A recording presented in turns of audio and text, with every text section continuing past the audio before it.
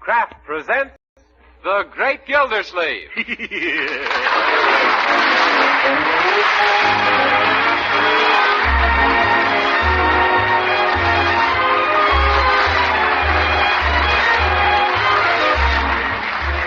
week at this time from Hollywood, California, Kraft presents Harold Peary as The Great Gildersleeve, written by Leonard L. Levinson.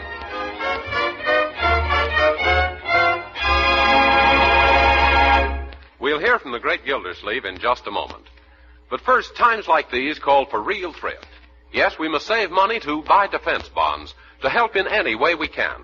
But we must be careful to economize wisely, especially when we economize on food, because the health and well-being that comes from nourishing food are vitally important, too. That's why delicious Parquet margarine, the modern margarine made by Kraft, is a good thing to know about these days. First, Parquet is so good-tasting, your family will want to spread it thick on toast, hot rolls, and bread. And Parquet margarine is an economical source of food values important to a balanced diet. Parquet is a wholesome, nourishing food, one of the best sources of food energy there is. What's more, serving your family Parquet margarine is a dependable way to give them vitamin A, because every pound of Parquet contains 9,000 units of this important vitamin. So why not start serving Parquet margarine tomorrow? It's perfectly delicious for table use and for baking and pan frying, too. Yes, you can economize wisely without sacrificing nourishment or flavor if you use Parquet, spelled P-A-R-K-A-Y.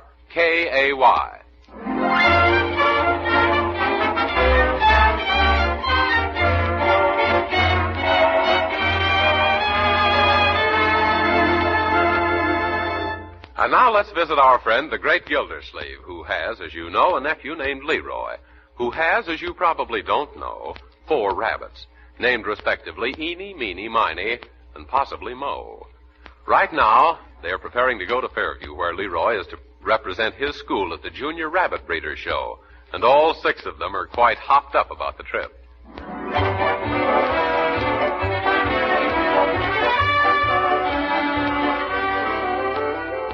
Now, take it easy, Leroy. Just be calm, like me. No use getting all excited about this. Not at all. Where's my briefcase? Under your arm, Unc. What? Oh, yes. How did it ever get there?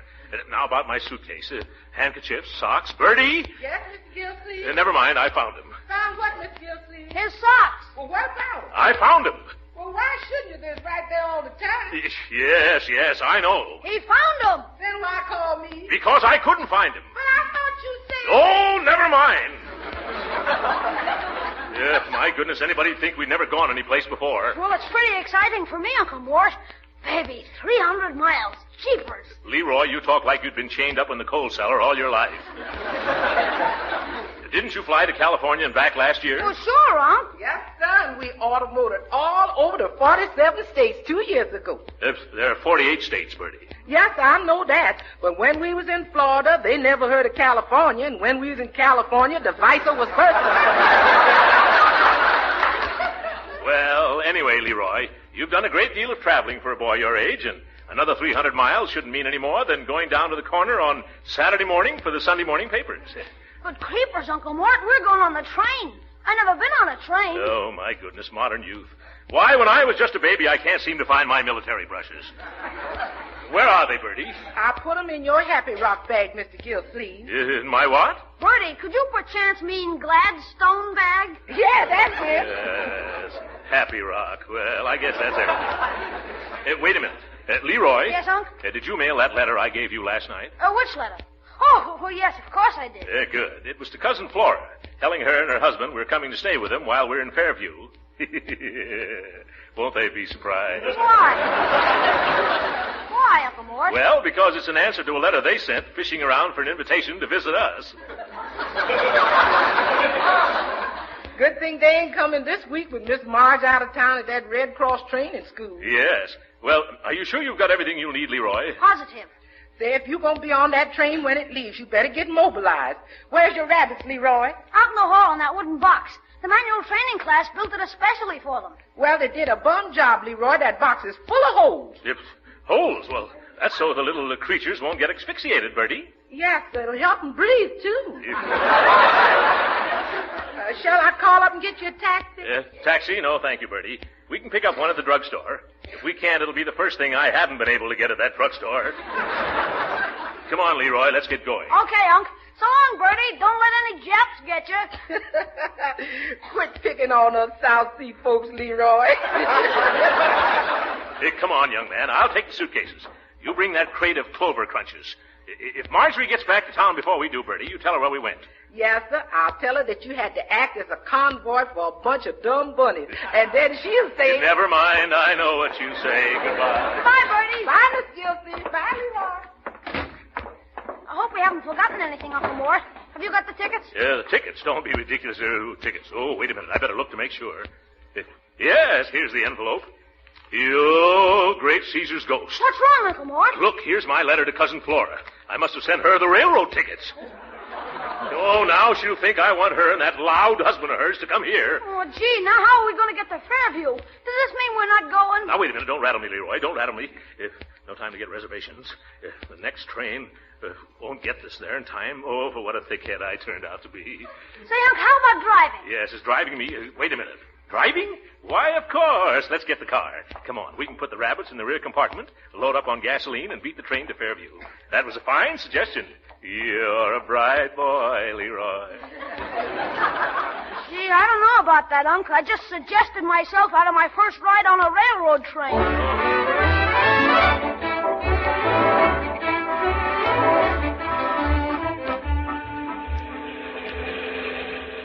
How far is it to the next town, Leroy? Well, according to the sign we passed 10 miles ago, it's 3 miles.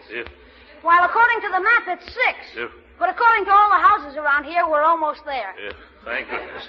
I hope the road gets better from here on. So far, it's been terrible. It's had more hairpins than a dime store. And what's more, it's full of Charlie holes. Don't you mean chuck holes, Uncle Mort? Yes, but this is a road I don't want to become familiar with, Leroy. Yeah, we haven't hit a straight stretch for hours. That's right. For every mile forward that we go, we travel 2 from side to side and 3 up and down.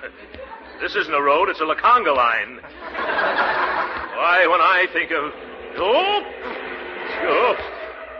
we almost went in the ditch that time. Why don't you try driving in the ditch? It might be smoother. Yes. Leroy, this is no time to horse around. Though if there was a horse around, I'd trade it in for this car. I'm getting kind of hungry. Hungry? Well, so am I.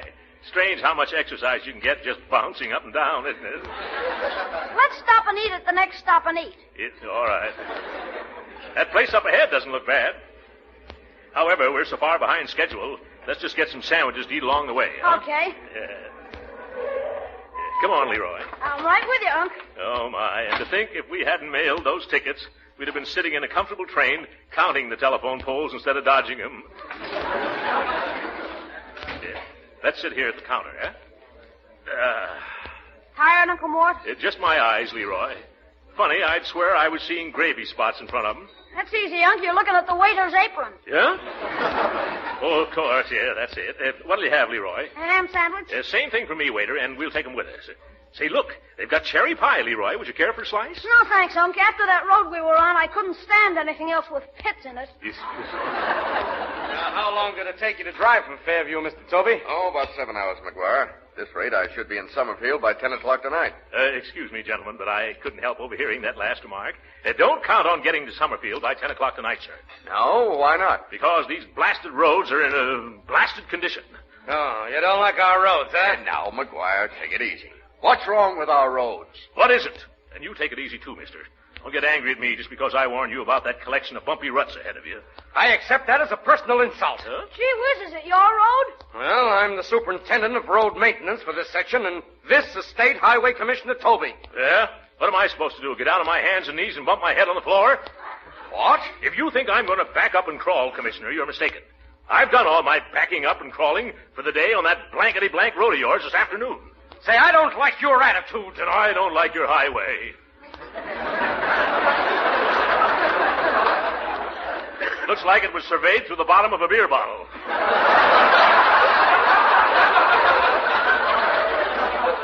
Yes, and built by a hillbilly with the hiccups.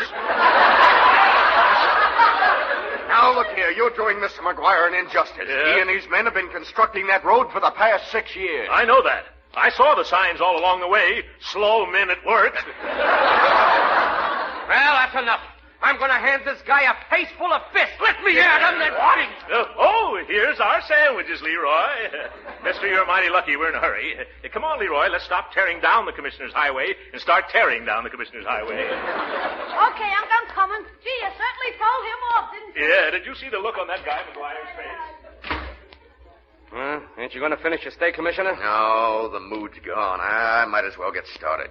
Oh, waiter, the check. No. Let me pay for it. No. Yes. Well, all right.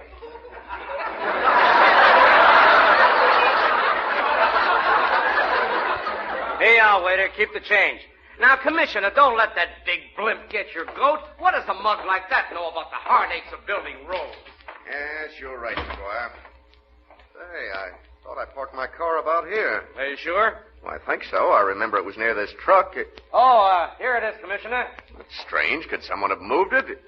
Hey, hold on a minute, Mac. That isn't my car. It ain't. It certainly looks like it. Sure, it's same make, same model, same color, but those aren't my official license plates. Yeah, that's right. Oh, now I wonder who could have been so chuckle-headed as to pull a trick like this. Throckmorton P. Gildersleeve. What do you mean? What are you talking about?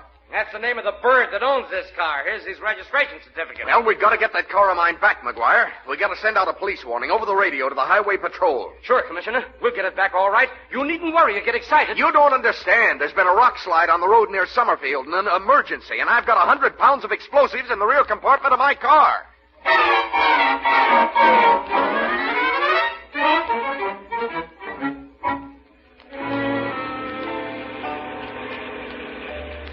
You notice how much more pep the car seems to have now, Leroy? I really get a bang out of driving a car with oomph. Yeah, careful of that bump, Unc. Huh? Yes. Oh. Quite a bounce, wasn't it? I can't get over how much better the car runs. If it keeps up like this, it'll feel as if we had wings, Leroy. Hold on, here comes Kurt. Oh. Yeah.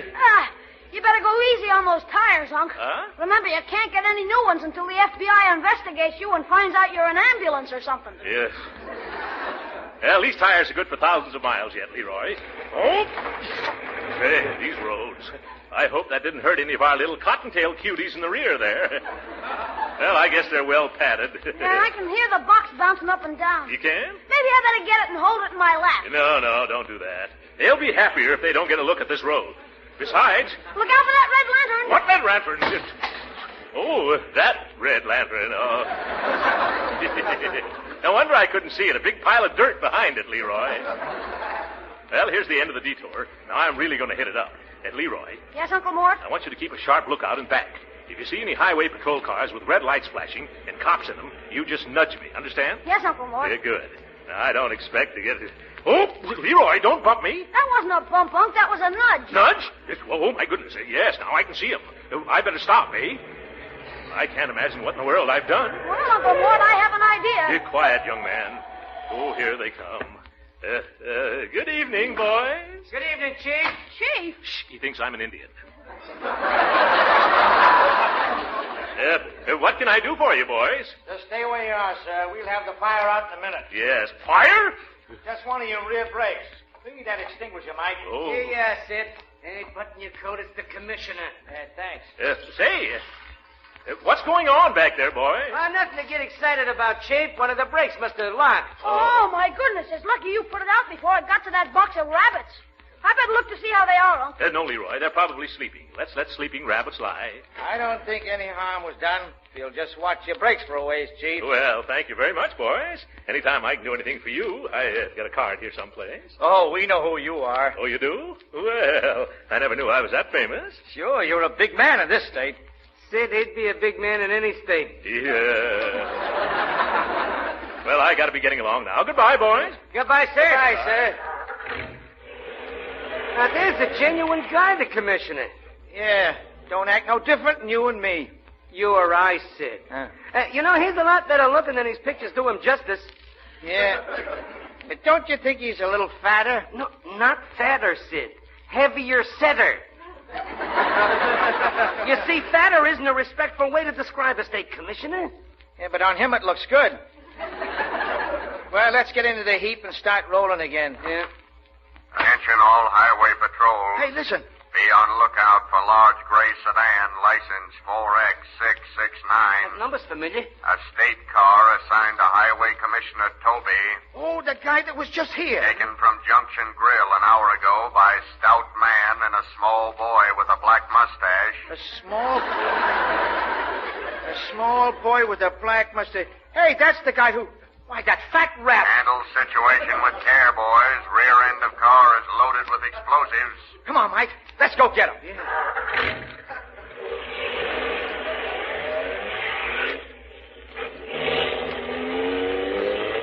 There they are.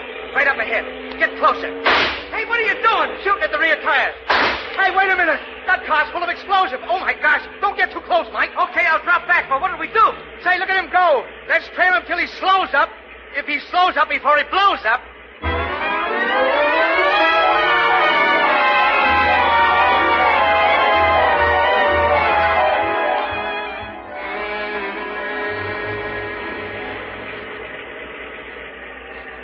Well, we've been making good time, my boy.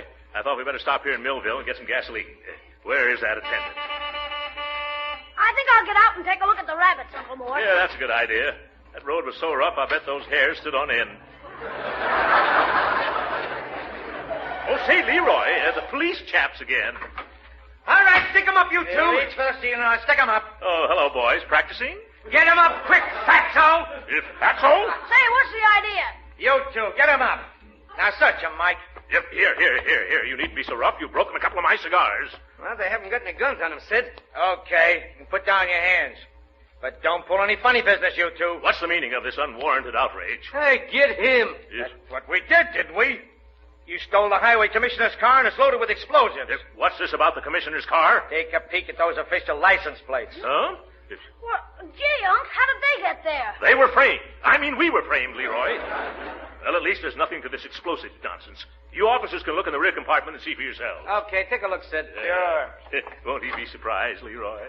Aha! You see, it's just rabbits, officer. Yeah. Oh, yeah? Come here, Mike. Does this look like rabbits to you? Nah, to me it looks like a case of explosives. Well, if you were a rabbit and went through what we've been through, you'd feel like exploding yourself. Why don't you come back here and look for yourself? Yes, come on. Let's show these stupid... Oh, my goodness, Leroy. Uncle, what you trembling like that for? Look at that box. Blasting powder. Whose car is this? Who slipped it to me? How did that dynamite get in there? That's what we aim to find out, brother. Good. Who'll we ask? You. Me? Yes, come on. Say, where are you taking us? To the Millville police station. You're going to hold a little quiz, kid. Yes, sir. There must be a reasonable explanation for all this. If we could only think of one. Asking you for the last time, Captain. Will you telephone our home in Summerfield so that our maid can identify us? Now, just keep your shirt on, Stuffy. Yep. I put in a call a few minutes ago. But that's it now. Oh, thank goodness. Bertie will clear this right up, Leroy. Hello. Hello, who's this calling? Long distance from Millville. Oh, I know the answer to that one. It sure is. This is the police department. We're holding a man with a stolen car loaded with explosives. He claims to be Throckmorton P. Gildersleeve. Mr. Gildersleeve ain't in Millville. He done took the train for Fairview today. Oh, he took the train, huh? The train? Ooh, I've got to tell her about that. Let me call. You get away from this phone. This man claims he drove this car as far as Junction City. Oh, that can't be. Mr. Gildersleeve's car's resting right here in the garage. Ah. Well, in that case, I was right all along. Sorry I troubled you. Goodbye. Goodbye. Wait a minute. Why did you hang Oh, up? look, you, I've had enough of this. Who do you think you are trying to run things and act so insolent and arrogant? The police? Yeah. Huh? Mike, put these two in separate cells till morning. Here, what's going on here? Oh, hello, Commissioner Toby. Well, I recovered your car for you, sir. Yes, I know. Where's the man who took it? Here I am. Hello, Commissioner. Oh, so it was the little critic of the state highway system, the little road runner down there. Oh. Well, I'm only thankful nothing happened to my car with all that blasting powder in the back. Yes. What do you mean by letting me carry dangerous explosives? Oh, dry up, you big wet blanket. Oh, You ought to be thankful you're getting out of this mess without going to jail. You mean you don't want him held, Commissioner? No, this man just made an innocent mistake. It was stupid, but I don't think it was intentional. Come on outside, Gildersleeve, and we'll trade cars. yes, all right. Good night, Captain. Thanks for the hospitality. Yeah. Something he ate, no doubt. After you, Commissioner. Come on, Leroy. Say, I better make sure my rabbits are all right. Oh, don't worry. They're safe, my boy. Oh, did you have a look at them? I'll say I did, and they jumped right out of the box and escaped. Escape? And now, don't worry. We called out a road gang and rounded them all up again. Oh. Took the best part of 2 hours. Gee, I hope nothing happened to them. Now, they're all right. None the worse for the little romp. They're in fine condition, all 7 of them. Yes. 7? But we only had 4 rabbits to begin with. Commissioner, you found too many.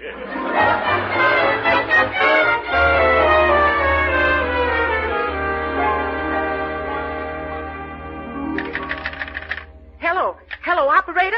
Quick, give me the police department. Police? This is 747 Parkside Avenue, and something's happened here. Didn't you phone me about a man who said he was Mr. Gillsleeve in a stolen car? Well, some policemen did. Well, anyhow, I went back to bed, and I tossed, and I turned, and I turned, and I... Okay, I'll get to the point. I got up, and I went out to the garage to see if it was there, and it wasn't. No, the garage was there all right, but nothing else was. What do you mean, be more specific? Oh, well, somebody sneaked in and stole all of Mr. Gillsleeve's 4 beautiful, brand-new retreads. Hello, wait a minute, I ain't through yet. At the time these tires were stolen, they was attached to Mr. Gillsleeve's automobile.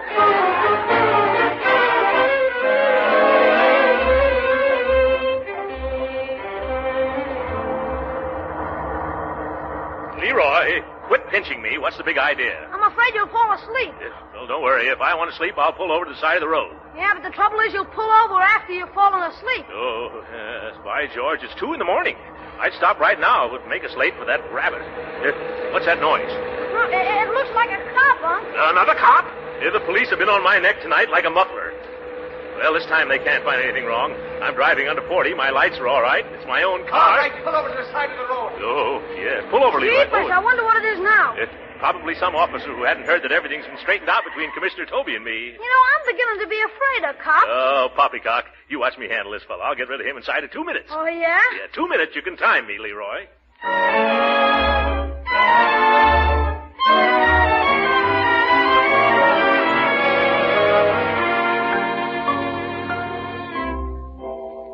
But you can't hold us any longer, officer. We've been here for 2 hours already.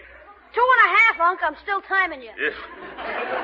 But look, officer, and you too, Captain. Here, Captain, wake up when I'm talking to you. Huh? What? Oh, you here again?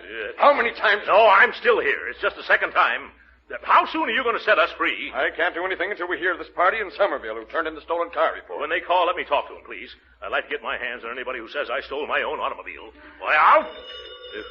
Oh, yes. Hello, Millville Police Station. Captain Webster speaking. Are you calling the Gillsleeve residence? I don't know. Did you report a stolen car earlier in the night? I most certainly did. You catch it? Yes, but the driver claims he's the owner, Gildersleeve. That's the second burglar that did that tonight, and this is getting monotonous. Well, he claims that you can identify him. I'm going to put him on. Here you are. Thank you. Now, see here, Bertie. What's the idea of having the police chase me clear across the state? Mr. Gillsleeve, what you doing in the pokey? Yes, huh? You ought to know you put me in this pokey. Leroy and I took the car instead of the train. Oh, you took it.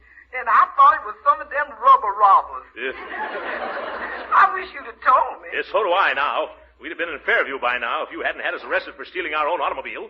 Now, you tell the captain here that I'm all right. Here you are, Captain. Yeah. Well, what about this man?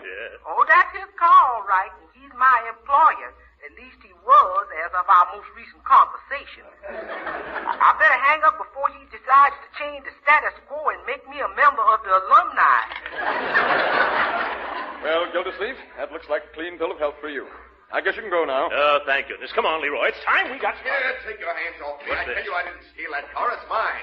I'm State Highway Commissioner Francis X. Toby. Oh, yeah? Well, we had another guy tonight who was also supposed to be the commissioner. But that was... hello there, Captain. Tell this lunkhead who I am. Well, hello, Commissioner. They got you, too, I see. Yes, Gildersleeve, for stealing your car. Well... I told this balloon brain I was innocent, but he wouldn't believe me. Not even when we arrived here and I showed him your car. Huh? Why, I parked right next to it and I said, look... I don't care. Orders is orders. Mike, this man is the commissioner, all right. Huh? Just my luck. Well, now that everything's straightened out, we better be going. I'll have to drive 70 miles an hour if I'm... Oh, I forgot. The speed limit is 50, isn't it? Well, come on, Leroy, let's go. Where's Leroy? Oh, I'd give a lot right now if I could say, move over, Leroy.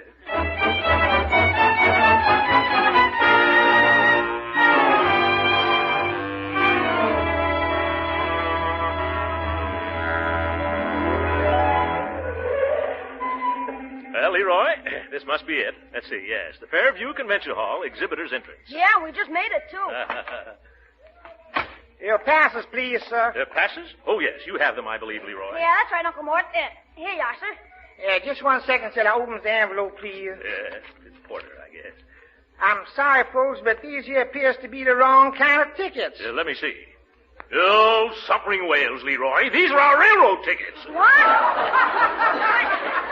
Well, I've had them, and we could have come by train all the time. Yeah. Well, then what did we send to Cousin Flora? The rabbit show passes, I guess. Well, at least we're here anyway. Yeah, that's true. What'll we do about getting in, though? I'll arrange it. Hey, Porter, if you'll help us with this box of rabbits. Yes, I'll be glad to. Yeah, you bring the box in. That you'll find it in the rear compartment, and we'll go and find the manager. Gladly, sir, yes. Huh? What's the matter? Can't you budge him? Here, let me help you. Oh, my gosh, Leroy. Danger, explosives. It's the commissioner's car again.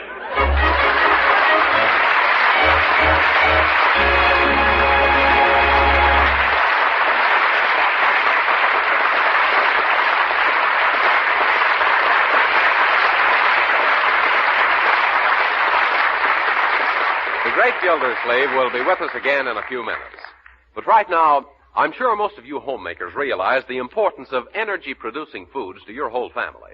We're all working hard and playing hard these days, and the energy we use up must be replaced by the foods we eat. So you should know that Parquet margarine, the delicious modern margarine made by Kraft, is one of the best energy foods you can serve. Yes, the wholesome, nourishing American vegetable oil that goes into Parquet margarine is one of the best sources of food energy there is. Now, that's particularly important in the wintertime. The food energy in Parquet helps give you body warmth, too, helps protect you from the cold. And equally important, every pound of Parquet margarine contains 9,000 units of important vitamin A, making it a dependable food source of this important vitamin the year round. So use plenty of Parquet margarine, at the table and for cooking, too. Yes, the delicate, appetizing flavor that makes Parquet so delicious for table use makes it a real flavor shortening for baking. Grand for pan frying, too. So tomorrow, sure, order delicious, economical Parquet margarine. Remember, it's Parquet. P-A-R-K-A-Y.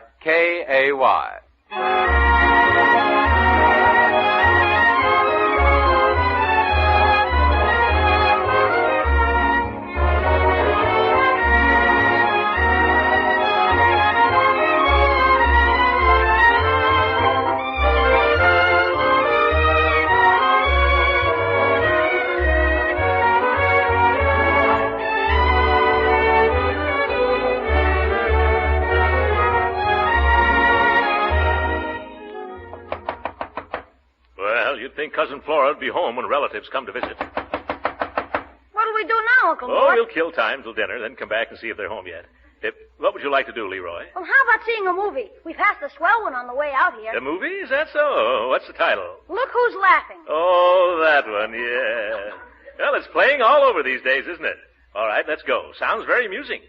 Who's in it? Oh, Fibber McGee and Molly. Oh, anybody else? Yeah, Charlie McCarthy and Edgar Bergen. Is that all? Oh, no, there's Mrs. Uppington and Harlow Wilcox and Lucille Ball. Well, yes.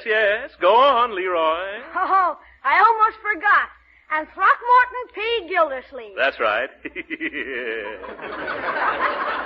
who's laughing. Yeah, good night, folks.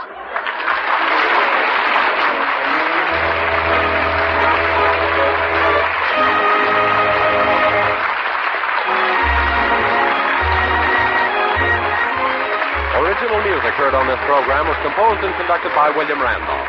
This is Jim Bannon speaking for the Kraft Cheese Company and inviting you to be with us again next week at this same time for the further adventures of the Great Gildersleeve. This is the National Broadcasting Company.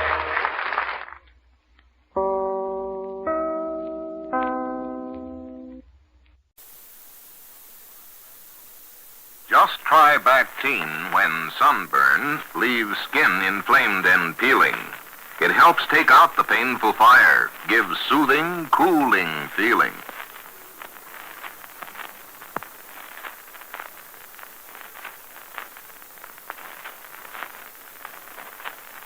Family, brought to you, transcribed by Miles Laboratories, makers of Alka-Seltzer, Bactine, and many other fine, dependable pharmaceutical products.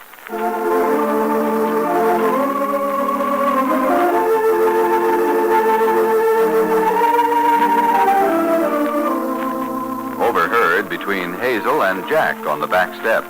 Come here, Mr. Law Partner. I want to congratulate you. Well, thanks, Hazel. How does it feel to be a man of distinction? About the only difference I've noticed is that I've got more responsibility and less cash.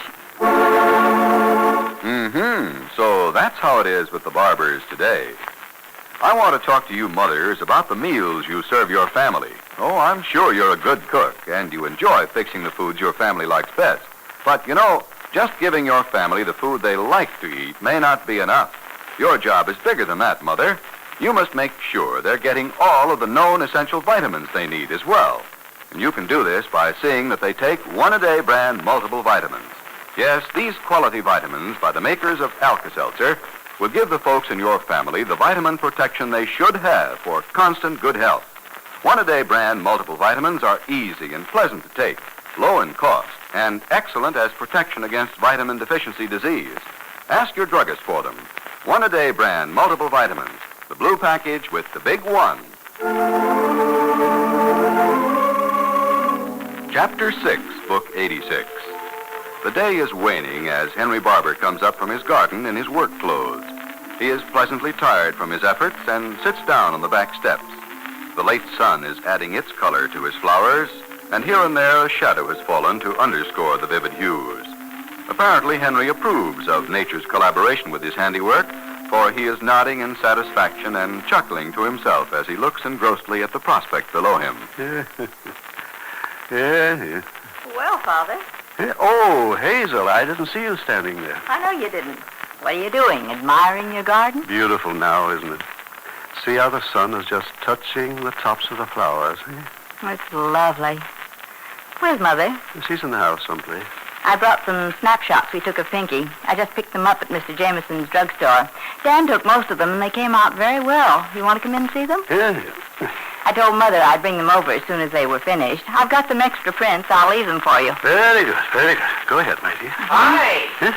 Jack just drove in next door. Hello. How was the trip to San Diego? Come here. I want to congratulate you. I haven't seen Jack since he was made a partner. Oh, yeah, he's a full-fledged partner now, eh, Jack? What's that, Dan? Father was just boasting about your promotion. Oh. Well, tell me, Hazel, how'd you find things in San Diego? Pinky and Admiral yet? The first thing I want to do is to give you a big kiss of congratulations. Come here. I thought everybody done that already. Well, I haven't. We left for San Diego before I got to see you.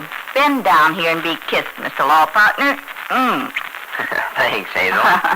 How does it seem to be a man of distinction? Well, about the only difference I've noticed so far is that I've got more responsibility and less ready cash. Oh, no. The office staff, the rent, all that is part of Jack's worry now. Hey, my boy? Sure is, Dan. Come in the house. Hazel has some snapshots to show us. Well, I haven't checked in at home yet. I think I better run along. All right, Jack. I'll leave the pictures with Mother, and you can see them later. Good. Pinky's okay, is he? Oh, yes, he's quite the sailor man. He expects to be assigned to some kind of duty almost any day now. He said he'd requested submarine service. Huh? Submarine? Well, that's what he said. Well, that's pretty rugged. You'll have to get a lot more training for that. I know. I think he was trying to impress Dan and me. I don't really believe he'll go into that. Of course, those submarine boys get a lot more pay. Maybe that's what Pinky had in mind. That would influence him, no doubt about that. Yeah. Leaving San Diego very soon. I don't let myself dwell on that too much. The thought of his going off to sea gives me cold shivers. Yeah. He seems so young somehow. He looked so little and boyish standing there waving at us as we left. Yes. Well, come on, Father, let's go in the house. I haven't much time left. I've got to get home. I left Margaret watching our dinner. It might be burned up by the time I get there. She gets on that phone, you know, and forgets everything. I'll see you later. Well, my boy. Go ahead, Hazel. No, wait, I'll get the door. Goodbye, Jack. Say hello to Betty. Okay. Oh, hi, Paul. Hi, Jack. Whoa, what'd you do? Pick up a ride, Cliff? Yeah. Paul came by just as I got off the streetcar. Yeah, good thing, I guess. He was dragging a little. How are you, Jack? Hi, Paul. I wish I could time it out every night this way so I could get picked up. Walking home those last couple of blocks kind of get me. I always keep my eye open for you, but we never seem to meet up, Cliff. Well, of course, being a big partner now, you'll be keeping banker's hours before long. Knock off at 3 or 4 o'clock. Oh, yeah? Just the other way around, huh, Jack? You're not kidding. Well, I gotta get through the hedge and report to my little wife. I'll see you guys later. Okay, so long. Well.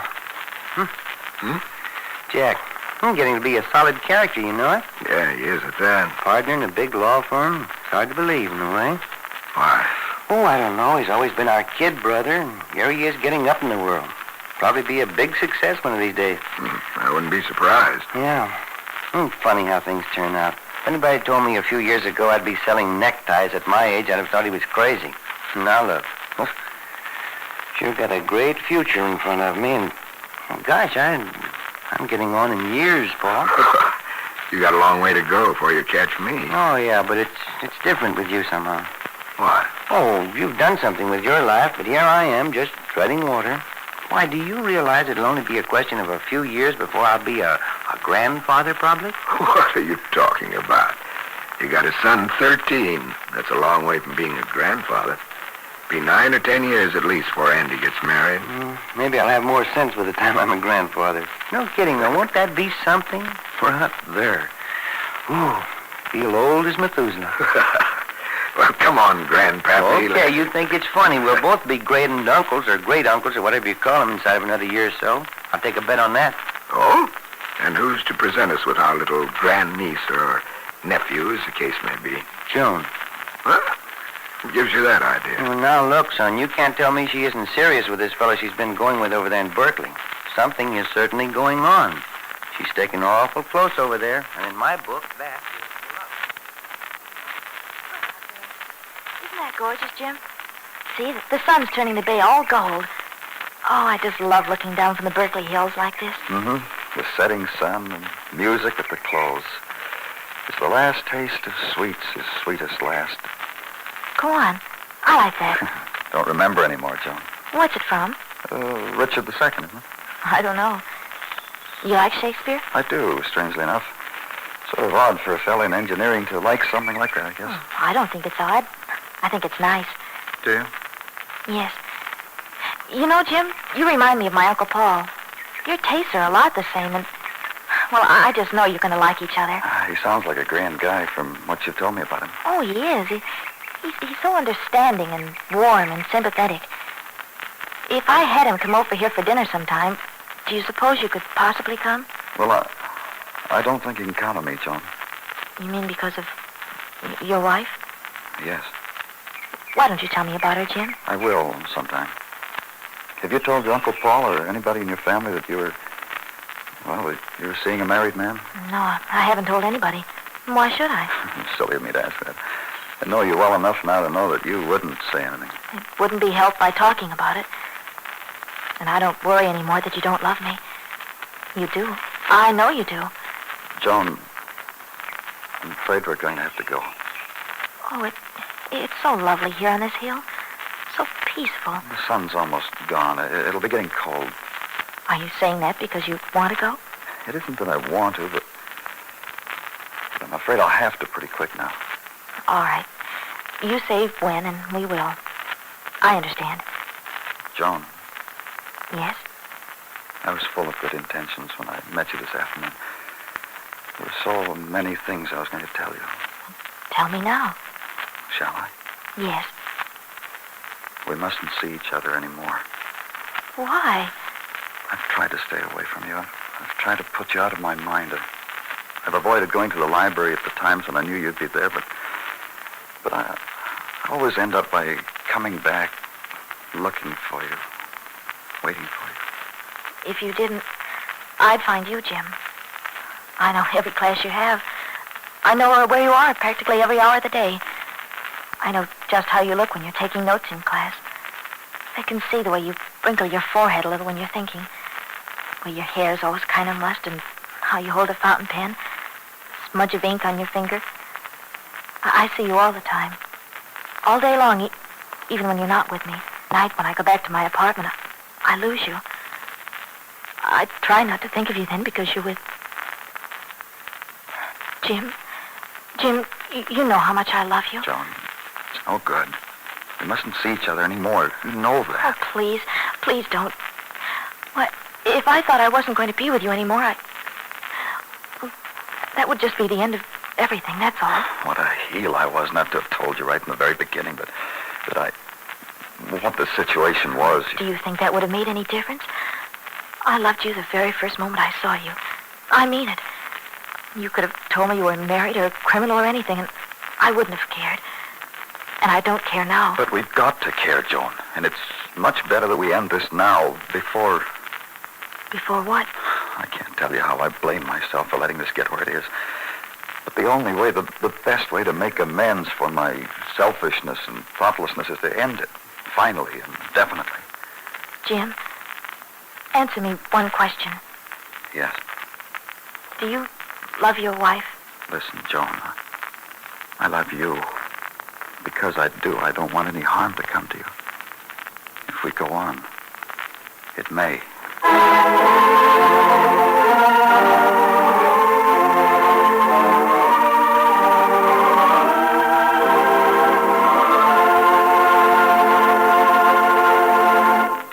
The Barbers will be back in just a moment. For half an hour, Jack Barber has been explaining the meaning of the word good to his little daughter, Mary Lou. You understand now, don't you, honey? Well, maybe. But why? But I've just told you, Mary Lou. Did you tell me why I couldn't say good, gooder, goodest? I told you it's not right. Is that a reason? Of course it is. We don't say good, good, or goodest, but we do say what? What did I just tell you? Good, better, best. Atta girl. How'd we get started on this anyway? Because I said my dolly doesn't feel good, and I'm going to put her to bed. No, well, honey. Your dolly doesn't feel well. That's how we got started. That's what you said before. Oh, well, we won't go over it again. But I heard you say it just last night, too. You heard me say what? That you didn't feel good. And that's when Mama fixed you a glass of bubbles. Oh, you mean the Alka-Seltzer for my headache. Well, that was certainly good. You bet. Alka-Seltzer is always good for a headache. And here's how you can find out for yourself just how good it is. Get a package of Alka-Seltzer from your drugstore. And next time you feel miserable with a headache, take Alka-Seltzer. You'll be delighted with the fast, comforting relief it brings. Alka-Seltzer contains one of the world's most effective pain relievers, ready to go right to work, ready to bring you the relief you want. Remember, that's Alka-Seltzer for really fast, really effective headache relief.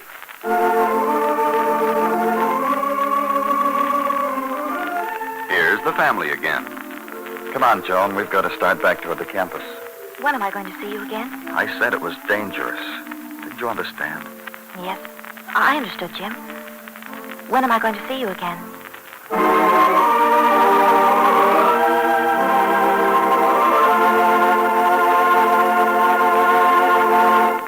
Remember, friends, when a headache is cutting down your efficiency or making you feel droopy and irritable, take Alka-Seltzer for relief.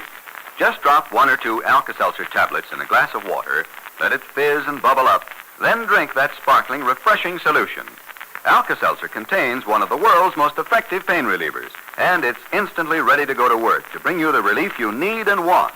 Get Alka-Seltzer at any drugstore. Always keep Alka-Seltzer on hand for fast headache relief. Fast-acting headache relief. One Man's Family is brought to you every weekday night at this time, transcribed by Miles Laboratories, makers of Alka-Seltzer. Tomorrow, The Missing Ring, Chapter 7, Book 86. This is a Carlton E. Morse production, directed by Michael Raffetto.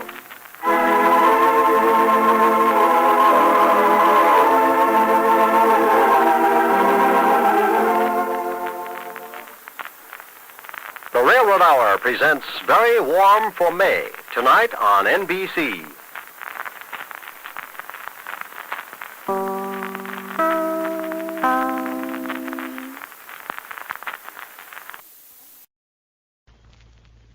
One Man's Family, brought to you by the makers of Fleischmann's Yeast and Royal Puddings.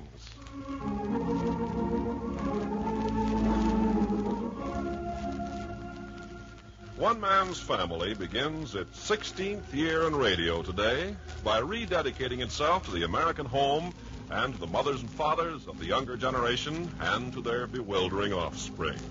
Today we present Chapter 5, Book 62, entitled One Man's Family Celebrates its 15th Anniversary.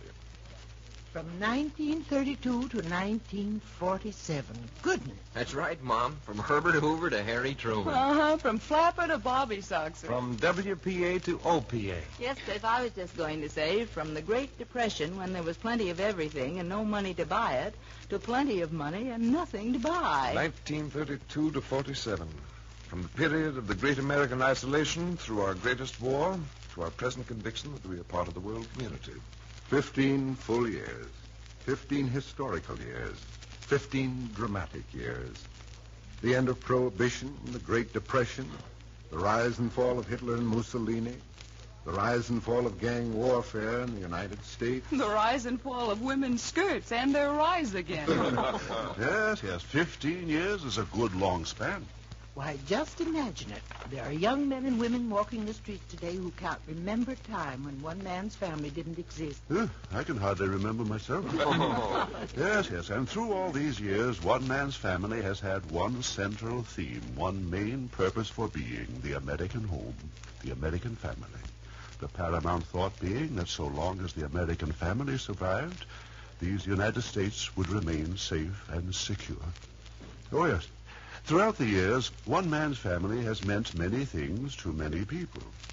There was, for instance, the wife who wrote that her husband's last deathbed request was to hear the Barbers, and afterwards closed his eyes and went to sleep. And the young man who was arrested in Chicago for purse snatching, only he said he didn't do it, that he was listening to One Man's Family at the time. And he told the judge the story of that week so completely that he was acquitted. And the convict in the South Carolina prison, who always heard the show because the Barbers were the kind of family he had always meant to have. But somehow the penitentiary got him. And then there was the father in the Middle West, who gave his children their choice of listening to One Man's Family on Sunday or attending church. And best of all, many an American soldier who had been brought up on the family, who became a most ardent audience away from home, not only because it gave him a taste of the home life that he was missing, but because he knew his own family at home also was listening. Yes, the show has meant many things to many people, but always, somehow, some way, it has been tied close to the home and the family, and the good which they bring out in all of us. Henry. Yes, as I was saying... Henry. Yes, what is it, Fred? Well, it's time for you to stop talking. Ken Carpenter has something to say. Huh? Ken Carpenter. Oh, by George, now, yes. Well, as soon as you've heard Mr. Carpenter, you'll hear the principal portion of our 15th anniversary celebration. All right, Mr. Carpenter, move right along. No nonsense about it. On the American table, the breadbasket or plate is one of the busiest, most popular dishes. Sweet rolls, cinnamon buns, coffee rings for breakfast, Parker House rolls, and so on for the other meals. All nutritious, all nourishing, all delicious. If you bake at home, use Fleischmann's yeast to give your rolls lightness, even texture, and especially delicious flavor. It's the amazing little powerhouse that brings the dough to life, adds flavor to all the other ingredients.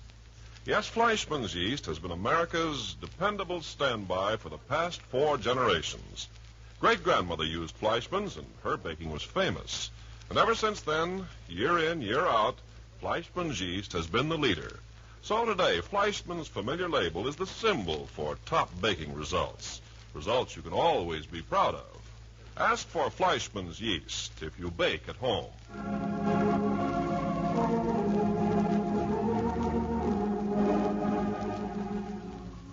Now I'm going to turn the show over to Paul. Thank you. As we said in the opening today, on the beginning of our 16th year, we are rededicating One Man's Family to the American home and the American family. For 15 years, this has been our principal theme, as we're going to demonstrate for you in a moment. But first, may I suggest that today, more than any time in your memory or mine, the need for the home and what the home stands for is most vital. That now, if ever, there is need for the moral strength, the unswerving integrity, the basic Christian ethics and tenets, which are the stuff the American home is made of. We hope to prove to you the urgent, crying need for a revitalized family life today. And now, to go far back into the pages of One Man's Family. This is what we said on April the 6th, 1934. Clifford, please. In these United States, we pride ourselves that all men are born free and equal, that there is no royal family set apart from the rest of us. I think this is a mistake. I think there's a touch of royalty in every conservative, firmly established American home. I believe the children of these homes are born to the purple. They have behind them glory and honor and dignity and tradition. Just as surely as empires were molded by the will of kings, so this nation is molded by the will of the American family. And just as surely as empires crumbled under the touch of dissolute, degenerate monarchs, so this nation will fall away with the corruption of the American family. So, a bit of something to think about. You know, I can remember Dad saying that to us way back there, just as plain as though it was yesterday. 1934. Goodness, Cliff, you and I weren't dry behind the ears yet. You couldn't have told us that then. How true, how true.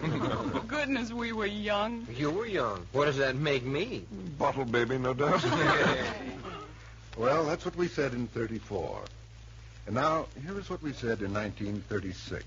Mom, will you do the honors? Already, Paul? Here, Mom, put on your glasses. Oh, goodness. Where's that copy you gave me, Paul? Right in your hands, Mother. Of course. Now, Paul. Yes. This is what we said in 1936. Marriage is the gateway through which a man or woman obtains personal experience in the field of human relations. Parenthood is the opportunity for putting that experience to practical use. Parents should not say, we shall have children because it is our God-given right, but rather we shall have children because we are able to give them intelligent, physical, mental, and moral training. Mother love may be beautiful, but mother love combined with intelligent discipline is the force which turns children into normal human beings and good citizens. Misdirected and misguided offspring results in one of civilization's most appalling wastes and expensive problems. For an undisciplined, unprincipled child grows into a useless citizen, another human life wasted, another burden for civilization to bear. Good citizens are necessary to civilization, but good parents are obligatory if civilization is to continue. Exactly. You still agree to that, huh, Dad? More than ever. Oh, yes. What a waste of time and effort and pain and worry to go to all the trouble of conceiving and bringing a child into the world only to abandon him to indolence, dishonor, and disreputable habits. And yet I think I'm going to be able to bring you proof that this is exactly what a large portion of our parents are doing. Oh, no, Paul. Well, don't rush me. We'll get to that presently. Just now, Claudia, you're going to read us what we said about family life in June of 1937. What Dad said. Huh? See if you remember saying this 10 years ago. Ooh. In this day, with gods of finance and the gods of power tumbling in a shower of unutterable chaos on every side, and with the very foundation of nations trembling on the brink, it is only natural that each of us should be looking for something firm, something staunch, something honest to which we can cling, something that neither fire, nor flood, nor earthquake, nor avarice, nor greed, nor war, nor the rumor of war, can shake from its deep-rooted foundation. What is that something? In these United States, we have the American family. So long as the American family shall live, with its wholesomeness, with its ideals, and its basic principles of discipline and citizenship, we have little to fear. But once let the family life of America lose its own self-respect, and the fate descending on Germany and Italy will be a small catastrophe indeed, compared to the bitterness, the affliction, and the desolation which shall encompass us. Therefore, when we bring you the saga of the Barber family, we do more than tell a story. We pay tribute to the American family way of living, and we hope, in some small extent, extol its virtue and unveil its weaknesses. You remember saying that, Dan? Huh? I don't remember, but I'll be very happy to take the credit for it. He said it's all right. The sort of thing he was always preaching to you children. With excellent results, I'd say. Yes, I guess some of it soaked in. Yes, yes. There were times, however, when I felt as if I was pouring water on a duck's back. Well, now we come to the year 1940. The year before the war. The year before we got into it. Oh, yeah, sure. Hazel, will you read us what we had to say about family life in 1940? Yes, Paul. Mother Nature, who is an elemental old lady and interested only in fundamentals, requires of the human organism but three functions: to be born, to reproduce its kind, and to die. That is all any of us need to do to satisfy the laws of nature. But somewhere along the rugged pathway which represents the evolution of man, this superior creation of nature picked up a spark of fire, a spark burning so fierce and hot that with each advancing generation it has increased in its intensity. A spark so burning with promise, so glowing with hope, that it has driven the human race far beyond nature's elemental requirements of birth, reproduction, and death. It has made man stand straight and look toward heaven. It has made him think. It has stirred his imagination and given him glimpses of greatness and genius. It has made him consider his kind, cultivate humanity, understand the value of beauty and love and goodness. And greatest of all, it gave him the power of conceiving and creating the family home as we know it today, the greatest, the most important of all man's creations. That is, the home. I say that's an excellent thought. Man's greatest achievement, the home. That's okay. I want you to notice the difference between what Hazel just read out of 1940 and what I'm going to ask Nicky to read out of 1941. There's a sort of calmness and sense of security in Hazel's words. Now listen to what Nicky reads just a year later. Please, Nicky. Right on. Today, the American family as a unit of society is more precious, more deserving of care and cultivation, and at the same time in more danger than at any other period in our national history. For we can promise you that out of the welter of strife and disorder in which the world is now engaged is coming great change. Practically nothing will be the same. We have seen one government after another submerged. We have seen peace-loving people forced to pull the plow out of the furrow and beat it into an implement of war. Right here in these Americas, we have seen, in a few months, weakling airplane factories blossom into a gigantic major industry. Shipyards which haven't turned out a vessel in years suddenly bursting into life and energy. We've seen our men in uniform again, marching up and down. We've made Iceland an outpost, and our South American neighbors have suddenly become nearer and dearer. And in the plethora of jobs, the WPA has become one of the dodo birds of the past. And wages have gone up, and prices have gone up, and everywhere there is change, change, change. The government is modified to meet these times, and our banking system is modified, and our tax laws are modified. And our institutions of learning are modifying their views. And every other institution, by reason of necessity or convenience or circumstance, is modifying its activities. Even the minds of men are thinking new thoughts, uncertain thoughts, worried thoughts, but still new thoughts. The businessman, the laboring man, the farmer, the industrialist, the politician, all are sitting in the anxious seat of change and uncertainty. And there is only one place where the American man may go for refuge, for comfort, for security: the bosom of his family, the American family. Nations may fall, institutions be dissolved, great men be brought to their knees. But so long as the American father can close the door of his home against the world, so long as the American mother can gather her children about her to love them and teach them, so long as the American child can have the granite solid foundation of the home to cling to, family love to warm the heart, and family continuity to give him a belief in and a hope for the future, all is not lost. In a word, so long as the American home exists, America itself exists. But beware, the American family is not modified with the changing of other institutions. There is the danger. It must be warmed and watched and nurtured as never before, lest it slip through our fingers and is gone, as many other things are being lost to us in these restless, urgent days. Beautifully done, Nicholas. Oh, yes. But did you notice the urgency, the sense of a need for preserving something important? Yes. What I read had a feeling that we possessed something precious. What Nicky read hinted at a dread of losing it. Yes, there was undoubtedly a great transition in American living from the early part of 1940 to the end of 1941. Well, there was indeed. And now we come to 1947. Oh, we're jumping the war years completely? Yes, we're doing that deliberately. What we feared, what we dreaded might happen in 1941 is becoming a reality in 1947. Hazel, will you read this letter which we received a few weeks ago? When you've read it, I'll explain further. Yes, Paul.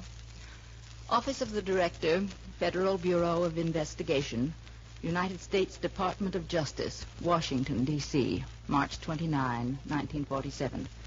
Dear Mr. Barber, on Sunday afternoon, March 23rd, I listened to One Man's Family, as is my custom on Sunday, whenever it is possible to sit down with a radio. I did want to drop this personal note to tell you how deeply I appreciate the splendid manner in which you developed the necessity of building up the home and the need for emphasizing constructive family life. I thought the program was particularly well done. The need is so great that this point cannot be stressed too frequently, and possibly by conference, emphasis and impression can be made. With best wishes and kind regards, sincerely yours, J. Edgar Hoover. Hey, a pat on the head right from the top. Golly. But that's not the point. The important thing is that even our leaders in Washington are worried about the American family and the carelessness and laxity of today's parents. And just to emphasize Mr. Hoover's point and to demonstrate what One Man's Family is still emphasizing after 15 years, I want to repeat what was said by Jack and Dad on the show of March 23rd. Go ahead, Jack. Dad, you've had more than 50 years now of being a family man. Yes. What do you think of it? Huh? Would you devote yourself to a wife and home and family if you had it all to do over? What a question. You would? Certainly, with all my heart. You really honestly feel that the end achieved is worth all the years of trouble and effort it takes? I do. Well, there are a lot of people in the United States who don't think like that. Well, you mark my word, Jack. If American home and family life fall into disrepute, then the people of this nation are going to feel real tragedy. Because if we lose our ideals and our humanity and our godliness and our love of justice, which are the virtues taught in the home, if we lose all these, then we're a nation without a heart. We're a ship without a rudder. And just as surely as you and I are standing here, we'll drift into the chaos that has fallen upon the rest of the world. We'll be a people at the mercy of tyrants. In one generation, we'll be an ignorant, drifting, helpless people. A nation at cross purposes. A lost nation, ready to be swallowed up by the first outside power to come along. Dad, you really feel the American home and family is that important? The American home is the backbone of this nation. The American family is the lifeblood of American democracy, the seed of our way of life. If we let that seed die, if we kill the divine spark, then we've killed America. Well, when you come to think of it, that's one of the first things Hitler did in Germany. Broke up families, made a mockery of marriage and home ties, put a prize on license and illegitimacy. Yes, I'll never believe that the great body of America will give way to any such business. And I quite agree with you, Henry. We'll never fall to such a level. Of course not. Naturally. Are you also sure about that? Hey, of course. Huh? What are you driving at, Paul? Well, now we come to the climax of this whole business. In the March 24th issue of Life magazine, there was an editorial headed The Family. I'm going to read you a portion of that editorial, and if when I'm finished, you still feel so smug and secure in where we're headed, I'll be interested in hearing you say so. In heaven's name, Paul, read us. What is it? It begins this way. There is strong evidence that the institution of the family, not only in the United States, but throughout Western civilization, is at a crisis. Some people are more alarmed about it than others, but certain statistics are painful indeed. For instance, 1 out of 3 American marriages now ends in divorce. John Haynes Holmes, on a recent radio broadcast, said, "What's wrong with marriage, you ask? Our society is sick. Our social order is going to pieces." And a few days before that, Dr. Carl Zimmerman, Harvard sociologist, told the American Social Hygiene Association, "Evidence indicates that our middle-class family system has reached its maximum demoralization, or will very soon." If left alone, the family system will break up before the end of the century. The family is not a biological necessity. Primitive man thought that birth was a matter of the seasons, and it was not until he became better informed that he assumed responsibility toward his offspring. Once he did so, the family became the basis of human society. And the metabolism of the family has measured the health of Western civilization ever since it began some 3,000 years ago. Professor Zimmerman points out that the Western family has collapsed twice before. In Greece about 300 B.C. and in Rome about 300 A.D. In each case marking the decline of those states. Both times the manifestations were the same. 1, almost universal corruption and disregard of the marriage agreement. 2, vanishing birth rate. 3, denigration of parents. 4, juvenile and adult delinquency. it remained for our own epoch to give the family its first legal kicks in the teeth when in France in 1791 and Russia in 1917, the familial legal system was temporarily overthrown by revolutionary governments. Nevertheless, the body of Western common law strongly supports the institution of the family.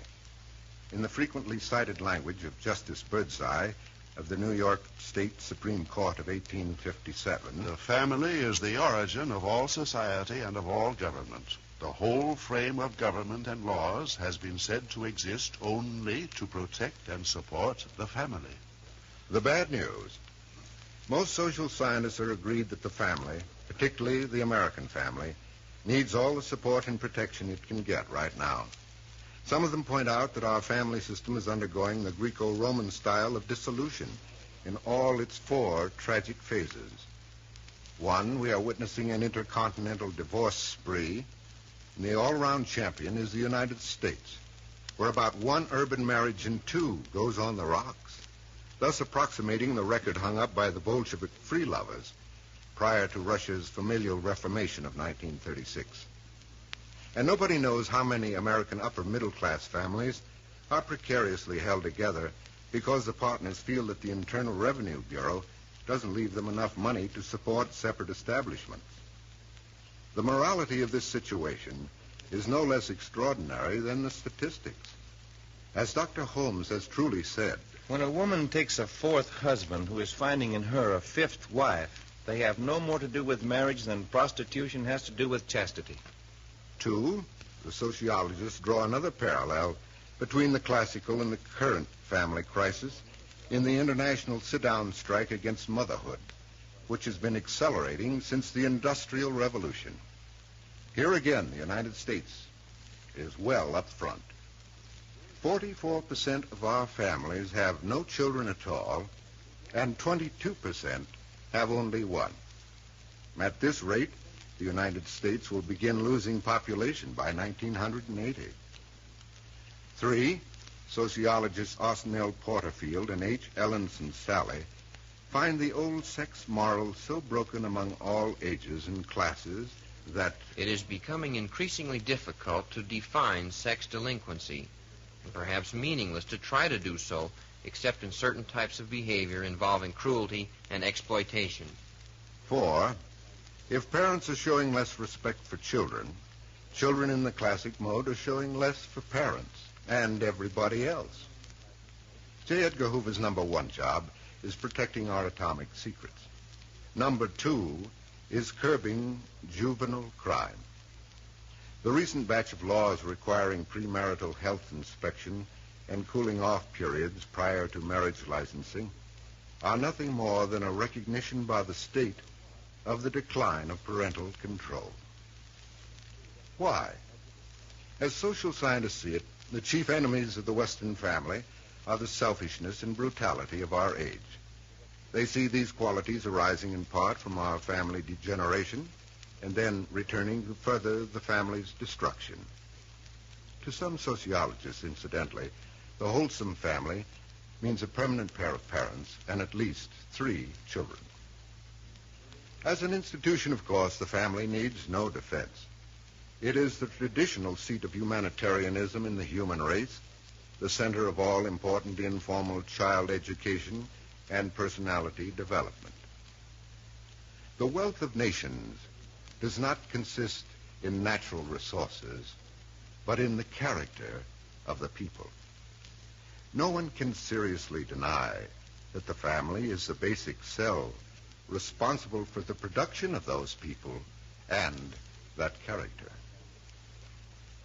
Every remedy proposed for rescuing the family today was grasped at in one way or another by the Augustine Caesars in their attempt to restore the Roman family in the last 2 centuries of the empire.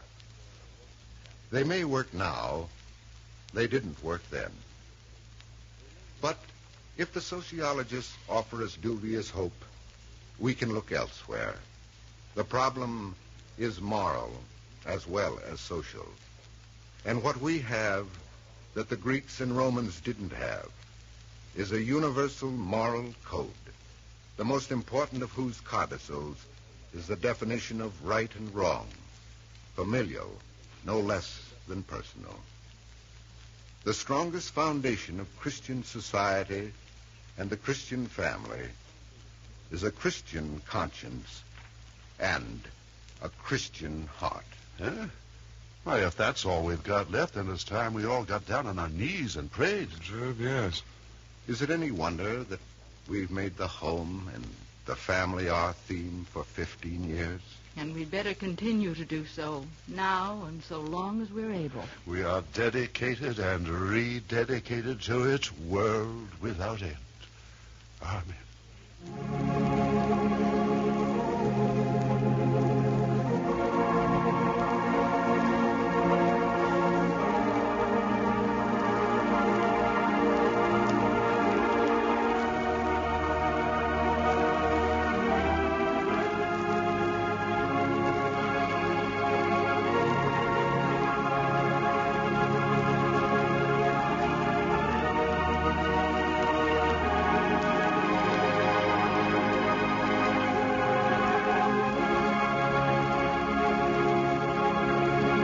Jack's favorite room in the house has always been the kitchen, especially when one of his sisters is cooking. I won't be in the way, will I? Not at all. You can put the groceries away. Okay, on condition that I can talk as I do it. I'd like to see anybody stop you. Fleischmann's yeast goes in the refrigerator. Wonderful stuff, Fleischmann's yeast. I bet you'd be mighty proud of me if I thought up something like that, but kept on doing good in the world for 79 years. I certainly would. 79 years. And tops all the time. That's what I mean. America's favorite yeast through 4 generations. Just think of all the rolls and bread it's baked in that time. Someday I'm going to figure out how many times they'd go around the moon. I suppose a roll is 4 inches long. How many inches around the moon? Maybe you'd better figure something on Earth, Jack. Okay. Figure all the people have enjoyed those rolls and things made with Fleischmann's yeast. Why, standing shoulder to shoulder, they would cover continental United States. And Alaska, maybe. And then some. Boy, it's a lot of happiness all in one piece. And all from these yeast cakes. Well, put them in the refrigerator. They're getting warm in your hand. Let's see, 79 years times 3. Yes, Fleischmann's yeast is first choice today, just as it has been for the past 4 generations. If you bake at home, make sure of the flavor that calls for more. Get Fleischmann's yeast. It's the amazing little powerhouse that brings the dough to life. It raises the dough, makes it light and airy, gives you even texture and delicious flavor. So follow great-grandmother's example. Look for the famous familiar label. Ask your grocer for Fleischmann's yeast if you bake at home.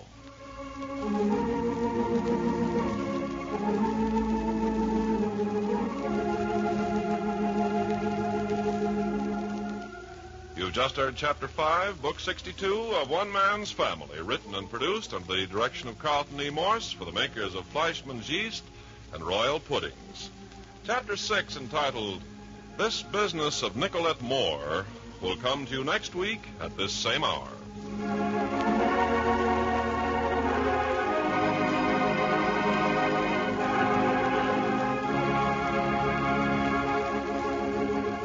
You're worried because food bills seem to be getting higher and higher? Well, then make a note of this. Royal puddings still cost only a few pennies a serving. And what a grand dessert they are. Royal puddings taste more delicious, say 8 out of every 10.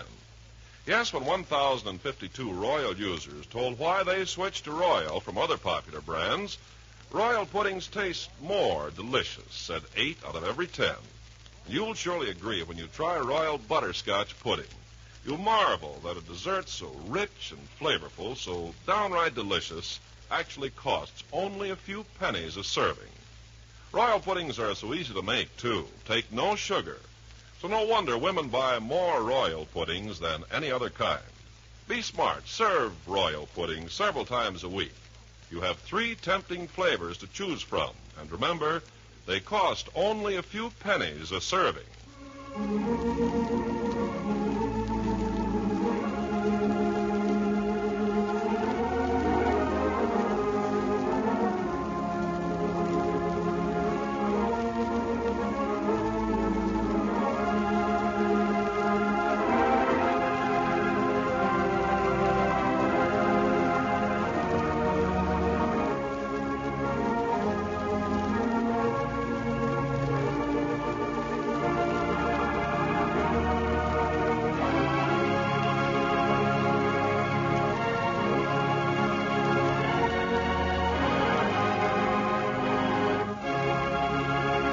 One Man's Family comes to you from California.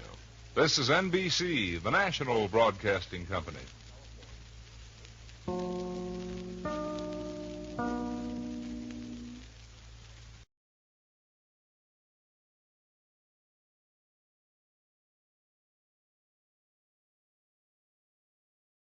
Lux presents Hollywood.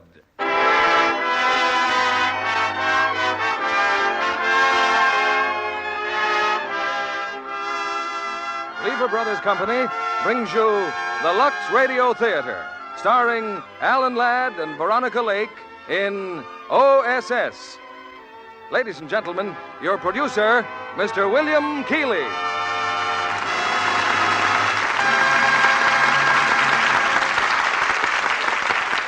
Greetings from Hollywood, ladies and gentlemen, and welcome to the Lux Radio Theater's presentation of Paramount's gripping screenplay, OSS, starring Alan Ladd in his original role, co-starred with the talented and lovely Veronica Lake. In introducing tonight's play, I'd like to quote from Major General William J. Donovan, who, during the war, directed the Office of Strategic Services. He says, "While the characters in this motion picture are fictitious, the story is based on a composite of actual incidents in the diversified activities of the Office of Strategic Services, which conducted intelligence, special operations, and unorthodox methods of warfare in support of Allied military operations. It is a tribute to the brave, resourceful men and women, living and dead, who volunteered for these dangerous assignments." In other words, tonight's play is more than thrilling entertainment. It is a glimpse into the hazardous, behind-the-lines activities of those loyal Americans who paved the way for victory, whose lives depended hour by hour on meticulous attention to the smallest detail. An agent of the OSS could not afford to look well-fed in a country living on starvation diets, well-dressed among ill-clad people, or well-groomed in a land where soap was non-existent. Behind the lines, I'm sure a Lux complexion would have been a certain giveaway among women of the OSS, just as it's a hallmark of good grooming among women in civilian life. In fact, I can think of no better countersign or password for admission to the League of Lovely Women than Lux Toilet Soap. From LTS, we take you now to OSS, starring Alan Ladd as Martin and Veronica Lake as Ellen. Here's the curtain for Act One.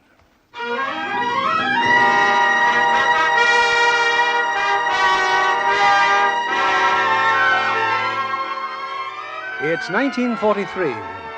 In a colonial mansion set in the peaceful Virginia countryside, a group of men, some young, some middle-aged, are gathered for a meeting.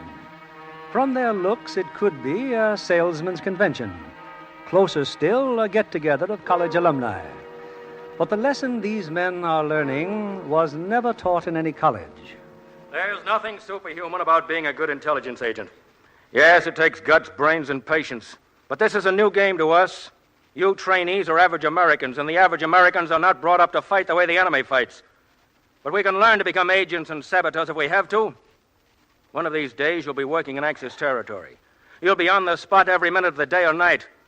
Your only chance will be to beat the enemy to the punch. Forget everything you've ever been told about fair play and sportsmanship. Forget everything, except that your country is fighting for its life. That's all for now. Radio laboratory at 10 o'clock. Camera room at noon. Dismissed.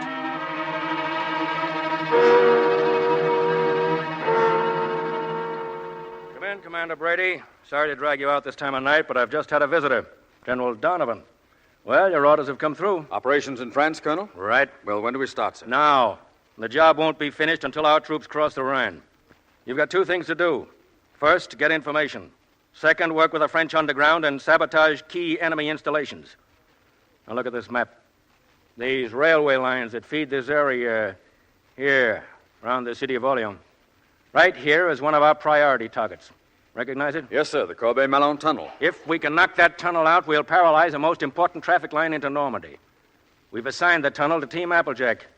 What's its personnel, Commander? Team Applejack, leader Rodney Gates, Army officer, World War I. Civilian occupation, railroad supply salesman in France. Good man, mature judgment, stability, and balance. Next. John Martin, lieutenant, junior grade, U.S. Navy. Civilian occupation, publicity man, knows France. Little on the cocky side, but he'll do after he's been knocked around a bit. Well, there's balance and brains. We need a little brawn. Bert Parker, chief petty officer. Civilian occupation, sportsman, motorboat racer. Sorry, but Parker's been assigned to Germany. He's lived there. If he gets through, he's to lay low as a Rhine barge worker until needed. Well, we've got another muscle man named Boucher. Used to be a hockey player. Yeah, that should do it. Balance, brains, and brawn. The ideal setup. Except we'll need one more. Someone who knows the district. Someone to contact the French underground there. What about a woman? They can often get through where a man can't. Personnel in London could recruit. I'd rather see if we can find one here first. Well, see that Gates, Martin, and Boucher stay put. Oh, you too, Commander. I'll be needing your help in finding that girl.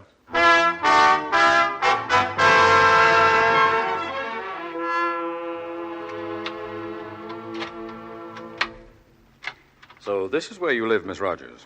This is it, Mr. Brady. Alone? Oh, no. With Jean-Jacques, my cat. Well, it's been very nice meeting you. Thanks for a lovely evening. You're welcome. I'm really very glad Uncle Arthur asked you to call me. Well, good night. You're not going to ask me in? It's rather late. Oh, now, wait a minute. This is my first trip to San Francisco. My plane doesn't leave until 3 a.m. You wouldn't turn me loose in a strange town at this hour. Besides, Uncle Arthur wouldn't approve of that. Well, all right, come on in. Thanks, Miss Rogers. I knew you wouldn't let me down. I can't afford a studio and an apartment, so this does for both. Like some coffee? Later, maybe. So, you're a sculptress, huh? It seems to me I told you all about that at dinner. Trying to make conversation, Mr. Brady? I'm trying to find out how good a business it is, sculpting. Financially, I mean. It's a bust, and no puns intended. You've got quite a collection here. You do all these? Yes. Recently?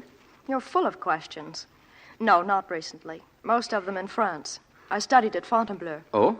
When was that? 2 years before the occupation. Oh, too bad about the French. July 16th, 1429. I never was much good at dates. That's the day Joan of Arc liberated France after 100 years of occupation. Joan of Arc never ran into a panzer division. No, this time the French are finished. I'm sorry, but you don't know the French people as I do. The plain people. Their good common sense. Their stubborn pride. Their faith. Their deep faith. That's a very pretty speech. You're pretty, too. Why, in France, they even... We're not in France. We're in San Francisco, and I didn't come up to talk politics. I'm not talking politics. I'm talking about the indestructible... Your kisses would be pretty, too, Miss Rogers, if you'd cooperate a little. There's the door, Mr. Brady. Not yet. You're getting out of here right now. I'd rather stay. I'd hate to have to fracture your skull, and I'd hate even more to smash this figurine, but if you Uncle don't... Arthur's going to be very disappointed in you. Stop that idiotic Uncle Arthur routine. I haven't spoken to that stingy old goat in 10 years. He'd no more have given you my address than turn up at a board of directors meeting without his clothes. Now, just who are you, Mr. Brady, and what do you want? You're a bright girl. You're right. Uncle Arthur definitely did not ask me to look you up. You see, it's not Mr. Brady, it's Commander Brady, Office of Strategic Services. Ever hear of us? No. Then put down that figurine and relax. You and I are going to do some serious talking. Oh, that kiss. Just a sort of test, Miss Rogers.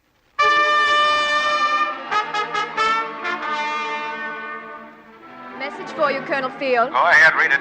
San Francisco says yes. It's signed, Brady. Good. Call the laboratory. Tell them Brady will be in for a full report on Thursday.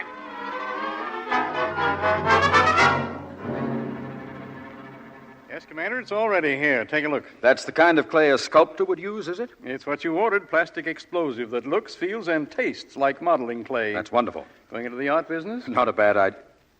Wait a minute. Why couldn't we develop a whole line of out-store merchandise? More plastic explosive to put up in tubes like tubes of paint. Time pencils as crayons. Reels of fused picture wire. It could be done. Now, you're sure of this stuff? You can actually model with this explosive? Definitely. Let me use your phone. This is Commander Brady. Get me Colonel Field, please. Now, look, start turning out that clay. We'll need a lot of it. Pack it well. It'll have a long way to go. And the tubes, the picture wire? That, too. Right away. High priority. You can... Colonel Field? Brady. Applejack can go to London tomorrow. The girl? I'll wire her now. Everything's set. She can join us later over there. Oh, and from now on, we're referring to Miss Rogers as Helene Dupre.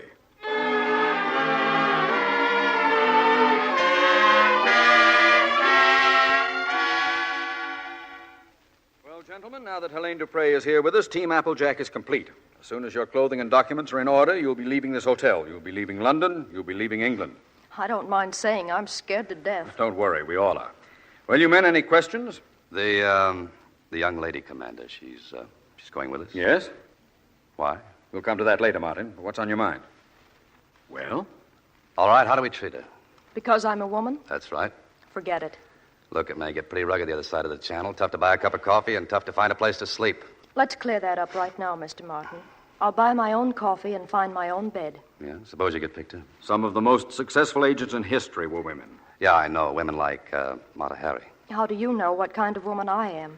Well, I think you're the kind that ought to be raising a couple of kids in the Cleveland Heights. There's bound to be a lot of excitement where we're going, and I want to be sure everybody's going to keep calm. Now, wait a minute, Martin. Helene wouldn't be here in London unless we thought she qualified. Nothing personal, sir. I'm only concerned about operating successfully. I think we will. If Mr. Martin stops worrying about my sex. Treat me like any other member of the team. Right. Now, you all know where you're going, and you know your objectives. The Corbeil-Malon Tunnel is the jackpot. The first thing to do after landing is to contact FFI headquarters at an inn called Le Cheval Noir. When you've got something to tell us, use your radio. Now, let's go over your cover-up stories. Gates? My name is Raoul Jassy, a Parisian. I used to be an automobile salesman. When the war came, the office was closed. I've been unemployed most of the time since. My health is bad. Lung trouble. I've come to stay at a farm near the city. Bad lungs, you said? I have x-rays to prove it.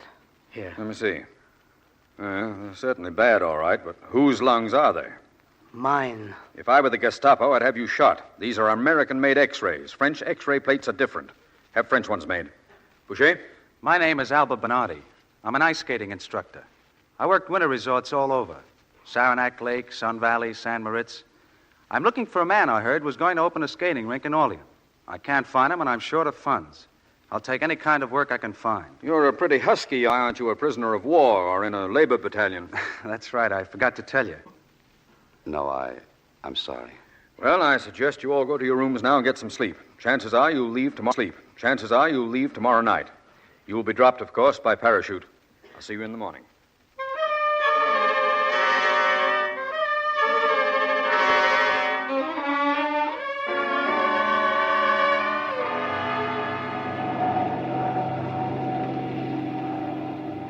I've just been talking to the pilot. How do you feel, Helene? Oh, just fine. No, is that what the... Pilot. How do you feel, Helene? Oh, just fine. No, is that what the pilot wanted to find out? When do we jump? We just flew over our destination. There should have been a signal from the ground. Well, there wasn't any. Hey, that means there'll be no FFI to meet us. That's right. You want to turn back? I say we should jump blind. Any objections? No, sir. No, let's jump. Good. We'll jump blind then. Oh, our pilot assures me our plane has been spotted by the Nazis. We expected that, didn't we? Yes, but that may make things a little tough down below since there's no one to meet us. Still want to jump? Let's go. Okay, I'll tell the pilot to run us in.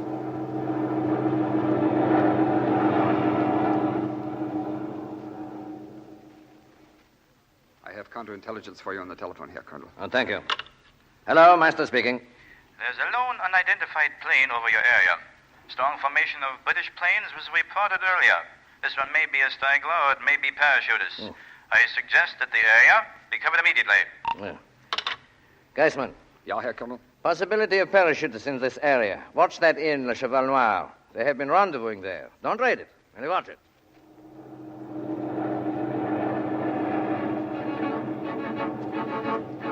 ready to jump.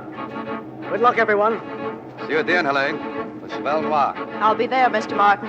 All right, start jumping.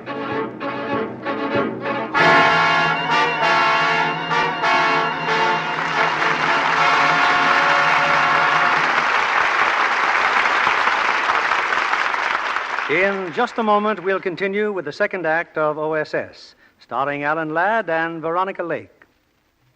Meanwhile, here's Libby Collins, our Hollywood reporter, looking mighty pleased about something, too. I guess it's the movie I saw this afternoon, Mr. Keeley.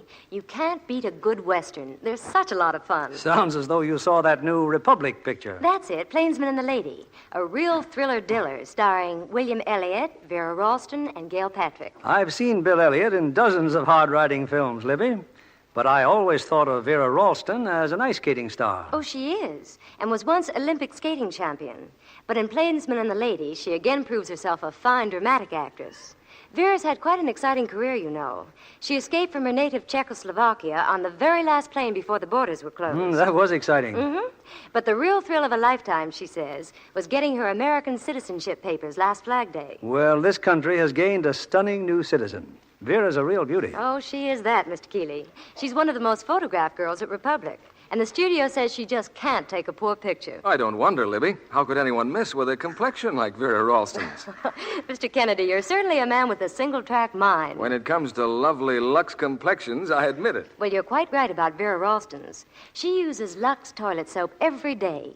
She told me active lather facials with Lux toilet soap are a wonderful aid to beauty. They leave your skin feeling fresh and smooth. Libby, won't you tell the ladies in our audience how Vera Ralston takes her Lux soap facial? Well, here's what she does, and it's very simple and quickly done.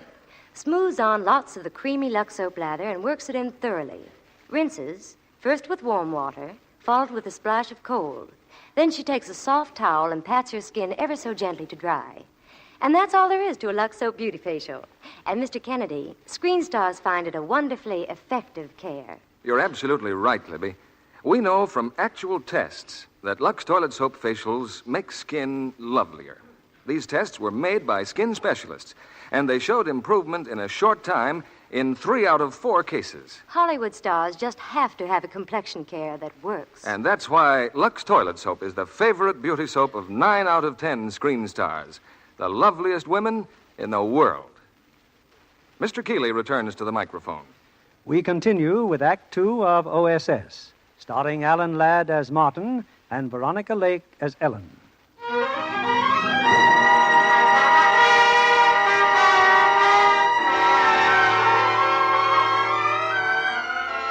Nearly 3 days have passed since Team Applejack parachuted into a patch of woods near the French city of Orleans. Now in London, where he's been joined by Colonel Field, Commander Brady has received his first radio message from the saboteurs. The message has just been decoded, Colonel. Well, not too good. Gates is dead. Gates? The night they landed, he and the girl went to the inn first. Something must have gone wrong. The others found his body in the morning. And the girl? Not suspected. I've ordered Martin to take over. They're proceeding as scheduled. Well? Martin's got a job in the railroad yard. Boucher's become a scissors grinder. He's rented some sort of a hovel to live in.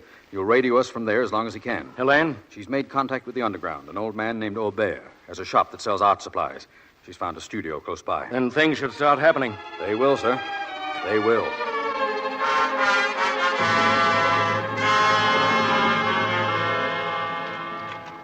Scissors shopping. Knives and scissors shopping. Knives and scissors shopping. Can you sharpen sculpting tools? Anything, madame. Scissors shopping. Knives and scissors shopping. How much? I have not sharpened chisels like these in a long time. I met Martin an hour ago. Oh, I can do them all right. Where? Newspaper stand, near the railroad yard. Well, how much? 10 francs each, madame. 10 francs? 20-car train, 6 a.m. tomorrow. That's ridiculous. Oh, man must live. But where? Le Mans. All right, here. Thank you, madame. I will sharpen them like new. 10 francs each. Outrageous.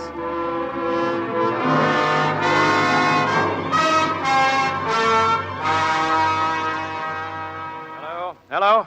Yes, this is Colonel Field. What time? Confirmed? Fine. Yes, Brady's with me now. Hope to have another job for you very soon. That was British air intelligence, Brady. Well, Applejack's in business. The bombers got the train at Le Mans this morning, completely destroyed. Any other news from Martin? A little. Elaine's rounded up some FFI. They're all meeting tomorrow afternoon in Aubert's art shop.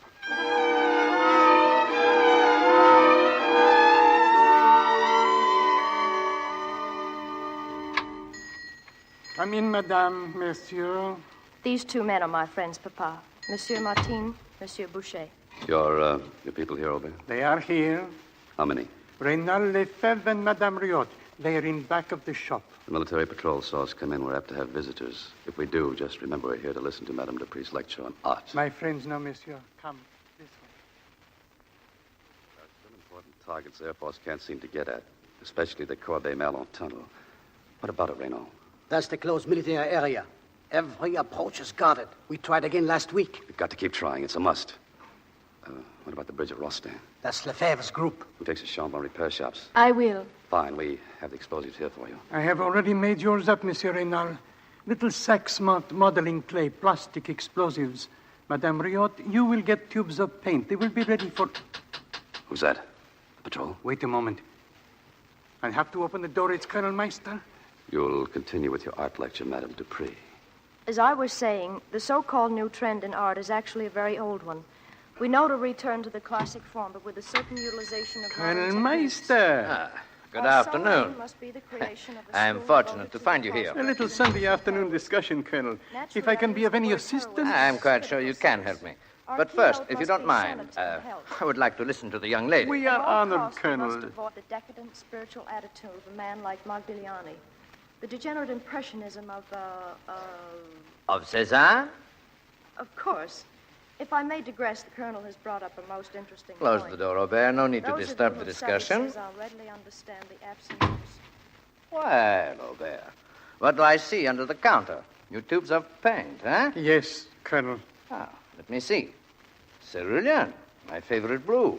What about the other color? I'm sorry, but no, I won't bother. I have no time for painting. Sketching is all I can do these days. Aubert, that young woman in there. An unusually gifted sculptress. Oh, may I meet her? But of course. Madame Dupree, if you have a moment, please. Excuse me. Yes, monsieur. Madame Dupree, may I present... Meister, Madame, Paul Meister. The Colonel's sketches. Merely impressions. Oh, Aubert, I need another pad. I am sure I have one somewhere. Madame must permit me to see her work. But there's nothing of mine here, Colonel. At your studios, then? I have my car. Really, I haven't a thing worth seeing at the moment. Madame's modesty becomes her. I shall make the usual allowances. Well, very well, then. My apologies to your friends, Aubert, and I will pick up my pad later.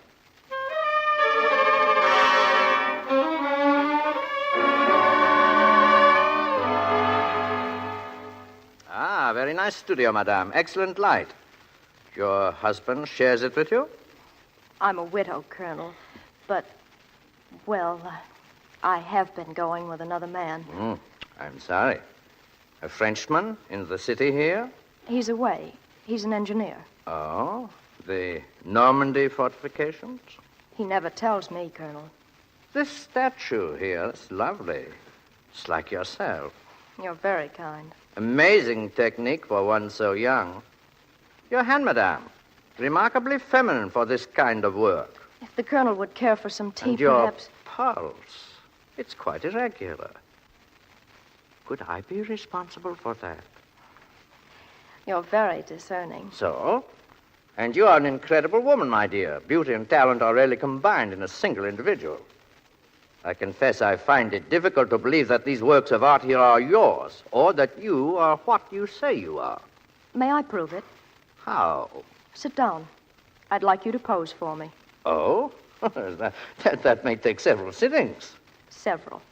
I'm delighted, Madame, delighted. Perhaps when it's finished, you'll believe me. Perhaps. Your head. A little more to the side, please. That's it.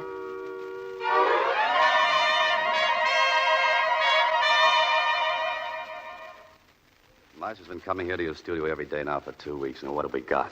Nothing except a pretty fair likeness of his head. I need more time, Martin.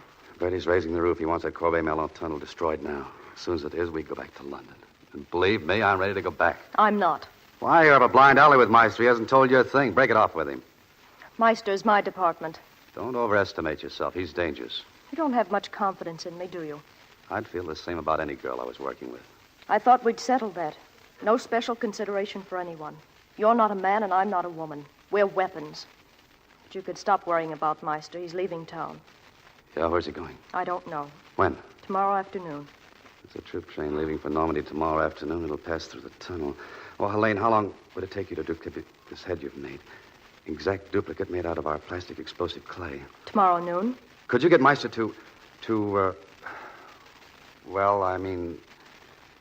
I'll forget it. I could get him to take me with him on the train. I said forget it. Helene, it's Paul. Meister, Just a minute. let him in. I'll wait in the kitchen. Well, I had to come early, my dear. Staff meeting. I should be there now. Then you won't sit for me. I came only to say goodbye. Will you miss me, Helene? Paul, take me with you. Oh, I'm afraid it's impossible.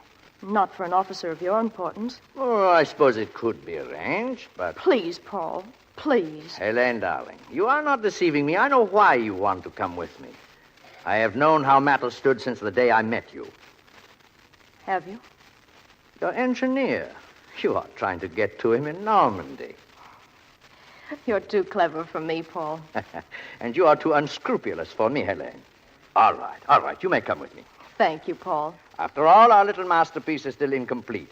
Bring it with you. Pleasant journey together, a weekend perhaps to finish it, and then, my dear girl, go with my blessing. Is that satisfactory? Oh, yes. Good. Be ready to leave early in the afternoon. My driver will take you to our compartment on the train. Auf Wiedersehen, Helene. I heard what he said. All right, get to work on the duplicate right away. Explosive clay will require a fuse, and I don't know how to set one. Obed will bring a fuse here. He'll set it. How will you pack it for travel? A wooden box, I suppose. Just make sure you'll be able to open it quickly. Light the fuse when the train stops in the tunnel. You're sure it will stop? I'll see that it does. Reynald can get me a railroad inspector's pass. The train takes on water a few miles east of the tunnel. I'll get on then. As for getting off, we'll both have to take our chances. Of course. Good luck, Martin. Yeah, thanks. Maybe I'll see you tomorrow at the tunnel. What? Never mind. Get to work.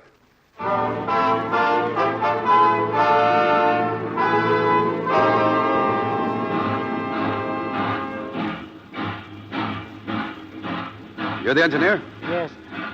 What are you doing here? Just came aboard. Inspector Martin, check ride. Inspection. What do you expect of this piece of junk? Never mind that, you're late. Should have passed the Corbeil-Malon tunnel at 3:26. We'll pass it in 5 minutes. The train stopped. What's the matter? Oh, it's nothing. It seems very strange stopping in a tunnel. It makes our journey together longer. Paul, I'm worried. Please go and ask someone. No, later. But I'm really frightened. Please, Paul. All right. Corporal, where are you? I had the train.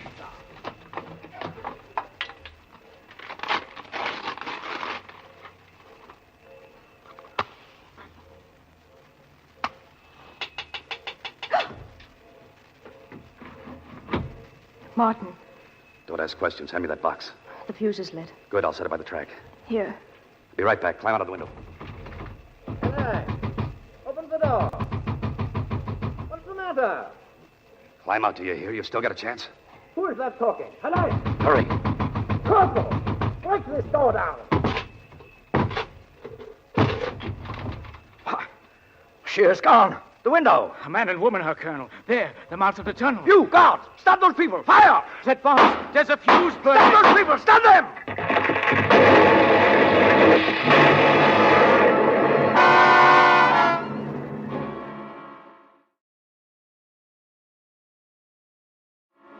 Come in, Brady. Well? The report's confirmed by aerial reconnaissance, Colonel. The tunnel's destroyed. That's great. Yes. Except there's been no word since from Team Applejack. I know. Get a message through to Team Sombrero. Tell them to stand by to take over Applejack's assignments. Martin, Boucher, the girl, they're either dead, Brady, or captured.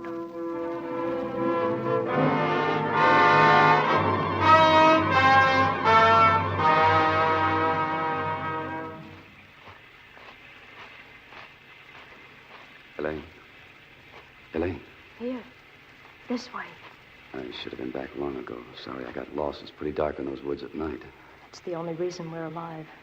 Night and a place to hide. I found Boucher. He couldn't get a car. Meister's alive, and he closed in too fast. We can't stay here. I know. I sent Boucher on to Dijon. If he can get to a radio, he'll contact Brady and have him send a plane in to pick us up. When, where, I don't know. We'll meet Boucher at the park in Dijon tomorrow. How will we get there? The highway's full of refugees. We'll have to lose ourselves among them. Safer if we travel alone. No, you're in pretty bad shape. I'll manage. Oh, now, look. You look. We almost failed in the tunnel because you came back for me. Never come back for me again. Do you understand? Never come back. Okay. Can you find the highway? Yes. The park in Dijon tomorrow.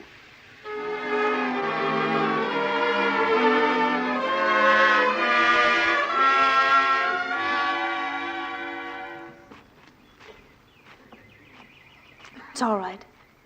You can sit down. Hello. Hello. Where's Boucher? We've had some luck. He found some FFI. They're getting us jobs at the airport. Did he find a radio? No, not yet. We've got to be careful. Meister and his boys will be beating down our necks. Do you have any money? I haven't eaten since yesterday. A little. We'll find a restaurant. Those men. What? Don't look. 2 of them. They're watching us. Start smiling. That's better.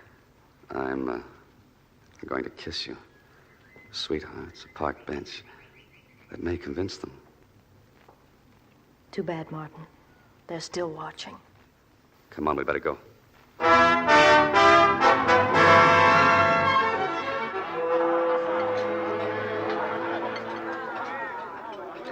Oh, some more luck. A booth near the door.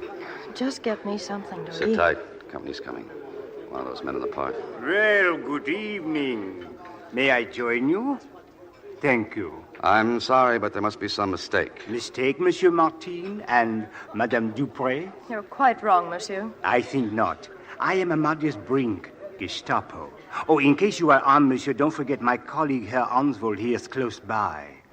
That was fine work, that tunnel job of yours. What are you talking about? These papers, monsieur. A full report of your activities. They just arrived in headquarters. Would you care to read them? This is outrageous. You intrude upon us. Madame would prefer to discuss the matter at headquarters? What do you mean, prefer? Fortunately, I had access to these papers before any of the others saw them. Well, what do you want from us? What I want from you isn't the question. What do you want from me? No, very sensible man, Herr Brink. His side is going to lose the war, and being a practical man, he looks to the future. I could be very useful to you. I have access, for instance, to the weekly Dijon-Berlin military pouch, and the courier's my cousin. And what's your price? Immunity? That goes without saying. A small weekly payment and 50,000 American dollars deposited in my account in the Bank of Switzerland. Maybe we can do business. I was so sure we could. You'll have to get us a radio. Oddly enough, I have another cousin who might be persuaded to lend you one for 20,000 francs. We'll be short of funds until we contact our principals. Until then, only too glad to accommodate you. At a fair rate of interest, of course, shall we say 15%? Well, I will leave you to think things over. Till tomorrow, then, at the same time, here. Oh, Herr Ansvold, just refugees. A couple madly in love with each other. You believe him? There's no choice. I have to. And we were going back to London. Brink is on the level. We don't dare leave. If he isn't, we'll get what Gates got. Oh, Helene, I'm sorry. For what? Oh, the way I snap at you most of the time, the way I... Aren't you forgetting something? Yeah. Sure I am. Treat you like any other member of the team. That's what you want, isn't it? Yes, Martin. That's what I want. Someday, maybe, if we ever... Skip it. Here's the menu. It may be our last meal.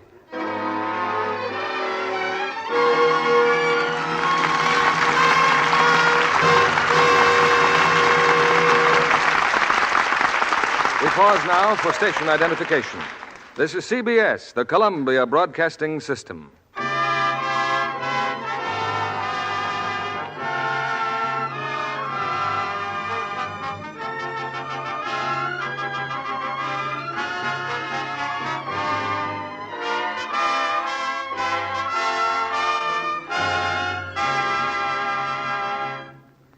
In a moment, we'll bring you Act 3 of OSS, starring Alan Ladd and Veronica Lake. In Hollywood, it's news when an actress gets a studio contract without having to take a screen test. It happened, though, to our lovely young guest of the evening, Miss Lucille Barclay. How does it feel to be a Paramount starlet, Lucille? I still can't believe it, Mr. Keeley. You see, I'd come to Hollywood for a summer vacation. The vacation turned into a full-time job when a talent scout for Paramount saw me and signed me up. Had you always been interested in an acting career? Oh, yes. Back in New York State, where I lived, I was a member of the Rochester Community Theater. Later, I studied dramatics in New York. And all to good purpose, it appears. Oh, I was very lucky. But for real achievement, Mr. Keeley, I nominate Joan Caulfield. I visited the set when Paramount was filming their big Technicolor production, Blue Skies, and, well, I had a chance to meet her. Just think. In Blue Skies, she's co-starred with Bing Crosby and Fred Astaire. You're right. That is a success story. Joan deserves it, though. She's exceptionally talented. And besides, she's about as photogenic as a girl can be. Lovely features and a truly flawless complexion. Well, Lucille, we're proud of the fact that Joan Caulfield is a Lux girl. So she told me, Mr. Keeley, and I wasn't a bit surprised. I've used Lux toilet soap myself a long time, and I think it's tops. Many famous stars agree with you there, Miss Barclay. And if I may say so, Mr. Kennedy, lots of ambitious young starlets. Every girl in pictures knows how important it is to have a nice, smooth skin for camera close-ups. Thank you, Miss Barclay. We're glad that so many charming women everywhere depend on daily Lux soap care. It's a fact that active lather facials in a short time give skin fresh new beauty. Now, here's a suggestion to the ladies in our audience. If you haven't tried Lux toilet soap as yet, why not see what this gentle care can do for your own precious complexion? Remember, Lux toilet soap is Hollywood's own beauty soap. Here's Mr. Keeley at the microphone. Act 3 of OSS, starring Alan Ladd as Martin and Veronica Lake as Ellen.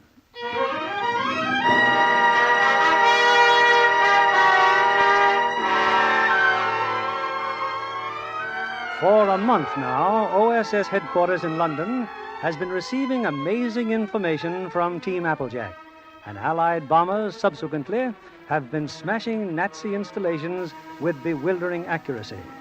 Back again in London, Colonel Field gets the details from Commander Brady. It's really quite simple, Colonel. Our key man, of course, is Brink. And we're sure of Brink as long as we continue to pay off. But getting the contents of their military Boucher pouches... has a job in the washroom at the airport. He cleans hats, shines shoes. Anyway, the courier with the pouch visits Boucher every time he takes the plane for Berlin. Boucher disappears for a few minutes. He's got a camera in the laundry closet, photographs the documents on microfilm, returns them to the courier. Radios here when he's ready for our plane to pick up the film. And how do we get a plane to Dijon? Mr. Brink again. Another of his cousins owns a farm outside of town. We run a plane in at night. Too good to last. Yes, sir. I've told Applejack they can come back to London whenever they're ready. We'll be contacting them shortly, Colonel. Any message? Yes, my congratulations. Also, my urgent suggestion that they leave Dijon. They've done their job.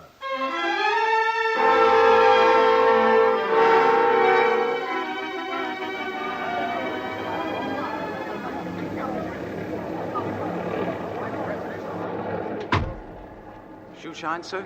Brush your hat, sir? The courier. He was here, Boucher. This morning, Herr Brink. Good. Tell Martin our Gestapo spotters are closing in on your radio. One more message and they'll trace it to your rooming house. Suspend operations until I find another place. Oh, you might shine my shoes, if you please. The film, Boucher. Here. One of the documents I photographed is red hot. The Krauts have busted a top American code, Martin. Broken It's code. all on a film. A broken code. Brady's got to know about that quick. How soon can you get to your radio? Any time now, but... Tell Brady what we've got. Tell him to get a plane in here tonight, a big one, to take us out with that film. We're through. We've had enough. The radio. If I try to use the radio... Yeah, what about it? Nothing. Where will you be? And Helene? Meeting Brink in the park. It's payday. After that, we'll go out to the farm. Come out as soon as you can. We'll be in London tonight. Tonight? Yeah. Oh, if you see Helene, say hello for me, will you?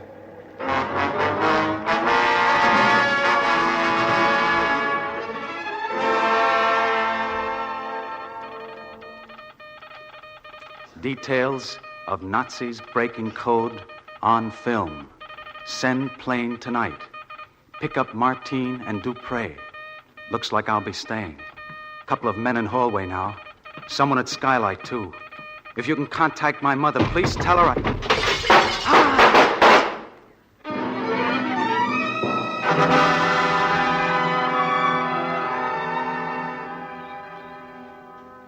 You're late, Brink. How long do you think we can hang around the public park? It was unavoidable. Oh, good evening, madame. My money, monsieur. Here. Oh, thank you. You're on your way somewhere? Why? Because it is best if you are. They picked up your radio. Boucher. He is dead. Oh, I warned him. Dead? He didn't tell me you warned him. Did he get through to London? I think so. He was on the air when it happened. Oh, we have a new chief here. He has been inquiring about you. Colonel Meister. Meister? Here? Yes, definitely. It would be necessary for me to put your record and description back in the file. Oh, wherever it is you are going, if you would care to rent a car... All right, where is it? That one across the street. Shall we say 10,000 francs? I'll give you 8. I'm a reasonable man. 8,000. Good night. Good night.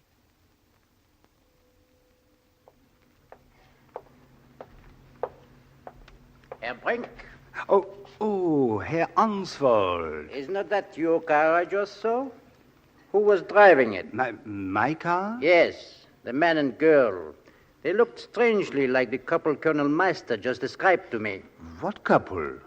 The colonel is very anxious to see you, Herr Brink, my trusted colleague. I don't suppose we could talk in purely business terms, Herr Answald. Shall we say 100,000 francs?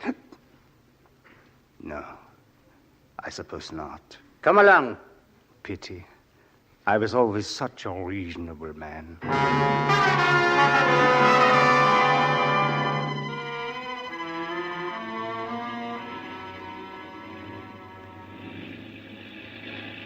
Look at it come across the field. I never thought an aeroplane could be so beautiful. Oh, London will be there in 2 hours, Helene. Boucher didn't die for nothing. He got the message through or the plane wouldn't be here. The door's opening. Come on. Martin, Helene. Commander Brady. Hey, what are you doing here? Are we glad to see you? I wish I was good at making congratulatory speeches. Oh, skip it. Let's get out of here. Here's your film. Great work. Where's Boucher? We lost him. When? Early tonight. But what happened? I'll tell you on the plane, huh? Martin, I'm here because I have something to ask you. We're only half a jump ahead of the Gestapo. Can't we talk about it later? I'm afraid not. The Nazis are licked, Martin. They're falling back to the Rhine. Well, that's fine. That's fine. But what's it got to do with me? I'd like you to do one more job. Another job? Some time ago, we put a man into Germany posing as a barge worker on the Rhine. The sector he was assigned to has been selected for one of our crossings. If he's still alive, he'll have invaluable information on troop dispositions and fortifications. I don't get it. There's no way for him to get the information to us. We need somebody to go in there and contact him and send it out on a ground-air radio. I brought one with me. And how long do you think we can live like this, with our stomachs turning over every time a foot falls or a door opens? You've got plenty of other people working for you. Why do you have to pick on me? Because you're the only available agent who'd recognize our man, the only agent he would recognize. You remember Parker? Yeah, sure, I remember Parker. So what? I'm no hero. I don't want to volunteer for anything. I want my identity back. Don't you suppose Parker wants his identity back? If you want me to take that assignment, you've got to order me to take it. Then it's an order. Okay. What was that I said, Elaine? London in 2 hours? Will you be there when I get back? When we go together. You're going now with the commander. That's up to him, isn't it? Mice is catching up with us. How much longer do you think our luck can hold out? Gates, Boucher, we're next. Go on back to England. I'll handle this deal alone. We've worked well together.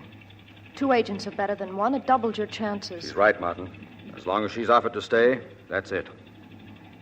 You'd better get that plane out of here.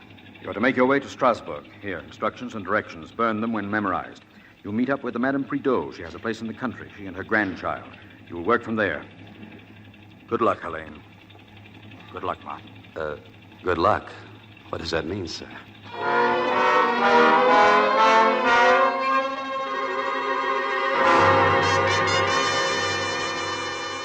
News from Martin, Colonel Field. They're at the Prideaux farm. Any word about Parker? Nothing yet, sir. How is Martin getting to us? Ground air radio. We send a plane over his area. Martin talks to the pilot. They've had contact every day now for about a week. Just don't ease up on him. He's got to locate Parker.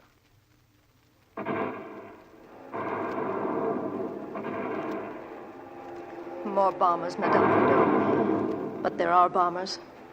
Don't be frightened, Giraud. I'm not frightened, mademoiselle. In the village this morning, German soldiers all over, stealing everything. They may come here.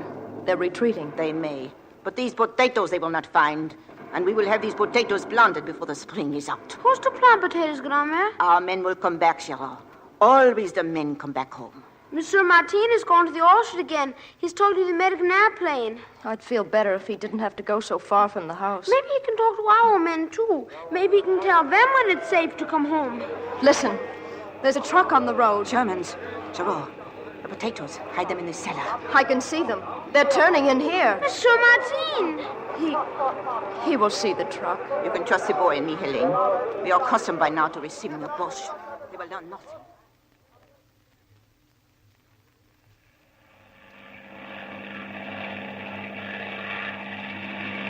Can you hear me up there? Can you hear me? Slower, pal. More distinctly. We're recording this, you know. I said the Nazis are pouring across the Rhine. Bridges, boats, barges, anything that'll float. What about Parker? No sign of him. We're down to the docks every day. Most of the barge ran out when our plane started strafing. If Parker stayed on, we might have shot him up ourselves. Wait a minute. You expecting a truck? Huh? What are you talking about? Your house. A truck just pulled up. Troops. You better duck, Martin. You got a gun? Yes, but... Take care of yourself. We'll be back at 100.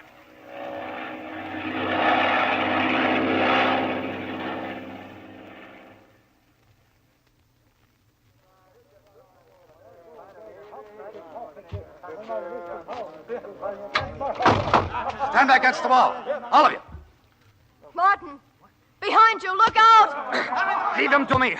Another, and another. Throw the Schwein in the barn. So, there were no men here, mademoiselle. Hey, you look frightened. Do soldiers frighten you? Well, then we will leave these soldiers. Schweigler. Jawohl, Herr Lieutenant. Mademoiselle and I will be in the other room. We will not wish to be disturbed.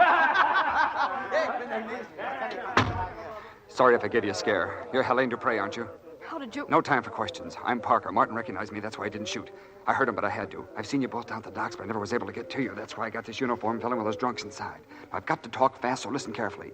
The Krauts are heading for the East Bank. I have their troop dispositions down cold. Can you get them out? Martin has an air-ground radio. He keeps it buried in the orchard. Good. I'll get rid of these troops inside, but I'll have to go with them. So it's up to you and Martin to get this information through. Go ahead. All right. It's about 5 miles between Fredericksburg and Trubin with nothing but a few patrols between. That's just one of the weak spots. There's another just north of Lacen. If our troops cross at these spots, we'll save thousands of lives. Now repeat after me. The 146th Panzer Division in reserve near Broheim. The 146th Panzer Division in reserve near Broheim. The 122nd Grenadiers just west of Linstein. The 122nd Grenadiers just west of Linstein. 8th Infantry Division due south.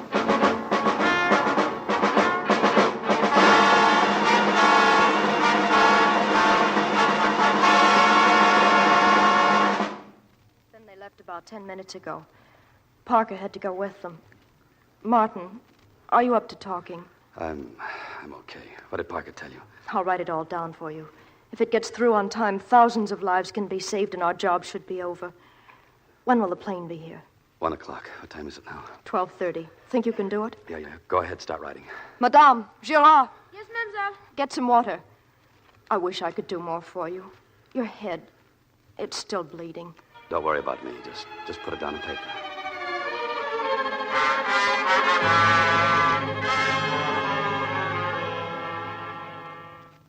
Here.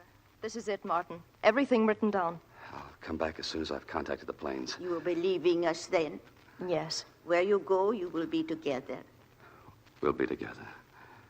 We'll be together from now on.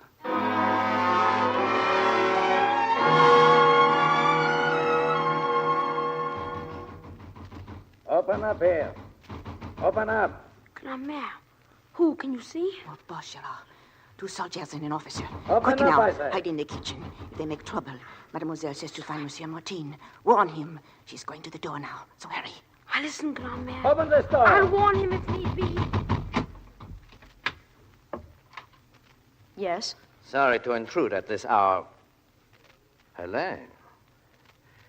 Well, we never had our little weekend in Normandy, did we? That's a great pity. You have nothing to say? Sure you remember me, Meister, Paul Meister? I remember you very well. You are alone here? I am here, monsieur. I refer to Martin. Then I am quite alone. Unfortunately, we can't spend too much time finding out if you are telling the truth. Sergeant, take the old woman to the car. And the girl, Herr Colonel? Wait outside. I will deal with her. Madame, come. Helene Dupre. I still find you a remarkably attractive woman. I can almost forgive myself. Myself, not you, my dear. Then let's get this over with. All I ask is that I be taken quickly to wherever people like myself are dealt with. Not yet. I find this reunion curiously satisfying. At last, Helene. At last.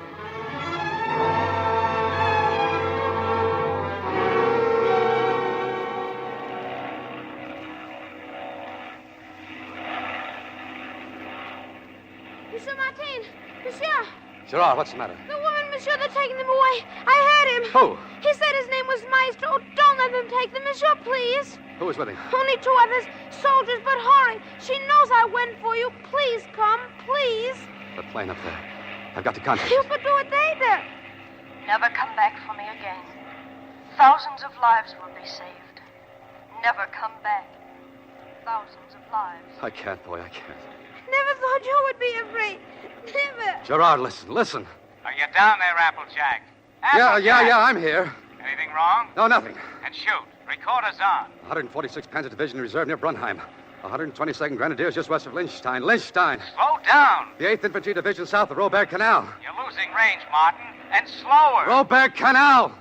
R-O-B-U-R-G. That's better. What's your rush? 31st Engineers at Lindgren. 31st at Lindgren. The 18th SS Division around Horstensteinbruck. Oh, let's have that last again. I want a clean recording. Please, I've got to get back. With news like this, so do we, pal. Repeat. The 18th SS Division around Horstensteinbruck. The 52nd Infantry east of Freihof north of the highway. Just once more and we'll have it. 18th Division around Horstensteinbruck. 52nd Infantry east of Freihof north of the highway. That's it, and tell him Parker's okay as of a few hours ago. Swell going, Martin. Sorry to leave you, but I gotta get this back to headquarters.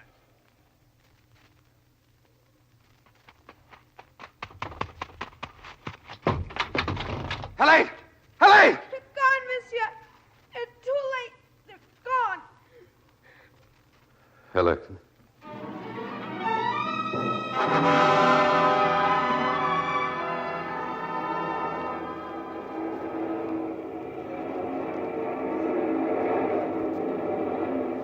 Look at them come, Martin.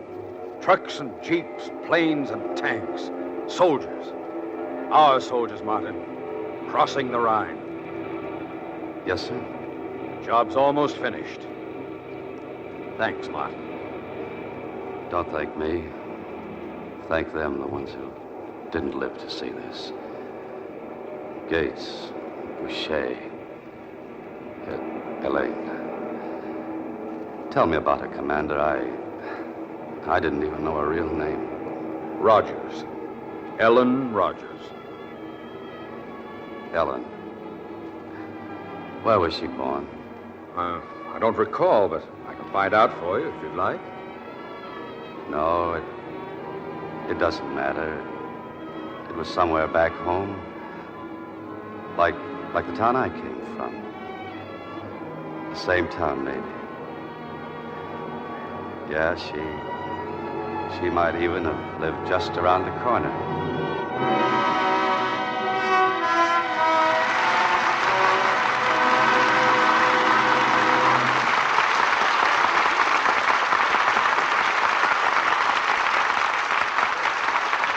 Well-deserved applause for an exciting performance by our two stars, Alan Ladd and Veronica Lake. And here they are, back at the footlights for the curtain call. Well, one of the real stars of tonight's play, Bill, was William Donovan, whom you've mentioned in your introduction. Yes, he was head of the OSS in real life. Didn't you make a picture on the career of General Donovan, Mr. Keeley? That's right, Veronica, the Fighting 69th, which, of course, was late in World War I. And made a great movie, incidentally. Speaking of pictures, Alan, I understand that since yours were released in continental Europe, you've become the #1 box office hit over there. And to think they had to wait 6 years before seeing Ellen on the screen. Not to mention you, too, Veronica. That's right, Alan. You two have been together in so many pictures. I sort of missed Veronica in your latest Paramount production, 2 years before The Mask. Yeah, I missed her, too, Bill, but we're going back together again when we start shooting Saigon out of your old Paramount. Well, that's good news for Ladd and Lake fans. By the way, Veronica, what happened to that famous over-the-eye hairdo?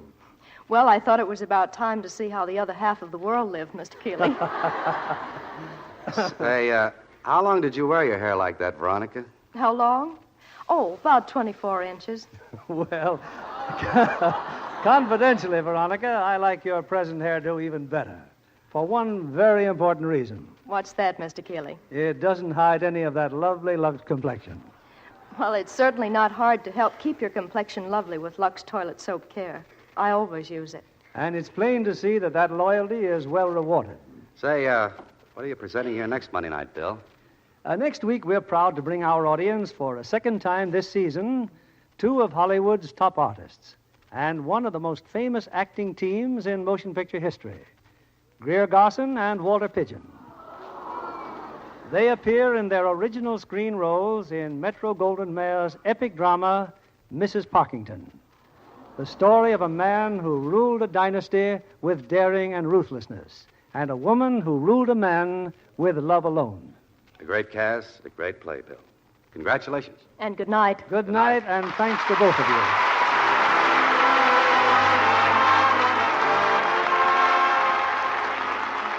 Lever Brothers Company, the makers of Lux Toilet Soap, join me in inviting you to be with us again next Monday evening when the Lux Radio Theater presents Greer Garson and Walter Pidgeon in Mrs. Parkington.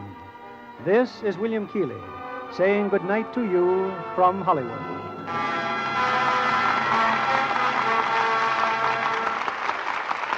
The main cause of the current soap shortage is the worldwide scarcity of fats and oils. Industrial fats are needed also in the manufacture of many other essential household goods. So please continue to save used kitchen fats. Your butcher will pay you for every pound you turn in. Secretary of Agriculture Clinton P. Anderson says it is urgently important that American women keep on saving and turning in used fats, taking advantage of larger meat supplies to step up their fat salvage. Heard in our cast tonight were Gail Gordon as Brady, Joseph Kearns as Meister, and Richard Benedict as Boucher. Charles Seal, Norman Field, Jay Novello, Ralph Sedan, Noreen Gamil, Ed Emerson, George Neese, Howard Jeffrey, Henry Rowland, George Sorrell, Truda Marson, and Robert Conte. Our music was directed by Louis Silvers. This program is broadcast to our men and women overseas through cooperation with the Armed Forces Radio Service. And this is your announcer, John Milton Kennedy, reminding you to tune in again next Monday night to hear Mrs. Parkington with Greer Garson and Walter Pidgeon.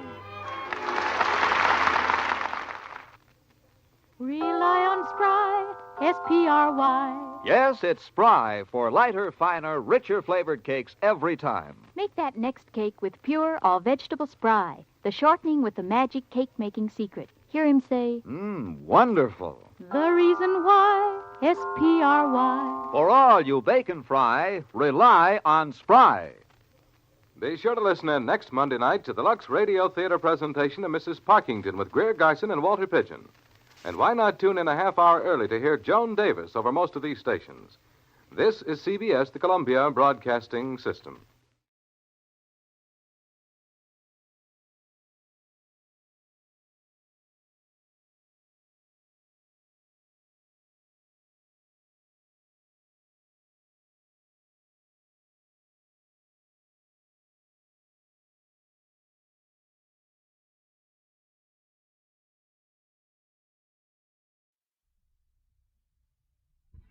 Hollywood, California, Monday, November 2nd.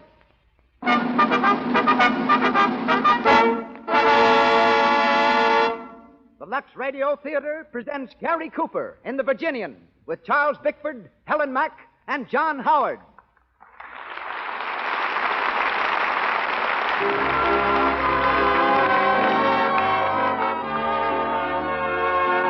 Lux presents Hollywood.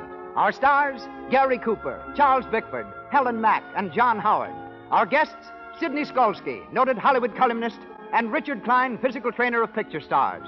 Our producer, Cecil B. DeMille. Our conductor, Louis Silvers. We wish you could all be with us tonight in our theater on Hollywood Boulevard, not only to meet our stars, but also the many other screen celebrities whom I see just beyond the footlights, awaiting the curtain of another great show. But wherever this hour finds you, a hearty welcome from Lux.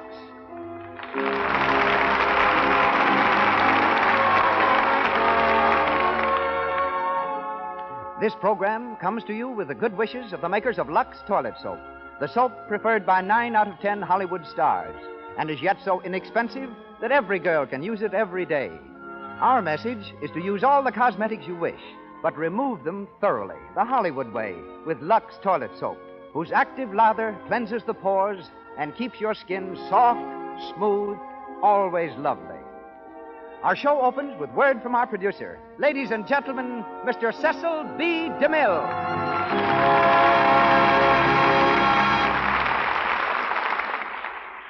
Greetings from Hollywood, ladies and gentlemen. Here in the hometown of movies, we're so used to stars who grit their teeth, clench their fists, and crash their way into the limelight that a man as shy and human as Gary Cooper is a complete novelty.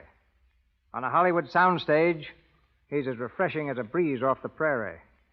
Last month, the Cheyenne Indians up in Lame Deer, Montana, tried to give him a name. They called Gary Comaced.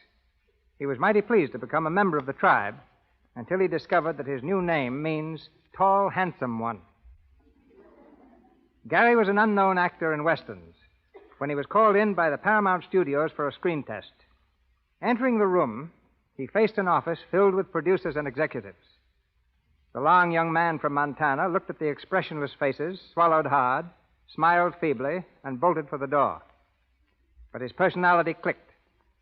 They gave him an important role in Wings, and Gary's been soaring steadily upward ever since. I welcome him tonight as a fine actor, a sincere co-worker, a fearless man, and a close friend. Charles Bickford is also a most welcome addition to our cast. Charlie left the stage to work for me in Dynamite, my first talking film, and has appeared in 4 of my pictures since, including The Plainsman. Charlie's no mean antagonist as a villain. In fact, it took an African lion to put him in the hospital. He will be heard tonight in the role of Trampas. Our leading lady is Helen Mack, who has been on stage and screen since childhood and is one of the most unspoiled young actresses in Hollywood. She is heard as Molly Wood. The role of Steve is played by John Howard, co-star of the film Valiant is the Word for Carrie. And now, up with the curtain, as the Lux Radio Theater presents The Virginian, written by Owen Wister, starring Gary Cooper, with Charles Bickford, Helen Mack, and John Howard.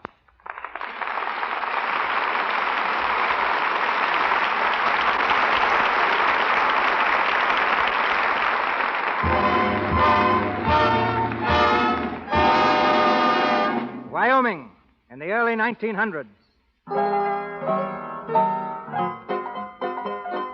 The dusty little town of Medicine Bow is humming with activity. And though it's only 10 o'clock in the morning, the Maverick Cafe is filled with a noisy, rowdy gang of cowhands, whooping it up on their one day off. From the street comes a tall, quiet-spoken young cowboy, known to his friends as the Virginian. As he steps up to the bar, he gets a loud welcome from an old pal, Steve. Hey, you gall-dang mangy soup-fed buzzard, who are you passing by? Steve. Nobody else but. Well, Steve, you ornery low-down cousin to a bald beaver. What in blazes you doing here? Oh, nothing special. Blew into town about a week ago. Well, I'm sure glad to see you, Steve. Say, it must have been 4 years since we was riding together. 4 years or more. Yes, sir. Say, I heard about you being made foreman over at the Box X Ranch. It kept me laughing for a week. Yeah? Well, what have you been doing? All the same as usual. Working some and playing some.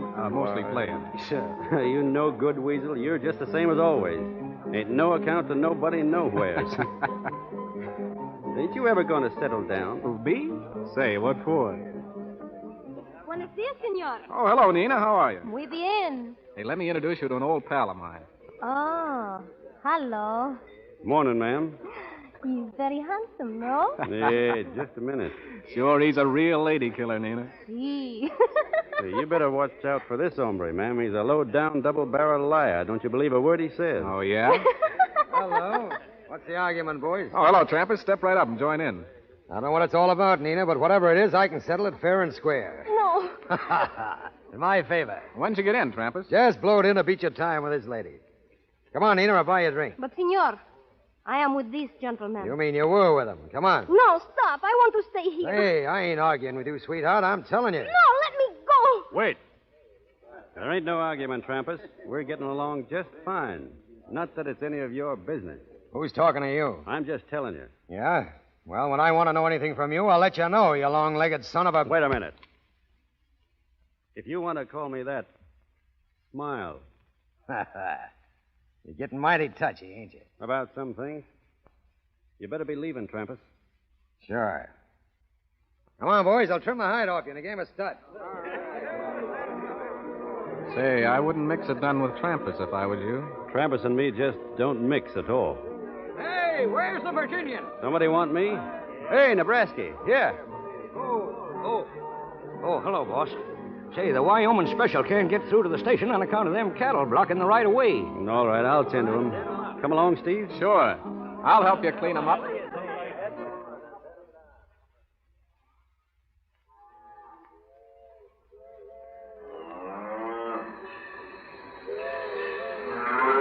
Get up there. Get on. Hey, head them this way. All right, Nebraska, show 'em along. All right, get along there, you. Get along here, gal. Well, I guess that fixes it. Thanks, Steve. Well, look at who's here. Where? That girl over there. Just got off the train, I reckon. Hey, she sure is a fine-looking female.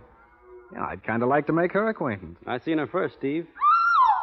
Hey, what's the matter with her? Yeah, she's backing up like a scared calf. Hey, look at her. She's scared of that milk cow down there. Hey, ma'am, that cow won't hurt you none. Wait, Steve. I'll go and rescue the fair lady. Rescue her? From what, a moo cow? Don't stop me now. Oh, get away. Get away, please. Oh, get away, I said. Ho, ho. Get out of here. Get out of here, you ornery devil. Go on. Go on, get out of here. Well, the critter's gone, ma'am. I reckon you're safe now. Oh, thank you so much. It's a mighty lucky thing I happened along. A wild steer is an awful ornery critter. Oh, it did frighten me, just for a moment. If that steer had seen you face to face, just like I'm doing now, ma'am, he couldn't have been so mean. Oh, thank you. I reckon you're the new waitress at the Lone Star Hotel. Oh, no, I'm a teacher. Oh, the new school, ma'am? That's right. I've come all the way from Vermont. Well, that sure is fine. Well, thank you again for rescuing me. Oh, that's all right. Any time at all. Mister. What's the matter, little girl? Did you see my bossy? Bossy? What? Why, no. She's my milking cow. I was leading her home and she ran away. And I can't find... Oh, there she is. Bossy, here, girl, here, bossy. Oh, so that's your wild steer, a milking cow. Well, you see, ma'am... Thank you so much, Mr. Cowboy. It was so brave of you to rescue me from Bossy. Well, look, ma'am, it was like this. Don't you think you'd better go and rescue that little girl? I'm sure she'd be quite impressed. But if you tried to make a fool of her, she'd probably slap your face. Good morning. Good morning, ma'am. I'm sure sorry it wasn't a real steer.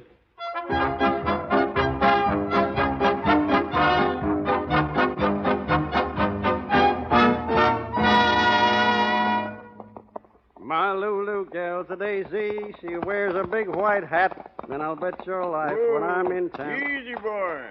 Who's that, the Virginian? That's right, Judge. I thought I recognized you. The dark I wasn't sure.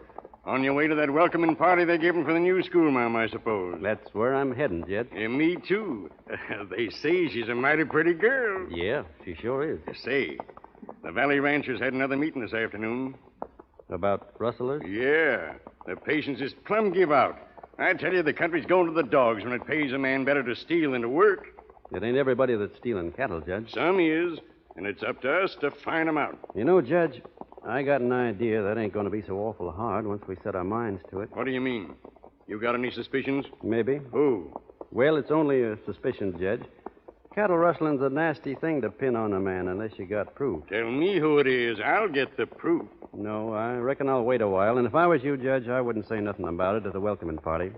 No use spoiling the schoolma'am's first social gathering.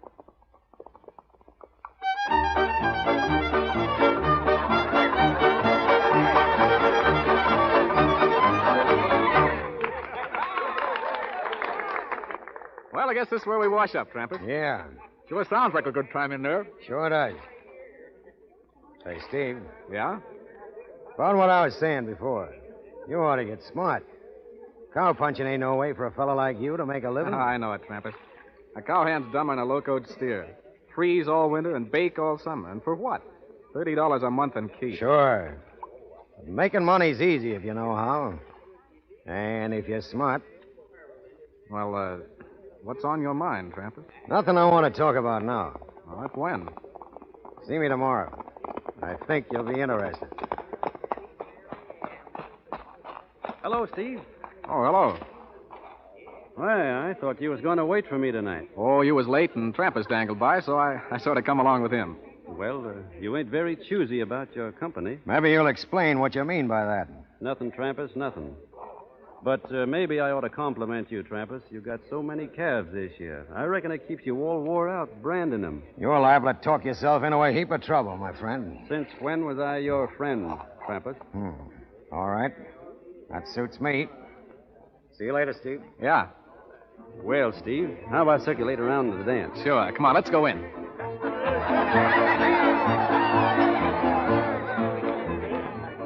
Hey, there's your new school mom over there. Yeah. She looks mighty pretty in her Vermont dress, don't she? Say, she'd look good in an Indian squaw blanket. Well, here goes, Steve. You gonna ask her for a dance? And I'm going to get it. Evening, ma'am. Oh, good evening. Would you care to try a turn at dancing? Huh? I said, would you care Yes, to... I hear you. You're from Virginia, aren't you? Yes, ma'am. That is, I was born there. I always thought that Southerners had such good manners. That's correct, ma'am. Leastways, they should have. Well, in New England, where I came from, a man always asked to be introduced to a lady before he asked her to dance. I ask your pardon, ma'am. Will you excuse me for a minute? Certainly. Thank you, ma'am. Hey, Shorty. Yeah? Come here. Yeah, what do you want? You know the new school, ma'am? Know her? Sure, I know her. Well, I want you to introduce me. Formal-like. Sure. Yeah, come on over. Thanks, Shorty. Oh, Miss Wood. Yes? Miss Wood, I'd like to present an old friend of mine to you. We calls him the Virginian. Very pleased to meet you, ma'am. Oh, yes. You're the gallant young man who rescued me from the tame cow. What's that? Tame cow? It's all right, Shorty. I'll see you tomorrow. Huh? Oh, yeah. Yeah. Well, so long, boys. Well, Well? would you like to dance, ma'am, or should we sit down? Thank you. I am a little tired. I'd rather talk than dance. Can't talk and dance at the same time anyway. Shall we go outside? Very well. This way, ma'am.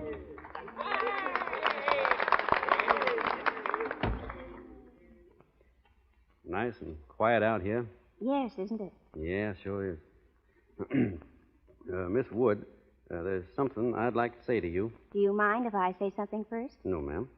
I suppose you feel very proud of yourself for what you did the other day. Yes. No, ma'am. Well, you ought to be ashamed of yourself. No, ma'am. Yes, ma'am. Is that all you can say? Yes, ma'am. No, ma'am. Well, I don't think you're a bit funny. Yes, ma'am. Stop it. Well, that's better. Now we're going to get along fine. You said you had something to say to me. Well, I reckon you said it already. I was just going to apologize to you on account of acting up like I did about that cow. Oh, I see. Now that's all over, and we've been formally introduced and all. I'd like very much to go riding with you someday. Oh, would you? Yes, ma'am. You ain't afraid of me, are you? Oh, why should I be? No reason at all. I'm as gentle as a plow horse. And I'm powerful interested in education. Oh, then I do hope you come to some of my classes. I have several little boys just your age. I'd sure be proud. Yes. Only I don't reckon I could get away from work to go to school right now. Oh, but you could get off to go riding. Yes, ma'am. All right. Thank you, ma'am. I'll be calling for you up at the schoolhouse.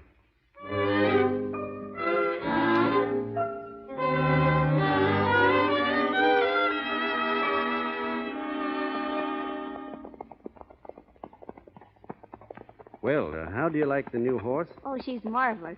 What's her name? Oh, what are you laughing at? Well, her name is Sir Henry, but I call him Hank for short.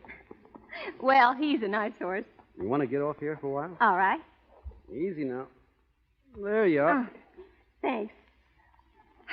Oh, it was wonderful to ride out here. I love it more every day we come. I reckon I do, too. Never noticed the country much before, but coming out this way with you all the time, I like it fine. You haven't told me about that book I lent you last week. Did you finish it? That Romeo and Juliet? Yes, ma'am, I finished it. Don't tell me you didn't like it. Well, I ain't read any poetry before, but As soon as I get the hang of it, it'll be as easy as reading the patent medicine catalog. Didn't you like the story? Well, they raised a mighty strange breed of men in them days, but in some respects, this Romeo was a pretty good hombre. Oh, indeed. Just a pretty good hombre. Yes'm. He had his enemies and he killed them. Shows he wasn't no coward and proves he was quick on the draw. Why, you approve of killing your enemies? No. An eye for an eye? No. Not if there's an honorable way out, no, ma'am. But them enemies was particular ornery. They had it coming to them. Well, what else? What didn't you like about Romeo? I didn't like him in that balcony scene. The balcony scene? Why, that's the most famous scene in the play. Maybe so, but not for me. What's his idea in traipsing up and down a rope ladder, anyhow? Why didn't he go in through the front door? Don't you understand? Their families were enemies. But traipsing up a ladder, that ain't my idea of a real man. Well, what would you do? Go in and kill her father? That would be nice. No, I wouldn't have killed him, but I'd have had a showdown with him, man to man, and if he was too stubborn to call off that fool feud, I'd have grabbed Juliet right off that balcony and married her. That was just what he was planning to do. Yeah, I know, but he couldn't stop playing actor on that balcony. Wasted so much valuable time, he got them both killed. What would you have done? Well, I ain't no Romeo, but if I loved a gal and wanted her, I wouldn't fritter away the time on no rope ladder making up poetry. Well, what would you do? I'll show you. I'll just take her like this. Let me go. Stop it. Stop. Oh, There, that's what I'd do. you're just as sure of yourself as ever, aren't you? Molly, don't play act with me. We don't fool each other. We ain't on no balcony. Molly, don't you think the spring is the prettiest time of the year to be married? I don't want to be married. Oh, Molly. Well, not yet, anyhow. I've got my school, and I'm just getting started, and Teaching school. That ain't no woman's job in life. it's mine. Oh, I like you, and I admire you, but I'm not sure of myself yet. This country's so new and strange. I feel like an alien, an outsider. Oh, I don't know how to explain it, but I just feel that I'm, well, different. Women are funny, Molly. I don't understand them. Well, I'm glad you think you don't. What was that?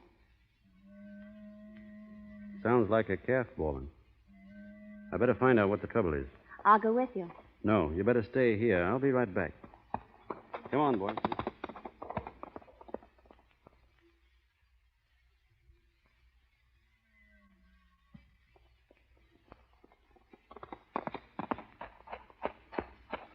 Hello, Steve. Oh, hello. I didn't know you was coming up this end of the range. Oh, I'm just kind of drifting around. I just been putting a monogram in a couple of strays. Yes, so I noticed. Steve, there's no use talking around things. You've been putting Trampus's brand on somebody else's calf. Well, what about it? That's rustling, Steve. Oh, what's a few calves more or less to a man that's got thousands? I'm sick of nurse-maiding somebody else's cows around for no more than enough to keep you on smoking tobacco. Don't talk that way, Steve. You and I done a lot of loco things together. But there's some things that ain't only loco, they're plumb wrong. Oh, you take life too seriously. This whole country's taking things more seriously. I ain't trying to lecture you or play Sunday school on what's right or wrong, but the ranchers around here are plumb sick of having their herds trimmed out, and there'll soon be posses out with ropes on their saddles. Well, I'm carrying a nice limber one to make it easy for them, if they catch me. You blamed hard-headed fool. What are you going to do? Turn me in? Nobody's talking about that. I reckon I couldn't be sore at you no matter what you did. But listen, Steve. You and I have been friends too long to find ourselves lined up on opposite sides in anything like this. Oh, shucks. How do I know what I'm going to do? This country's getting too civilized, too solemn. Yeah, I got a notion I'll be moseying out to the gold fields or someplace. No need you leaving, Steve. You know, you can stay on here as long as you want, just so you don't do nothing crazy. And if I do? We ain't going to talk about that. Not till the time comes. Only I'm just hoping the time never does come.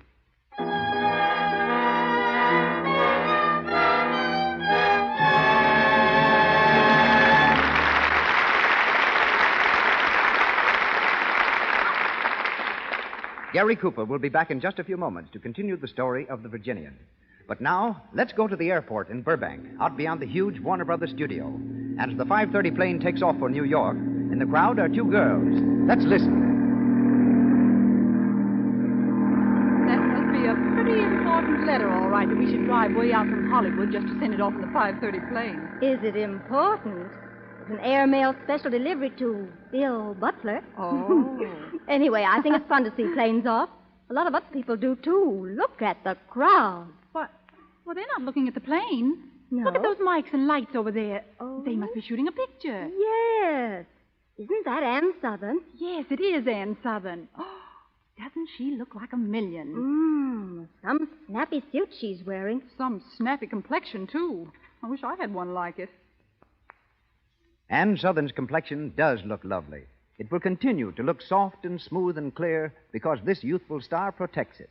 She knows that enemy to good looks, cosmetic skin, comes when you're careless. Here's what this charming star says. Of course I use cosmetics, but I don't risk unattractive cosmetic skin. I use Lux toilet soap because then I know I'm safe. That's good advice for you. Lux toilet soap's lather is active. It removes every trace of dust and dirt, stale rouge and powder that might remain to choke the pores. It's when the pores are choked that tiny blemishes, a dull, lifeless look, enlarged pores tell you you're getting cosmetic skin. Remember, put Lux toilet soap on your shopping list. Buy for your complexion the same care 9 out of 10 screen stars use. Once again, Mr. DeMille. We continue with The Virginian, starring Gary Cooper, with Charles Bickford as Trampas, Helen Mack as Molly Wood, and John Howard as Steve.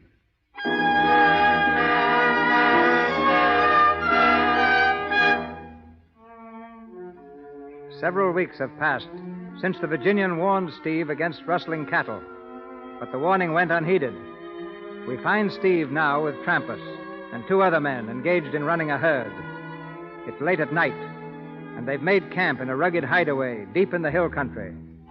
Trampas, squatting beside the fire, gloats over their victory. Not so bad, eh, boys? 300 head of cattle worth more than 75 apiece. Better than herding for a living, ain't it, Steve? Say, I'm still herding them cows. We've been running them hard all day long. This ain't no picnic at all. You'll have your picnic, Steve, when we cash in on them. Hey, Pedro. Yeah? Put another stick on the fire. Yeah, wait a minute, Trampas. I'd let that fire be.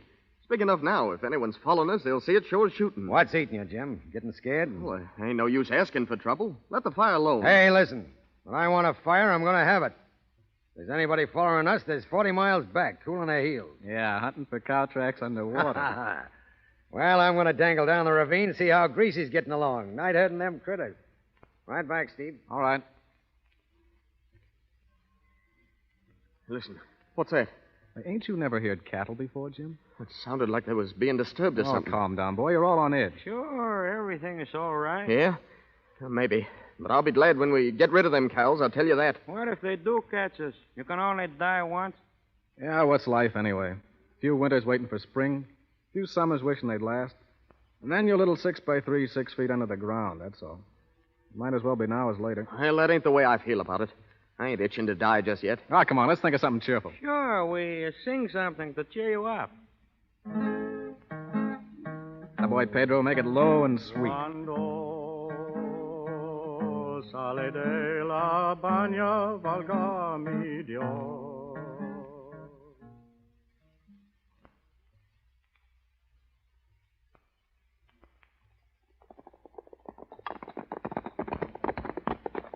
Whoa, boy, whoa.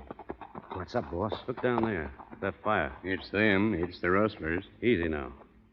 The cattle must be down in that ravine. Nebraska, take 3 men and round them up. Sure. Shorty, you skid around to the north and come up on the campfire from there. Take Honey and Baldy with you, but leave your horses here. All set, boss. Judge, you stick with me. Okay. When I whistle, Shorty, you and your men close in. Yeah. Won't they be surprised down there? All right now? Spread out, everybody. And come in easy. We want to make sure we get them all on the first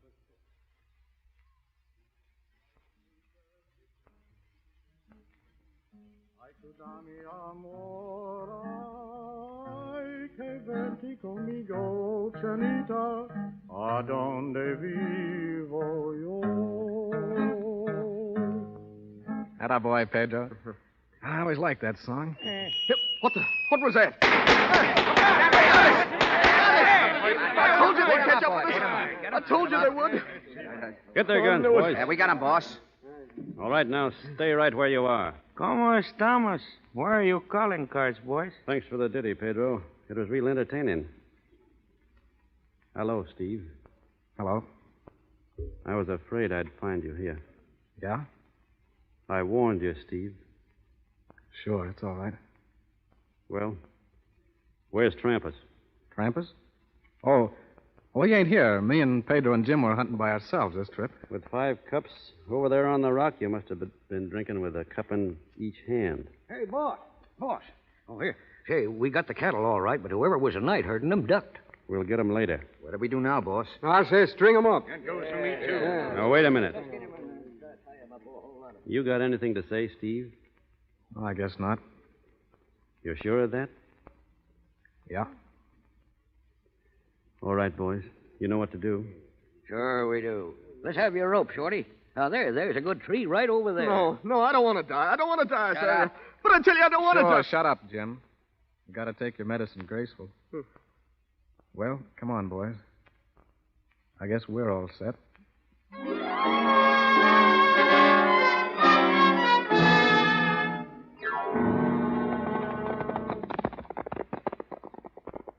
Ain't you riding in with us, boss? No. I'm staying here, Shorty. I got things to do and things to think about. I know how you feel. About Steve, I mean. He was my friend, Shorty. I know. He sure went game, though. Not a whimper out of him. He never even looked at me. Not once. He never said a word. I reckon he wanted to, boss. You see, when he was getting things ready, Steve gave me his gun. He said to give it to you, boss. To me? Yeah. There's a note that goes with it. He wrote it while he was waiting. Give it to me. Here it is. I can't see so good. Would you read it to me, Shorty? Sure. It says, "So long. I couldn't have spoke to you without playing the baby. Steve." Steve. Well, will you be riding in now, boss? No, you go along. I'm heading over to Lost Valley. What? I got things to do. I got a hunch that Trampas went that way. I'm going after him.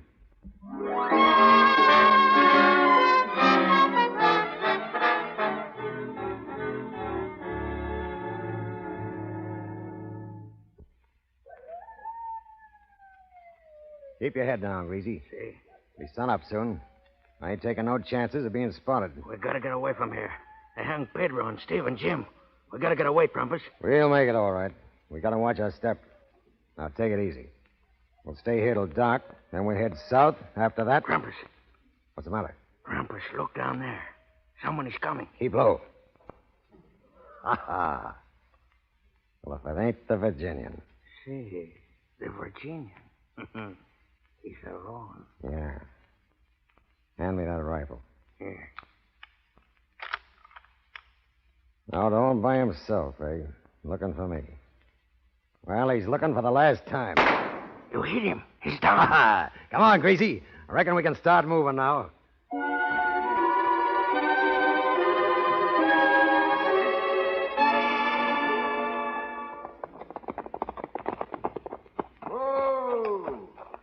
Hello, Nebraska. How's the Virginian? Well, he's still unconscious, but the doc says he's out of danger. Did you bring the medicine? Yeah, here it is. Say, you know the Virginian ought to be in a hospital. A schoolmarm's house ain't no place for him. Well, what'd they fetch him here for, anyway? Well, they didn't fetch him. His horse brung him. Right over there to that door. His horse? Funny, ain't it? No, 'tain't funny. Say, he's been hanging around here so much the horse thought it was home. Shorty, did you bring the medicine? I got it right here, ma'am. Oh, thank you. No, you ought to get some shut-eye, ma'am. You look all wore out. Oh, I'm all right. I'm not a bit tired. Anyway, there's too much to do. You're sure taking good care of him, ma'am. As long as he gets well, that's all that counts. Yes, ma'am. Oh, Nebraska, I meant to ask you. Have you seen Steve around? Steve? Why, ma'am, Steve... No, ma'am. We ain't seen Steve lately. You see, he don't work for the Box H no more. Oh, I thought it was funny he hadn't come around. Well, if you see him, tell him his gun is here. The Virginian had it with him that night. Yes, ma'am. Yes, I sure will tell him. That is, if I runs across him. Thank you. Excuse me, boys. Say, don't she know Steve was... I meant to warn you about that. She don't know a thing. Well, it might be better if we didn't say nothing. Yeah, sure.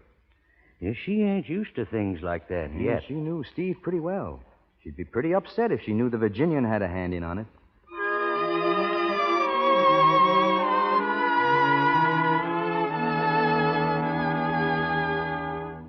Well, how's the patient today? Oh, I've been up and around, Judge, feeling fine. Good boy.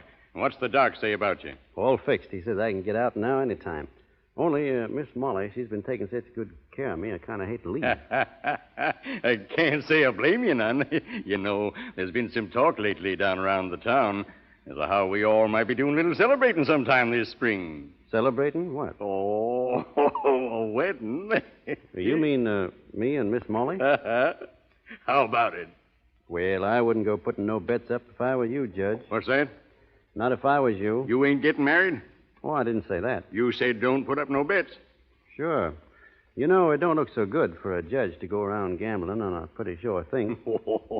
I reckon it don't, son. Oh, morning, Miss Wood. Good morning. Just talking about you. Will you? Yeah, just this minute. Judge Henry, I wonder if you'd mind leaving us for a while. Why, no, ma'am. Certainly not.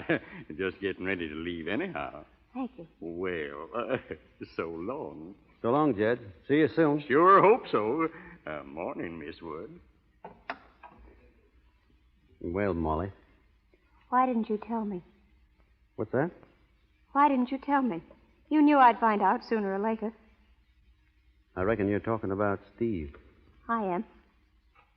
Well, I thought you knew, Molly. I didn't know. Not until this morning. Oh, it's horrible. Horrible. It had to be, Molly. You were there. Why didn't you stop it? You could have stopped it. No, you see, I was leading the posse. You? Yes. But Steve was your friend. It didn't make much difference then. Your friend. And you murdered him. Murder? What else can you call it? Molly, don't talk like that. It was hard enough. Don't make it any worse. Somebody had to do it, and I was in charge. That's our kind of law. Does your kind of law tell you to kill your friends? It ain't a question of friends or enemies. It's a question of right or wrong. I did what I thought was right, Molly. It was right. Do you think I'll teach my children to believe that? Do you think I'll help raise a new generation to approve of murder? Where you come from, they have policemen and courts and jails. We ain't got that. So when we have to, we do things our own way. I see it now. It's this life. It destroys every human feeling a person's got. It's destroyed you. It's made you cruel and ruthless and cold-blooded. Well, it won't destroy me. I won't let it. I'm leaving here just as soon as I can. Leaving, Molly? You don't mean that. I do mean it. Then you're leaving me, too. Yes, I'm leaving you, too. I'm leaving everything that's base and mean and ugly. Now, please get out and let me alone. Let me alone.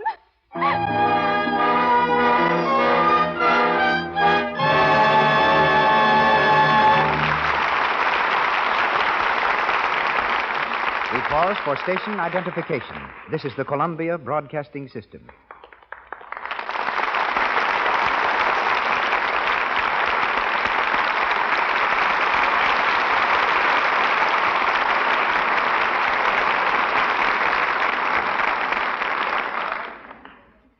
It's the pride of California that it produces bigger things than any state in the Union. Hence, it was with consternation that California learned some 30 years ago that a baby had been born in Maine, weighing 16.5 pounds. His precocious muscles rivaled those of the mythical stonecrusher, Paul Bunyan. There's a legend back in Maine that when his mother took the heavyweight infant for his first ride in a perambulator, the baby leaped from the carriage and, bowing gracefully, said, "Come on, Moore, you get in and let me push." That may be a tall story, but I can vouch for the fact that he was a United States Marine when only 14 years old, and 3 years later was a strong man in vaudeville. Today, California at last claims him, not only as physical director of Paramount Studios and a radio physical trainer, but as a singer and little theater actor as well. Ladies and gentlemen, Richard Klein.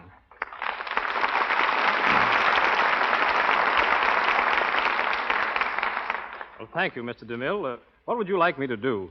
Sing, act, or give you a workout? I've heard you sing, I've seen you act, and I've thrown myself on your mercies in the gymnasium. Tonight is my turn. All right. I hope I can take it as well as you. Dick, Gary Cooper tells me that you're responsible for that educated fist he swings in The Plainsman. Gary's really one of the best boxers in Hollywood, along with George Raft, Sir Guy Standing, Jack Oakey, and, strangely enough, Ida Lupino. But I'm proudest of Gary. He's a real example of what regular exercise can do. Well, many people still believe that the life of a picture star is a round of parties, anything but a round of boxing. One of the reasons I asked you here is to correct that impression. Well, outside of farmers, none live a more regular, healthy life than film stars.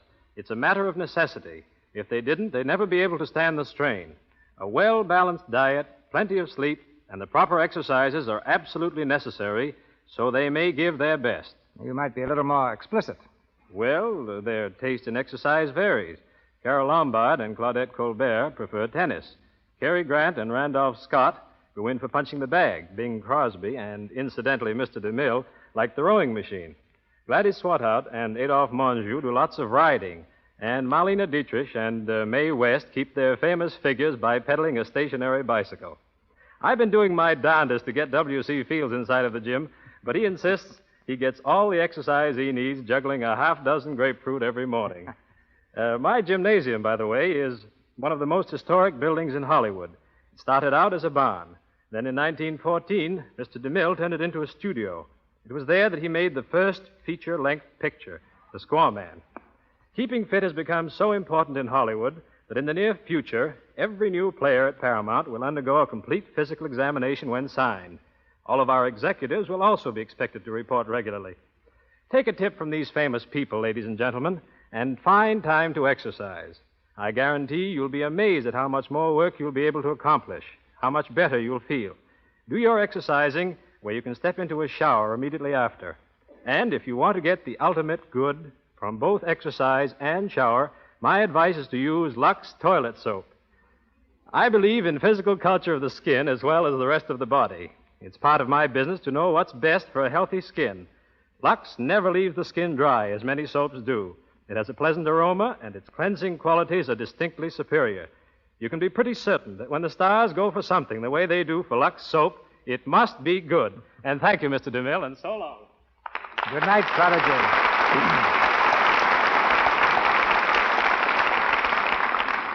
And now, back to The Virginian, starring Gary Cooper with Charles Bickford, Helen Mack, and John Howard.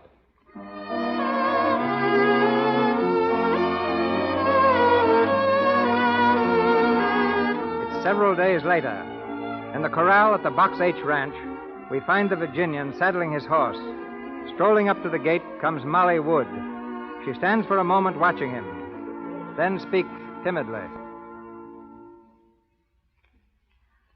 Good morning. Molly. Good morning, ma'am. May I come in? It'll be a pleasure to have you, ma'am. Oh, thank you. You see, I didn't leave after all. Yes, ma'am. I changed my mind. I'm going to stay. Are you? Well, aren't you glad? That all depends. You see, folks has to be made for this country. It's rough, and it's wild, and it takes a strong stomach to stand for some of the things that go on out here. If you can't stand it, it's best not to stay at all. You think I'm a weakling, don't you? No, ma'am. I just don't think you understand our side of it. Perhaps not, but I've decided to try. I've been doing a lot of thinking since the other day. I've looked around me at people like Judge Henry and Shorty and Nebraska and their wives. People like that can't all be wrong. They're kind and good. Yes, ma'am, they are. But they don't ever let themselves forget the reason they're here. They're building a new country, ma'am. It's a big job. I know, and that's why I'm staying. I want to help. We sure need it, ma'am. Any help at all, and yours will be right welcome. Thank you. And now will you forgive me for what I said to you? Forgive you? Well, that's easy. And will everything be just as it was between you and me? That's up to you, Molly. I want it to be. I've been wanting it, too. Oh, darling.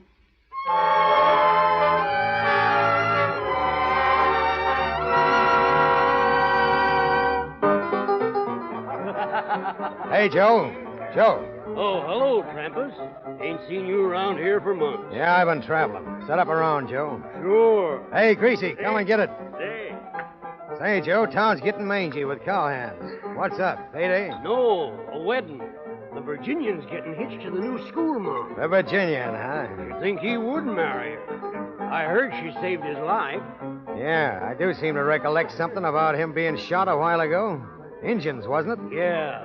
Somebody plugged him in the back. You don't say. Too bad it didn't finish him for good. Come on, Greasy, drink up. Here's house,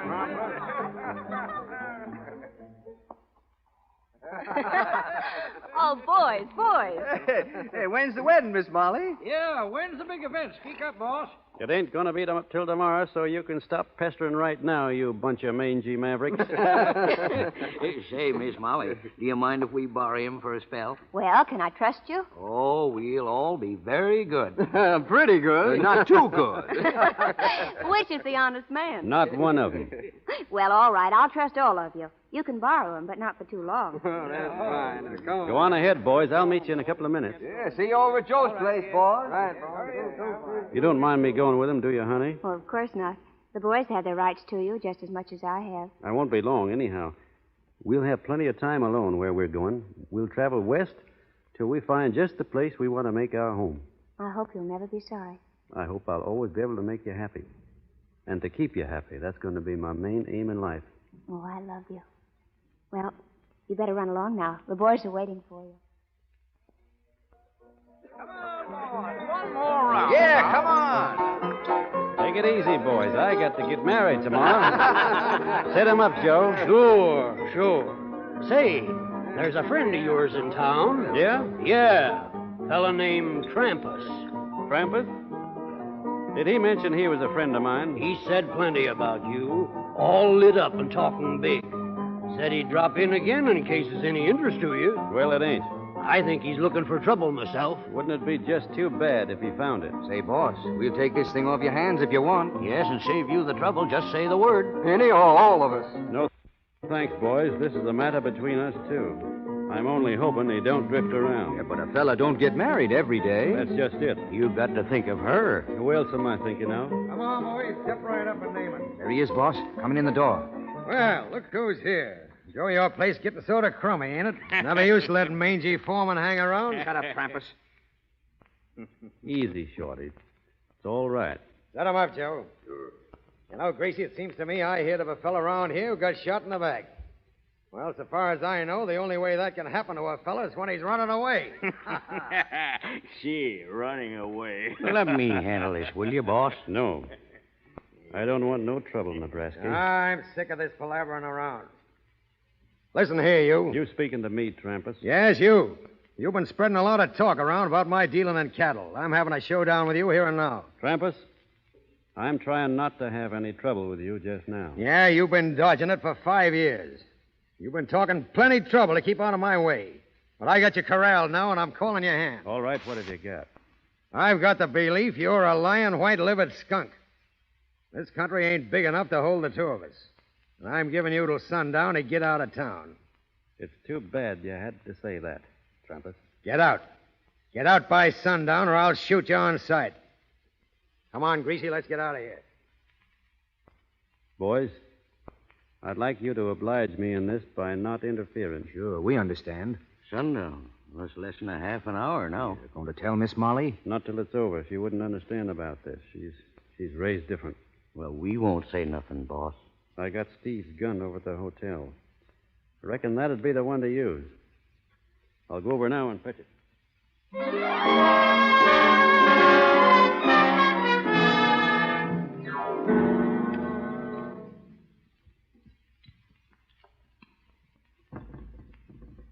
Come in. Oh, here you are.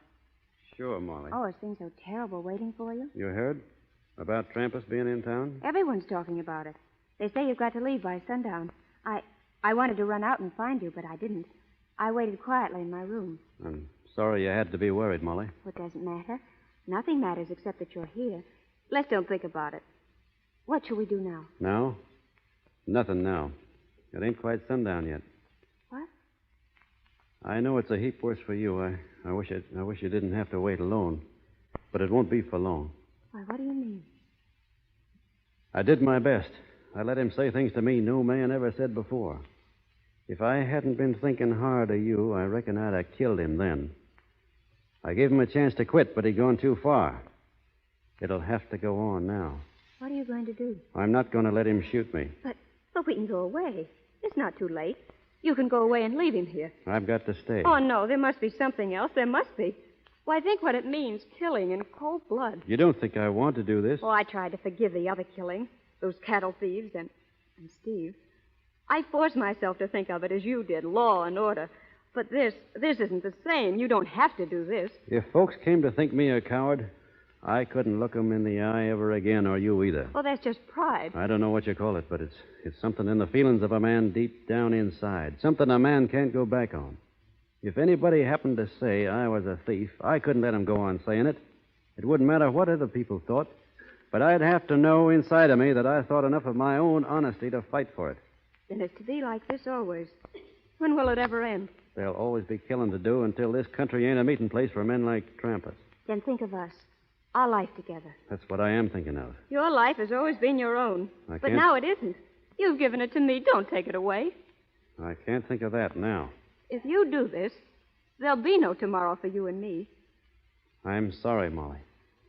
It's got to be done. Oh, no, don't go. Come back. Please come back. You can't leave me like this. You can't leave me.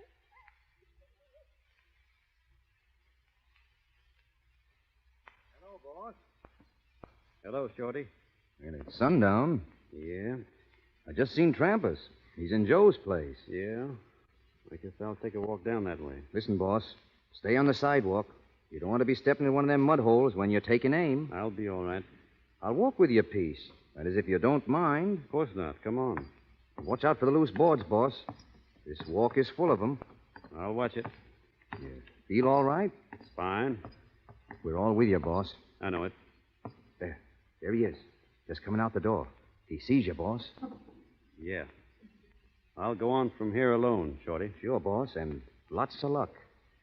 Thanks.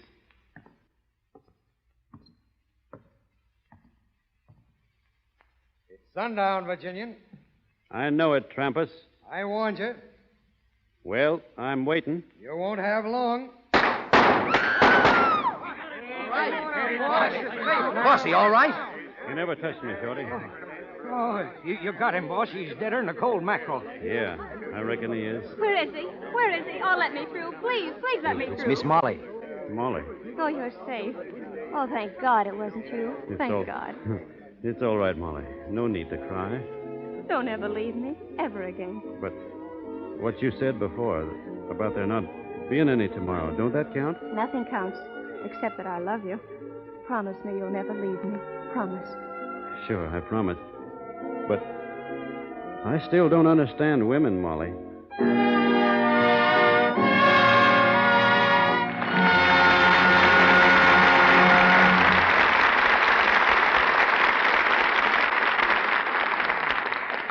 We take our leave of the Virginian, but not of Gary Cooper and Helen Mack, who come back to the microphone a little later. Activities of the motion picture world draw more newspaper men to Hollywood than national affairs draw to Washington. Outstanding among them is Sidney Skolsky, whose column Hollywood appears daily in the New York News and in many other papers here and abroad. Formerly author of the column Tintype in the New York Sun and Behind the News in the Daily News, Sid has also been press agent for such dispensers of beauty as Sam Harris, Earl Carroll, and George White. He would probably be offended if I said he is the best-liked film reporter. Sid is a member of that resolute minority who believe in hewing to the line of news and letting the quips fall where they may. Ladies and gentlemen, Sidney Skolsky.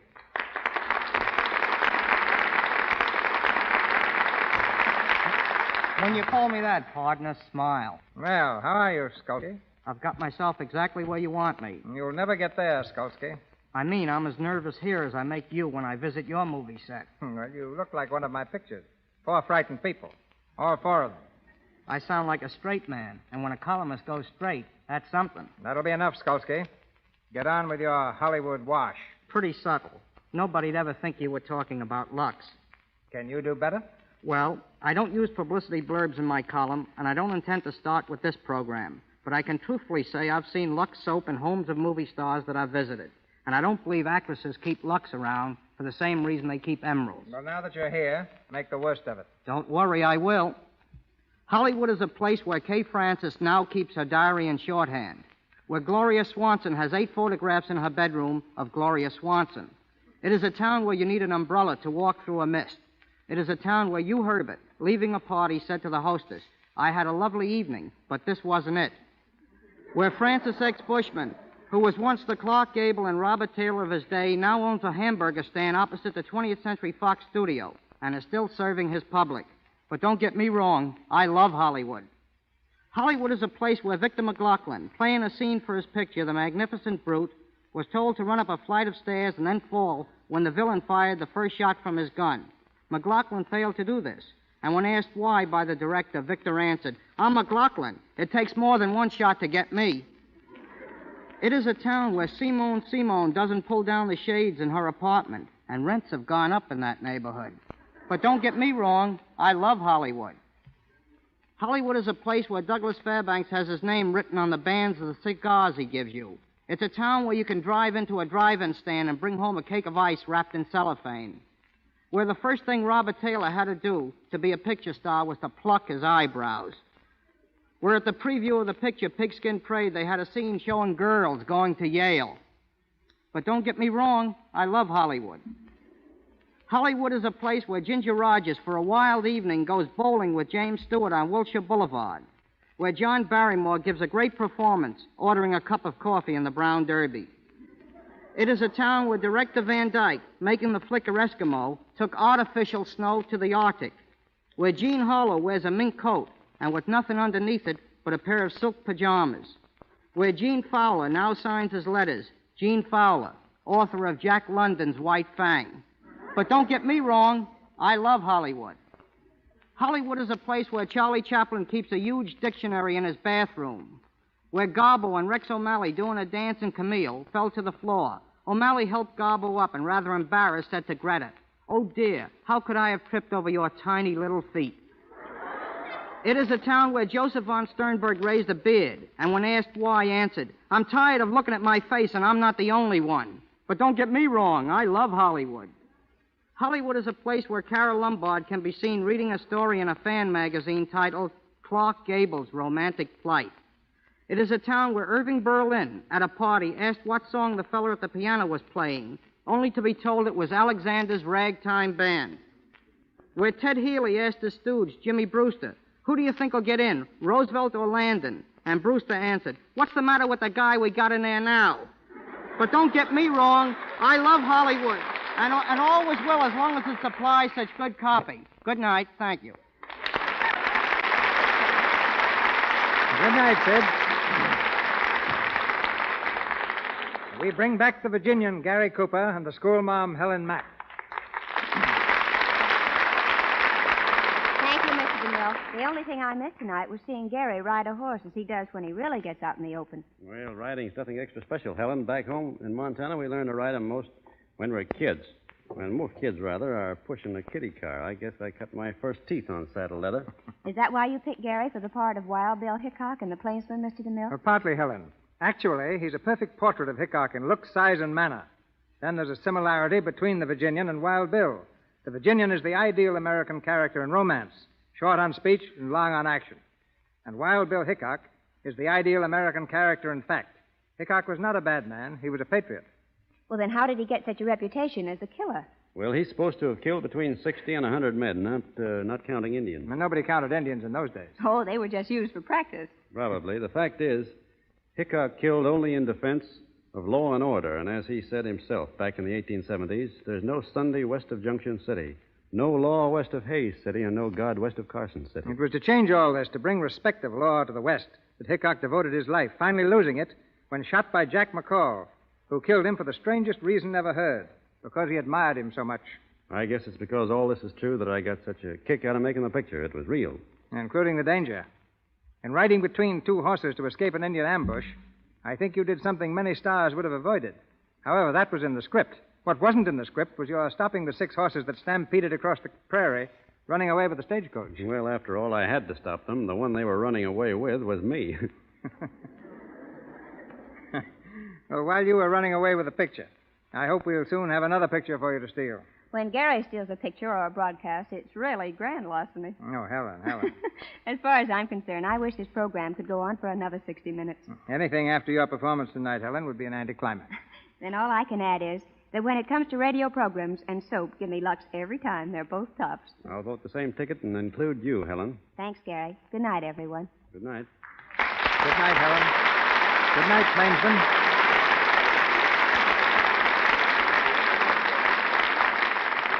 Of the thousands of stories that relate the adventures of a modern Robin Hood, none has won such enduring popularity as Alias Jimmy Valentine, which comes to us next Monday night with Pat O'Brien in the title role.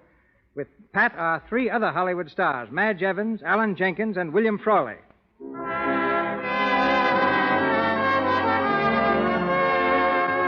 Our sponsors, the makers of Lux Toilet Soap, join me in inviting you to be with us again next Monday night when the Lux Radio Theater stars Pat O'Brien in Alias Jimmy Valentine with Madge Evans and an all-star cast. This is Cecil B. DeMille saying good night to you from Hollywood.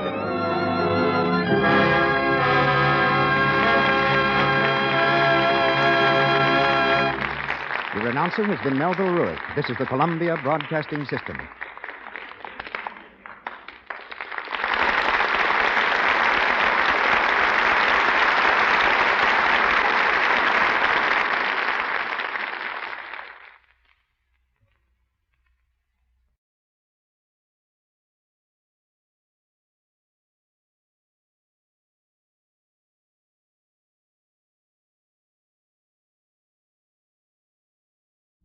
Lux presents Hollywood.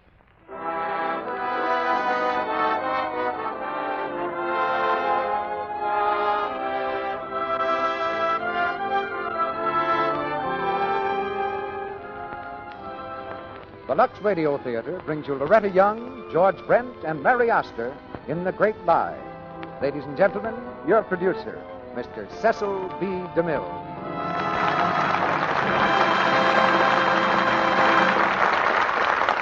Greetings from Hollywood, ladies and gentlemen.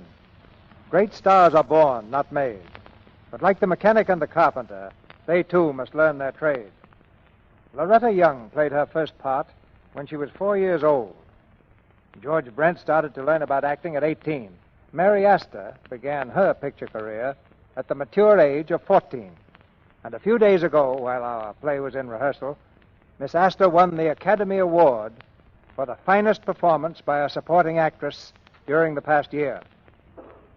That winning performance on the screen was in the same part she plays tonight on the air. I like to work with people who have records like that. I like to produce radio plays and make pictures with them. Just give a trio of stars like these three a play like The Great Lie, and it's a joy to watch the finished production take form and assume reality. Tonight's drama is adapted from the Warner Brothers picture, a story that cuts to the heart of a very human situation. Two women in love with the same man. Disaster hangs over the head of one woman.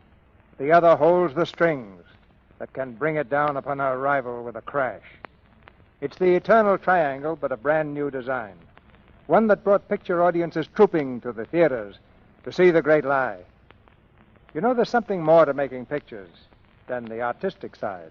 There's also the all-important business side. And I think one of the finest compliments ever paid to Lux Flakes is that it plays the same role for leading Hollywood studios as it does for you in your home. I was one of Lux's best customers when we were filming Reap the Wild Wind, which involved hundreds of picturesque old Southern costumes. Any wardrobe man can tell you how much money our product saves him annually in prolonging the life and color values of washable costumes, especially when the picture is in Technicolor. And in these exciting days, a housewife must be a combination purchasing agent, cost accountant, and office manager. So it's not surprising that these domestic executives reach the same conclusion as our studio executives. In two well-chosen words, Lux Flakes. And one word curtain begins our play. Here's the first act of The Great Lie, starring Loretta Young as Maggie, George Brent as Pete, and Mary Astor as Sandra. Fowler! Fowler! What is it? Mr. Pete up there, flying down from the sky like an angel of the Lord. Oh, hush your mouth. He ain't no angel, and he ain't coming to this house no more. That Mr. Pete devil's on his honeymoon. Out of the blue Maryland sky, an airplane drops to the pasture land beside a rambling old colonial master mansion. A man vaults quickly from the cockpit and strides across the field toward the house. He swings over the garden fence and stands looking up toward a window on the second floor. Maggie! Ain't no use whistling around here, Mr. Pete. That sound belongs in the day that is gone. Hello, Violet. Miss Maggie in her room? Mr. Pete, if you take my advice, you get right back in that airplane and fly away like a bird, right back where you come from. Go tell her I'm here, will you? No, sir, Mr. Pete. She ain't wanting to see you no more.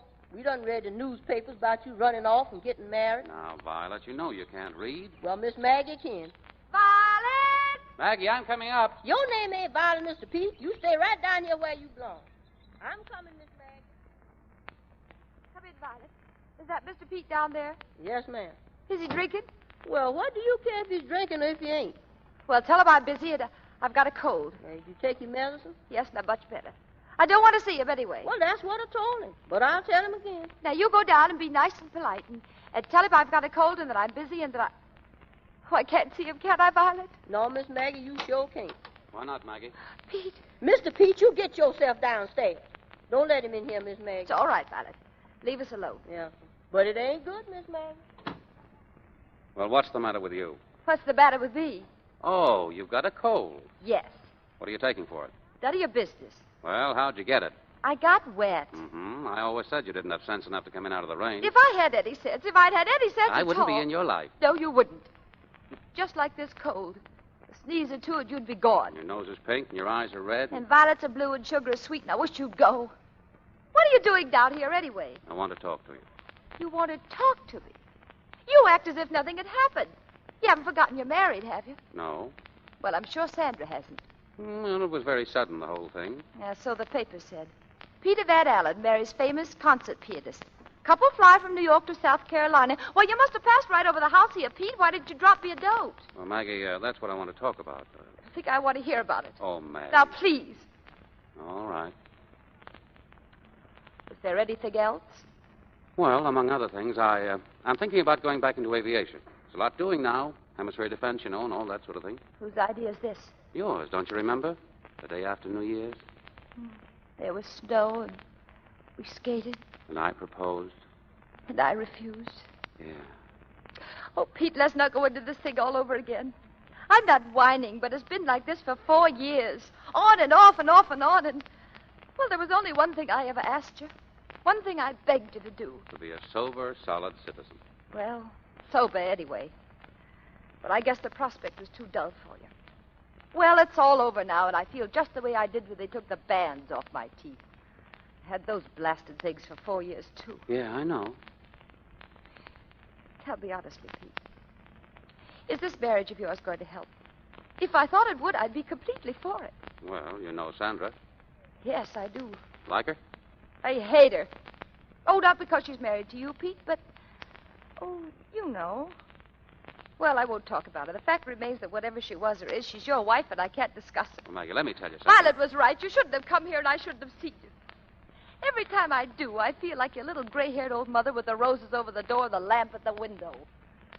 Well, the lamp is out. That's not true. Anyway, I'm tired of being your haven. Did your wife know you came down here? No.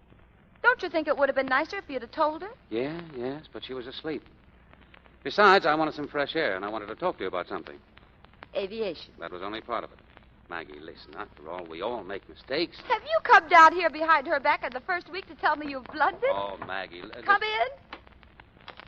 Excuse me, but it's time for your medicine, Miss Maggie. Now, Violet, please. Mr. Pete, ain't it time you's gone? Your lady wife must be waiting for you by now. Now, Violet, I'm sure your intentions are of the best, but this is a very personal Well, matter. there ain't nothing personal between Miss Maggie that ain't personal with me. Since she's that big, I done took care of her. Now, Violet. Pete, you better go. Maybe I'd better. Goodbye. Goodbye. Sorry, Violet. Why, Violet. I'm sorry, Miss Maggie. I'm sorry for him. And I'm sorry for you. And I... Oh, Violet, please don't. Please don't, Violet.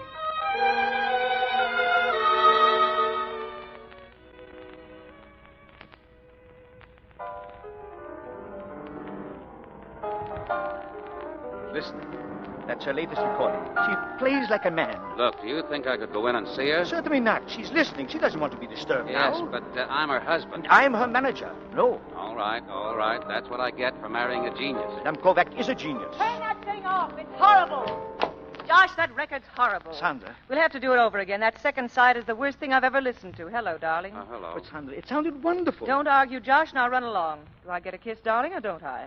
Sandra, I've got to speak to you. What about the concert Tuesday? Are you going to do it? Of course I am. Now get out. Good. I'll call Hamilton Philadelphia. Hello, Pete. You've said that. Where were you all day? You didn't even call. Oh, I went down to see my good lawyer, Jock, and then I flew down to Maryland. Maryland?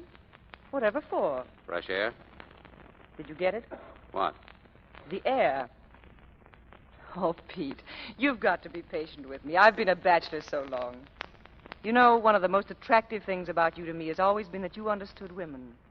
Now you're going to try to understand me, aren't you? Look, Sandra, I wonder if you could ease up on this hectic life of yours. You know, come away someplace quietly. Some golf and some walks and some fresh air. Me? Oh, Pete, this is a side of you I've never seen. And by the way, I haven't told you. We'll have to do it again. What? Get married. Are you kidding? No, I'll have to propose, and you'll have to say yes, and then we can be married again. That's what my lawyer wanted to see me about today. But I don't see what was wrong. Well, it seems your divorce from Mr. Stokes won't be final until next Tuesday. Oh, that's ridiculous. It was final when I married you. I'm afraid you're wrong. The decree can't be entered until next Tuesday. You had your dates mixed. Dates bore me. Oh, then we're not actually married. That's it. Did you tell someone in Maryland all this? She must have been very amused. And if there's one thing I adore, it's being laughed at. And by a woman. Of course I haven't told anyone. Well, are you going to propose to me again? Well, I think we should sit down and talk this thing out and see where we're going. Then we can be married again next Tuesday. I'll be playing in Philadelphia Tuesday. Put it off. Pete, is there a doubt in your mind that we could make a go of this? Well, I'm asking you to marry me again. You were much more amusing the first time. Well, I'm sober now. Well, suppose you go out and get yourself into another mood. All right. Good night, Sandra. Pete, when are you coming back? Next Tuesday. I'll be in Philadelphia. Look, Sandra, that's the day we're going to be married. I've already told you I won't be here. Then don't go to Philadelphia. Pete, darling, please try to understand. Marriage or no marriage, I'm doing a concert in Philadelphia.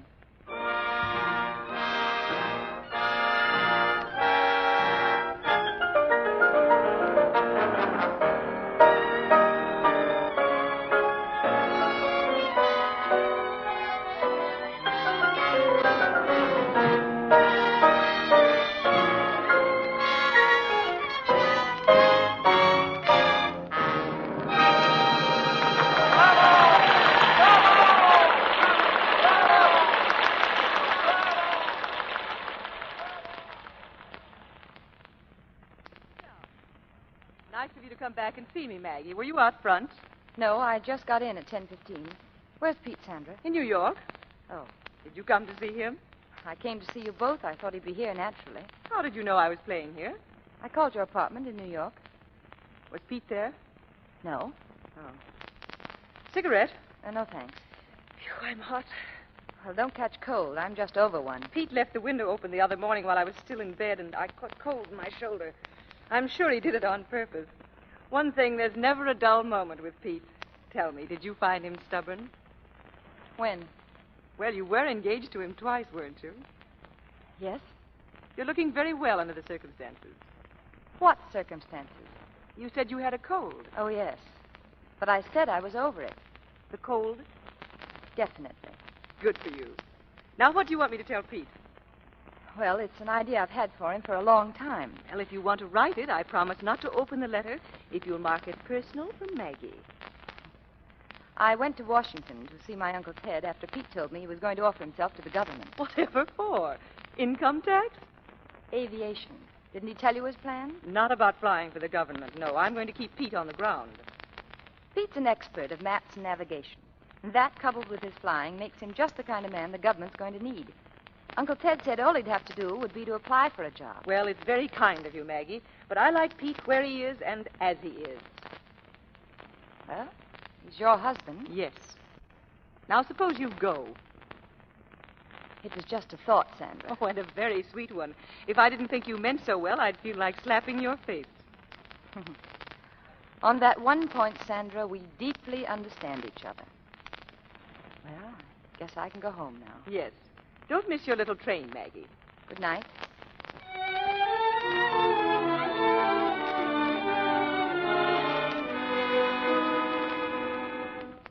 You certainly have a nerve, Pete. Now, hold your horse. I will not. This is not a roadhouse that you can drop in and out of whenever you happen to be passing. I don't want you here. Go back to your wife. Don't be a fool. And don't touch me, Now, let's please. not have a brawl. At least you might have the good manners to listen to what I have to say. Even a prisoner has a chance to speak before he's sentenced. Oh, you sound like a book and a very cheap one.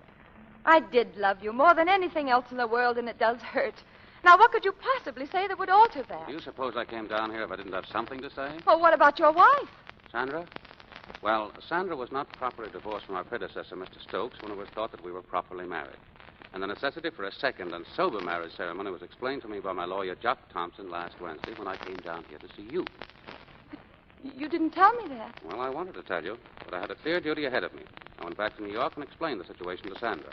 I asked her to marry me when her divorce papers were final. That was yesterday, Tuesday. But she preferred to go to Philadelphia and perform on her piano. So I waited in New York until midnight, and then by every stroke of my conscience, I was free. Oh, Peter. And I'm free right now. Maggie, you're not going to turn me down again, are you? Oh, darling. Darling, do I look crazy?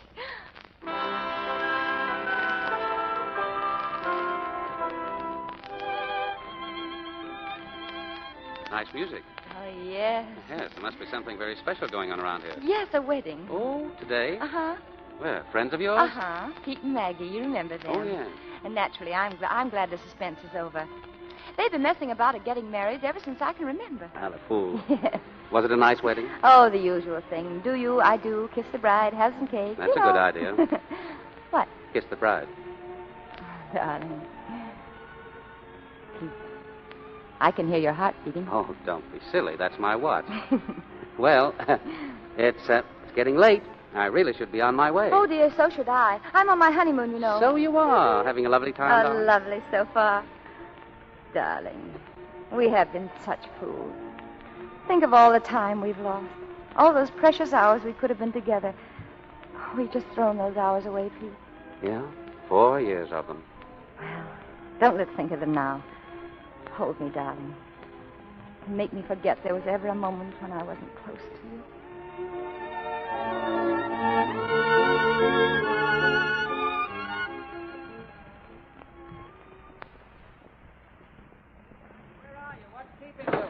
Quiet down there. Listen, are you coming for a ride or aren't you? I've been holding these horses for an hour. 10 minutes. You've still got 50 to go. Are you coming down or do I have to come up there and drag you down bodily? Bodily, my love, bodily. Right, you asked for it. Miss Maggie, there's a letter here. What, Violet? A letter just come, special delivery. Let me see. Oh. That's from Washington. Washington? What do Uh-huh. they want? Oh, it's probably something about... Oh, Violet. You got some bad news, Miss Maggie? No, not exactly, but Mr. Pete has to go to Washington at once. And you just married 5 days? Why, just let that letter blow away in the wind. You think I could get away with it? Maggie. In here, Pete. Now, Violet, don't you say anything yet. No, I ain't saying a word, not me. What's going on up here anyway? Come on. Oh, that letter for me? No, it's for me. It's from Uncle Ted. Oh, how is he? All right, I guess. Doesn't he say? Well, I haven't read it all yet. Come on, Pete, let's go for that ride, shall we? Wait a minute. What's the matter with you? Nothing. Oh, yes, there is. Anything in that letter? No. Let me see it. No, Pete, Oh, yours. Well, come on, I'll give it to me. Oh, I'll take Pete, it away. Pete, Give me that. no.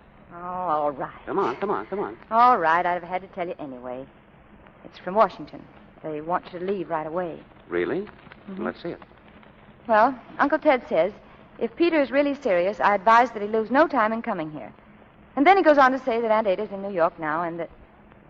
Pete, I have a wonderful idea. You fly to Washington. I'll go on to New York and stay with Aunt Ada. You see your man in Washington, and then come on up to New York, and we'll have a spree. What do you say? Well, that's great. But you were going to lie to me, weren't you? Yes. Mm-hmm. You were going to hold out on me. Oh, darling, I know you've got to go, but I hate it. No. We made a bargain, didn't we? I know we did, but I'm going to miss you so, darling. Oh, Maggie, you smell of hay and horses and sunshine. Gee, what lovely kids you're going to have. Oh, darling.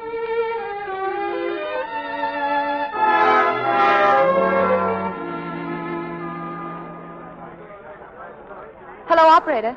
This is Mrs. Van Allen speaking. If that long-distance call comes through for me, I'm in the Palm Lounge. Hello, Maggie. Hello, Sandra. Yes, operator. I'll be here for some time. Thank you. I didn't know you were in New York, Maggie. I want to congratulate you. Thanks. Where's Pete? In Washington. Oh, so you did get him into the air. Yes, I did.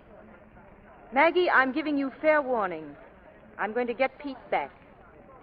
Well, Pete's married to me now, Sandra. Yes, and there wasn't any flaw in that ceremony, was there? You'd see to that, wouldn't you? Look, do we have to go on with this? I've canceled my tour, Maggie. Really? Yes. You see, I'm going to have a baby. Pete? Yes. Oh, but you wouldn't. You couldn't. You're wrong, Maggie. I can and I will. Mrs. Van Allen. Yes, what is it? It's your long distance man. Oh, thank you. Hello? Hello, darling. I'm talking to you from your Uncle Ted's house. Hello, darling. Hold on, will you? I'll go upstairs. No, there isn't time, Maggie. I'm leaving on a trip immediately. Immediately? But where are you going? I don't know. They haven't told me yet. Oh, well, for how long, dear? Darling, I don't even know that. A couple of months at least. Oh, Pete. Well, it's awfully quick notice, I know. Well, will you be flying? Of course. That's what I'm here for. Oh, yes, Well, darling, then I won't see you before you leave. Well, I'll write you as soon as I can. Goodbye, darling. Tell him I'm with you. I said goodbye. Goodbye, dear. Take good care of yourself. You too. Oh, yes, of course, dear. Goodbye. Bye, sweet. Is Pete going away? Yes. Too bad. You're going to lose him, Maggie. I'm going to get him back. Well, time will take care of that. I told you I'm going to have a child. You're lying. Am I? Time will take care of that.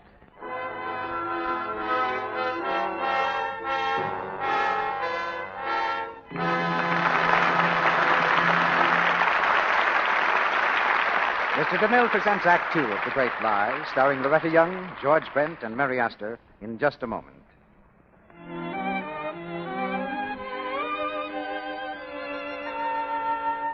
Now, if Sally and I may take a few liberties with an old saying, of all sad words, there's one that's shocking to girls today. A run in my stocking. Yes, stocking runs are real tragedies today. With a couple of bold, bad villains to blame for many of them. Harsh, alkaline soaps. Cake soap rubbing. To injure delicate stocking threads. And of course, with Lux, there's no cake soap rubbing to weaken them either. Nightly luxing takes away soil and perspiration quickly, thoroughly, and safely. So you get better wear from your precious stockings. Over 90% of the makers of stockings advise Lux Flakes, makers of rayon, cotton, and wool stockings, as well as of silk and nylon. Keep those two villains, harsh soaps and cake soap rubbing, away from your stockings. Save your stockings with gentle Lux care every night. It's easy and very thrifty. One big box of Lux Flakes does stockings every night for months. Now, our producer, Mr. DeMille. Act Two of The Great Lie, starring Loretta Young as Maggie, George Brent as Pete, and Mary Astor as Sandra.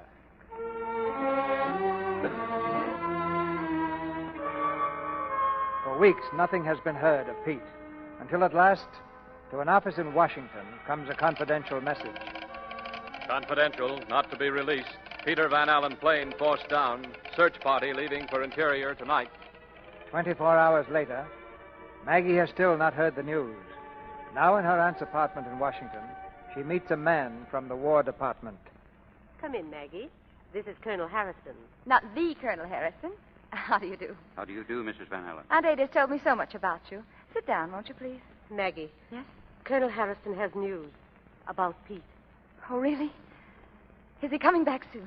Mrs. Van Allen, I'm afraid it's not very good news. Why? What do you mean? It's not altogether hopeless yet, but your husband and his party have been missing for 24 hours over the Brazilian jungle. Missing? Well, you see, the terrain is very difficult. It takes time to get a search party and their planes back over there. None of them have been able to make a landing yet. So far as we know, the only point they could land is 40 miles from where they last heard from the plane. The country's very thick. It may take a little time. Pete. It's not hopeless, Maggie. Colonel, you'll let me know, won't you? Right away. Of course. I mean, even if it's bad news, you'll tell me. Please. We'll let you know as soon as we do. But you mustn't give up hope, Mrs. Van Allen. Not yet, anyway. But it doesn't look good, does it? I mean, even right now. Frankly, it looks very bad. Thank you, Colonel.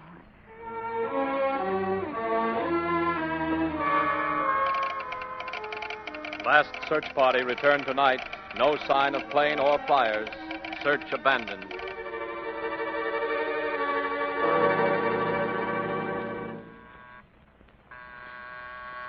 That's Miss Maggie ringing. You go up, Jefferson. I just can't look at her face no more. I just can't. I'll go. Who is that gentleman up there? That gentleman's from New York. That's Mr. Peters' lawyer. Go along now, Jefferson. Don't keep her waiting. But it's so hard to believe. It's so hard to understand, Jock. I know, Maggie. But you've got to think of yourself. Sleep and food Oh, what and... for? I don't care. You know, all those weeks he was missing, I kept hearing him come across in that silly little plane of his. I really heard him this morning. Maggie. Oh, of course, it was only Jefferson with his lawnmower. There was no one else like Pete in the whole world. Remember those silly little sketches and that crazy old whistle and... Oh, but you knew him very well, didn't you, Jack? Oh, yes. School, college. I knew Pete. Oh, Jack, you'll have to forgive me. Of course. Yes? Oh, yes, Jefferson. I wanted to tell you that Mr. Thompson is staying for lunch. Yeah, some. And Jefferson, don't you and Violet go around looking like that. Mr. Pete is just gone, that's all. Just gone. Yeah, some. Poor Jefferson. He and Violet loved Pete very much, and... Everyone did, Maggie. There must be some satisfaction in knowing Pete was doing something worthwhile. I know. I've thought of that. But don't you see, I made him do it, Doc. He was a very happy man, Maggie, and he wanted to go on that trip. He called me from Washington the day he left. He called himself the big family man. He wanted children. That would have been something, wouldn't it? What? Something of his to live on. Pete's child. Oh, yes. If I could only scream or something, Maggie!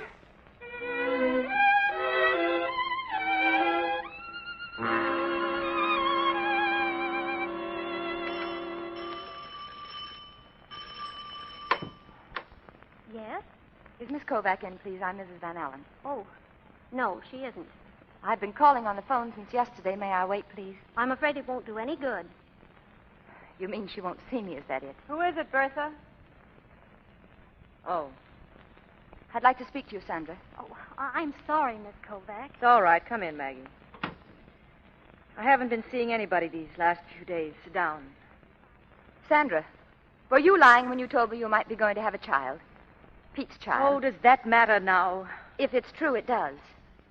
Sandra, do you remember telling me in Philadelphia that if I wished to leave Pete a letter and marked it personal, he'd receive it unopened? Well, here's a letter from you to Pete marked personal, and it is unopened.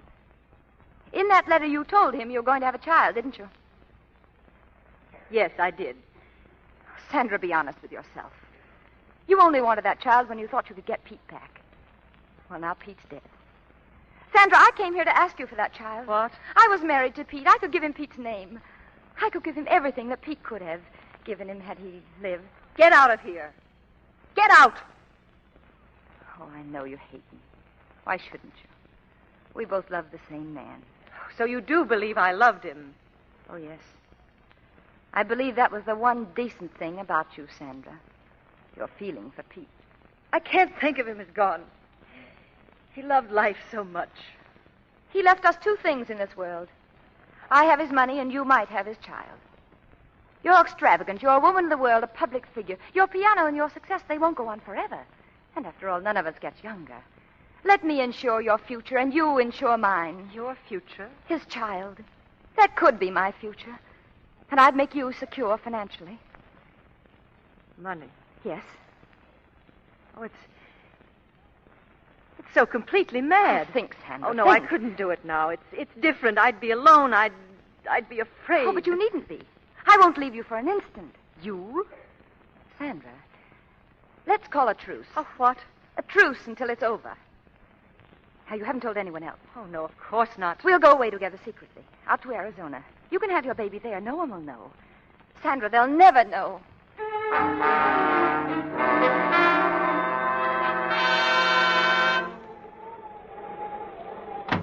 Maggie, is that you? Hello, Sandra. Where have you been all this time? Well, I drove into Yuma for a few things. You have to stay all day? That's 100 miles round trip. Here's some things for you. Cologne, talc, bath salt. It's lilac I couldn't get gardenia. In that big box. Oh, things we'll need later. What things? Stuff the doctor ordered. Did you bring my sleeping tablets? No. Forget them? No. Well, why? I asked the doctor. What did he say? He said no. Well, you couldn't have told him how badly I was sleeping. I told him how badly I was, and he demanded me. But I have to keep my eyes on you. You're an expert at that. Where are the matches? What for? I want a cigarette. Sandra, how many is that you smoked today? My third since lunch. Well, there are only 7 left, and this pack holds 20. All right. I smoked 12 cigarettes since lunch, and if you really want to know, I had 6 this morning. I knew that. Spying on me. Well, I have to. Why? Because, Sandra, you're such a liar. Well, you smoke your head off. Oh, sure, but that's me. I'm not special. Come on now, why don't we take a walk? Oh, it's too cold. Well, you wear your fur coat. That's a good idea. I'll wear my new mink cape. There might be a photographer from fashion waiting to snap me as I step over a cactus.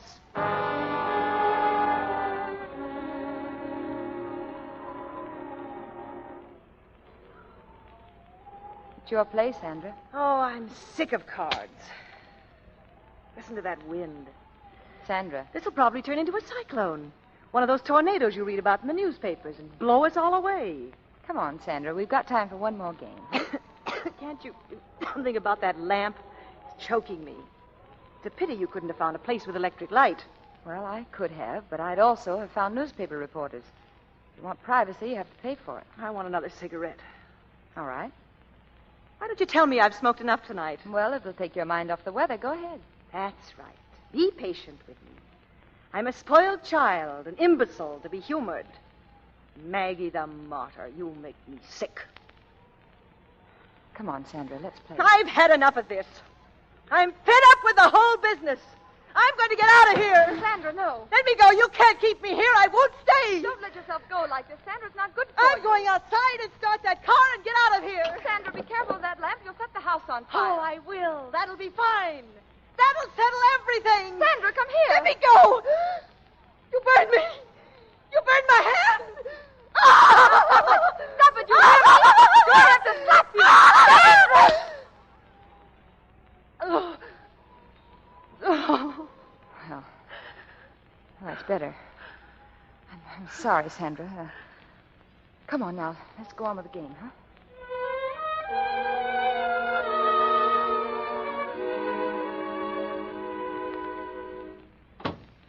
Well, Doctor? Any minute now. Got that water? Yes, it's all ready. Is Sandra all right? She'll come through this fine. She's as healthy as a horse, that woman. You seem more worried about this baby than she is. I think I am. Ever have a child of your own? No. A pity. Just the sort of woman who should have him. Oh, well, you'll have plenty of time. I suppose so. It spells life with capital letters. A woman without a child is like a man without an arm, the right arm. Tragic, the father dying before the child's born. Did you know the father? Yes. No. What sort of man was he? Oh, he was very handsome, very clever, and very gay. Doctor! Doctor! Well, this is it.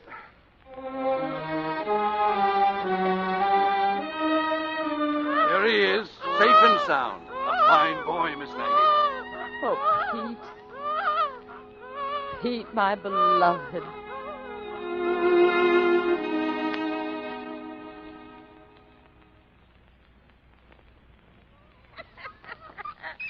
Come on now, young Pete. Up he goes. Have you got his lunch ready, Violet? Oh, yes, I'm all ready, Miss Maggie. And don't he know it? You know, we've had a long conversation about that. Violet, I was thinking. Yeah. Mr. Pete went to college at Yale. I suppose he'd like young Pete to go there, too. Oh, yes, Miss Maggie. But shall I go up and pack his things now? Within the morning be soon enough. He's sure gonna look mighty funny up at that Yale College without no teeth. Maggie, Yes? your Aunt Ada's automobile just come through the gate. Aunt Ada. Oh, I didn't know she was coming. Here, you better feed him, Violet. Yes. Come on, young Pete. Jefferson, there's the telephone. Answer it. Yeah, sir. I was coming telephone. Maggie, where are you? Aunt Ada, I'm in here. Where did you spring from? Washington. I came like the wind. How are you, Maggie? I never felt better. Maggie, I want to talk to you. What's the matter?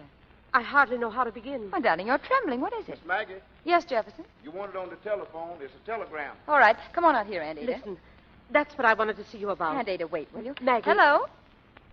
Yes, this is Mrs. Van Allen. From where? Signed Pete. Maggie, your Uncle Ted was down in a place called Manea. Darling, please. Go ahead. Yes.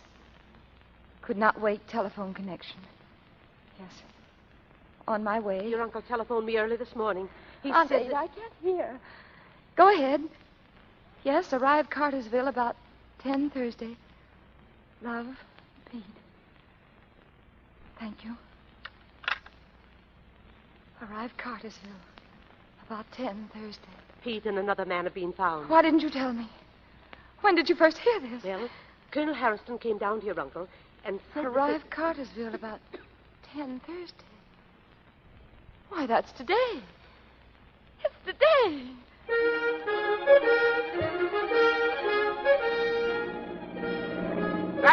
That's Mr. Pete coming down from the sky like an angel of the Lord. Jefferson, you go right in and call that airplane coach. Tell Miss Maggie he's coming straight here. Hurry up!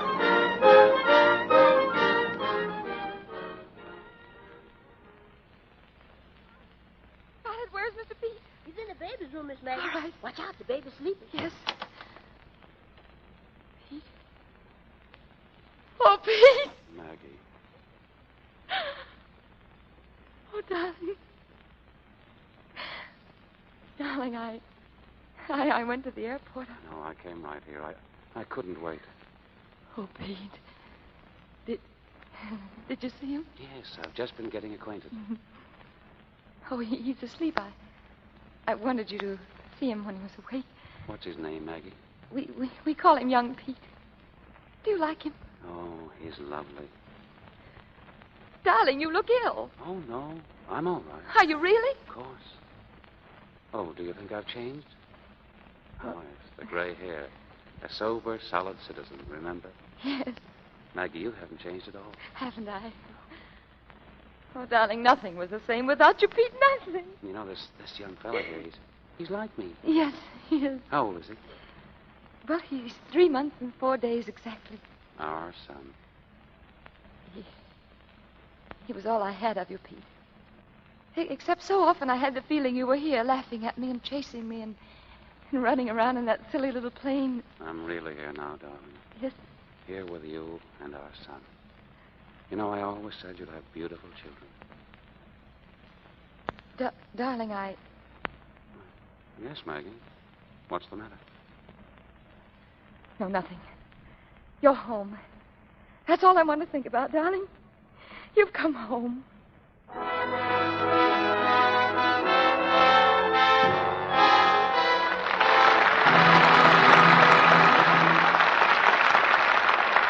We pause now for station identification. This is the Columbia Broadcasting System.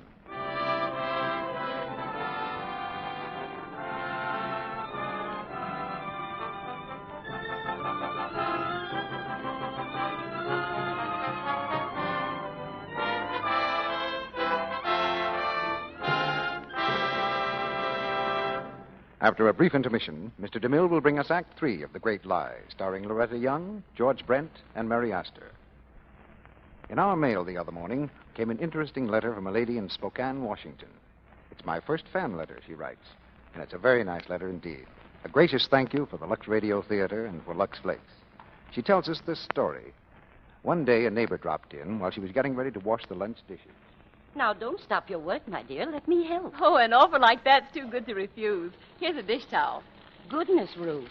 Do you use Lux for the dishes? Wish I could afford to. Afford to?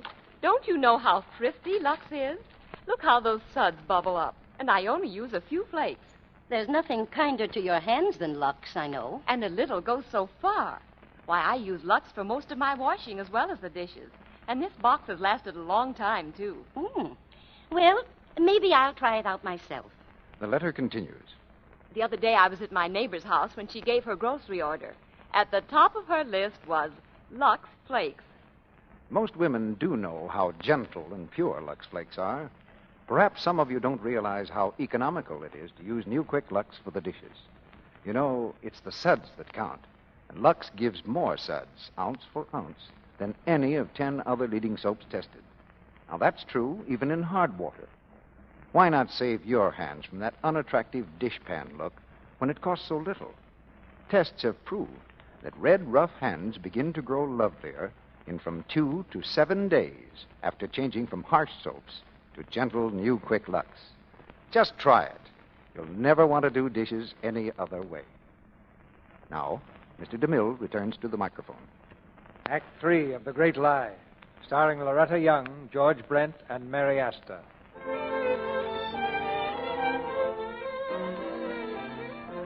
Several months have gone by, and Pete still doesn't know that Sandra is the mother of his young son. Now Pete and Maggie are in New York in a hotel dining room with Colonel Harriston. Pete, the proud father, has just brought out the latest snapshots of the baby. I have dozens of these, Colonel, and if you really enjoy looking at them, I could send you about 50 to Washington. He'll send you 150 if you want. A fine boy, Pete. Fine. Pete, darling. Sandra, well, hello. Oh, it's good to see you. Hello, Maggie. Well, what does one say to a ghost? Just hello, I guess. I couldn't believe it when I heard you were alive. It was in Australia just before a concert. I drank a bottle of champagne and played Chopin's Funeral March in swing time. Have a drink? No, thanks. Oh, I'm sorry. Colonel Harrison, Miss Kovac. How do you do? How do you do? Staying in town long? No, we're going home tomorrow. Oh, running away so soon? Well, we've been here a week, and I miss the country. That's what she says, but don't believe her. She's going back to her boy. Oh, I've got something to show you. Yes, Sandra? Oh, pictures. That's the son and heir. What do you think of it? Why, he's so big. He's 31 inches tall, weighs 29 pounds, has 8 teeth, and he bites. Oh, he's lovely. And here's one taken with his mother. I think he looks like Maggie, but you will have it that he looks like me. He is like you. Don't you think so, Maggie? Yes, I do. Oh, but he has Maggie's smile. Perhaps. I don't know much about babies. Maggie, that must have been quite a moment when you told Pete about the baby. I'd like to have been there. Pete, we better run. We're catching the early train tomorrow. You have to go so soon. Well, anyway, it was wonderful to see you, Pete, and I think your son is grand. Only Maggie could have a baby like that. Of course. I think he'd be a perfect baby, no matter who his mother was. Good night, Sandra. Good night.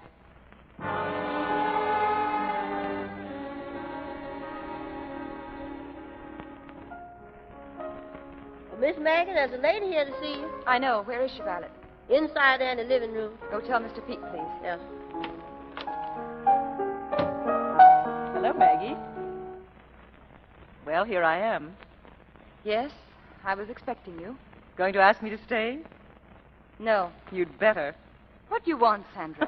Can't even guess, can you? Oh, Maggie, you're marvelous.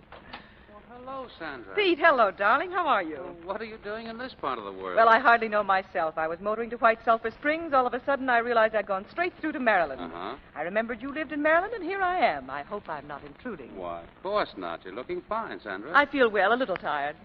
Oh, I love this place. Oh, I must show it to you. I was wondering, could you put me up for the night? I was going to White Sulphur for a rest anyway. I've had a tough season. Why, yes, I suppose we could. Couldn't we, Maggie? Why, yes. Oh, that'd be lovely, thanks. By the way, where's the baby? I can hardly wait to see him. It was a boy, wasn't it? Yes. Would you like a drink, Sandra? Not now, thanks. I'm dying to see the baby. Oh, come on, then. It's upstairs. Pete, it's time for his bath. Oh, I know. Well, can't I see him in his bath? Certainly. Come on. Isn't the proud Mama coming? Come on, Maggie. No, not now. I want to speak to Violet about dinner. You run along. I'll join you later.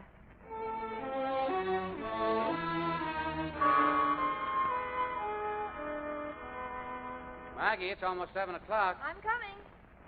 She'll be right down, Sandra. What's the matter? Headache? Didn't say anything about it. Here she is. Hello, Maggie. Sorry I'm late. Cocktail, dear, we're way ahead of you. We've had 3. 3? Oh, Maggie, that wifely tone.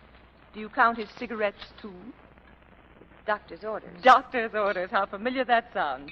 Would you believe it? Once I was under doctor's orders. You? Yes, I had to count my cigarettes, my drinks, and my calories. And what's more, I had a little dragon watching over me every minute to see that I did it. Didn't seem to do you any harm. No, I've never seen you look better. Come on, have another one. Oh, I shouldn't. But how I love to do things I shouldn't. To my hostess, Maggie, my dear, may you always be as happy as you are now. Thank you. Dinner served, Miss Maggie. Good. Come on, Sandra. Dinner. Oh, the air down here has really given me an appetite. You always were a great traveler, Sandra. You'd love Australia, Pete. It's a great man's country. Earthy and exciting. Reminds me of our own West. You know, Arizona. Arizona? Why, that's where young Pete was born. Oh, really, Maggie? Yes, on a little ranch. Not here in the ancestral home? No. Well, that's when I was missing. Pretty grim for Maggie. No wonder she wanted to get away from people. Mr. Pete, Yes? you wanted on the telephone, sir. Long distance. Oh, excuse me. Jefferson, we'll have our coffee in the drawing room. Yes. I'll take my brandy with me if you don't mind. Oh, I love this room, Maggie. It's very like you. Quiet and peaceful. Sandra, what are you going to do? What are you going to do? Nothing. You going to hold me to my bargain? Why, yes. When I made it, I didn't know Pete was alive. When you thought he was dead, you didn't want that baby. Now that he's alive, you want them both. It was never a part of the bargain that Pete should be alive. The money you gave me is in trust. It's never been touched. You're not going to tell Pete. No, Maggie. I'm not going to tell him. You're going to tell him. And I'm going to stay here until you do. Well, that's that. Harrison, that's the new planes he wants me to see. Pete, I think I'm going to say good night. I won't have any coffee. It might keep me awake. And I want a good night's sleep. Sleep? Why, you're not turning in now. Oh, Maggie looks a little tired. Are you, Maggie? Well, but it's so early. Oh, I won't go to bed right away. I'll read and write some letters. Besides, you've got luncheon guests tomorrow, haven't you? Yes. Well, then I think you've had quite enough for one evening.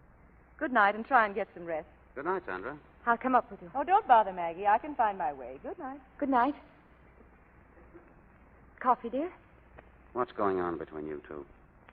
Nothing. Well, something must have happened. Did Sandra say anything to upset you? No, she didn't. Well, then, my darling, don't you think you've let me down a little? How? Well, I don't know why Sandra came here, but I'm sure she came here for some reason, and I particularly wanted to see how happy we are. We are happy, aren't we? Oh, of course, darling. Well, then don't you think you might have taken some other way of showing it? You hardly ate and you hardly spoke. Anyone would think that I beat you in private. I'm sorry. Oh, Maggie, there's something between us tonight. I don't know what it is, but it's like flying in a fog. I can't seem to get my bearings, and I don't like it. We've always told each other everything, haven't we?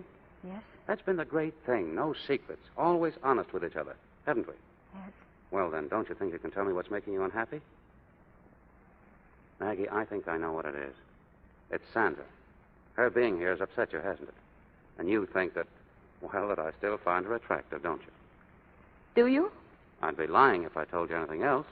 Any man would find Sandra attractive. Perhaps even a little exciting. But don't you see, Maggie, I'm not just any man now. I'm your husband, the father of young Pete, and believe me, that makes a whale of a difference. You and young Pete. You'd have to be a man to know what that means, but it's the tops.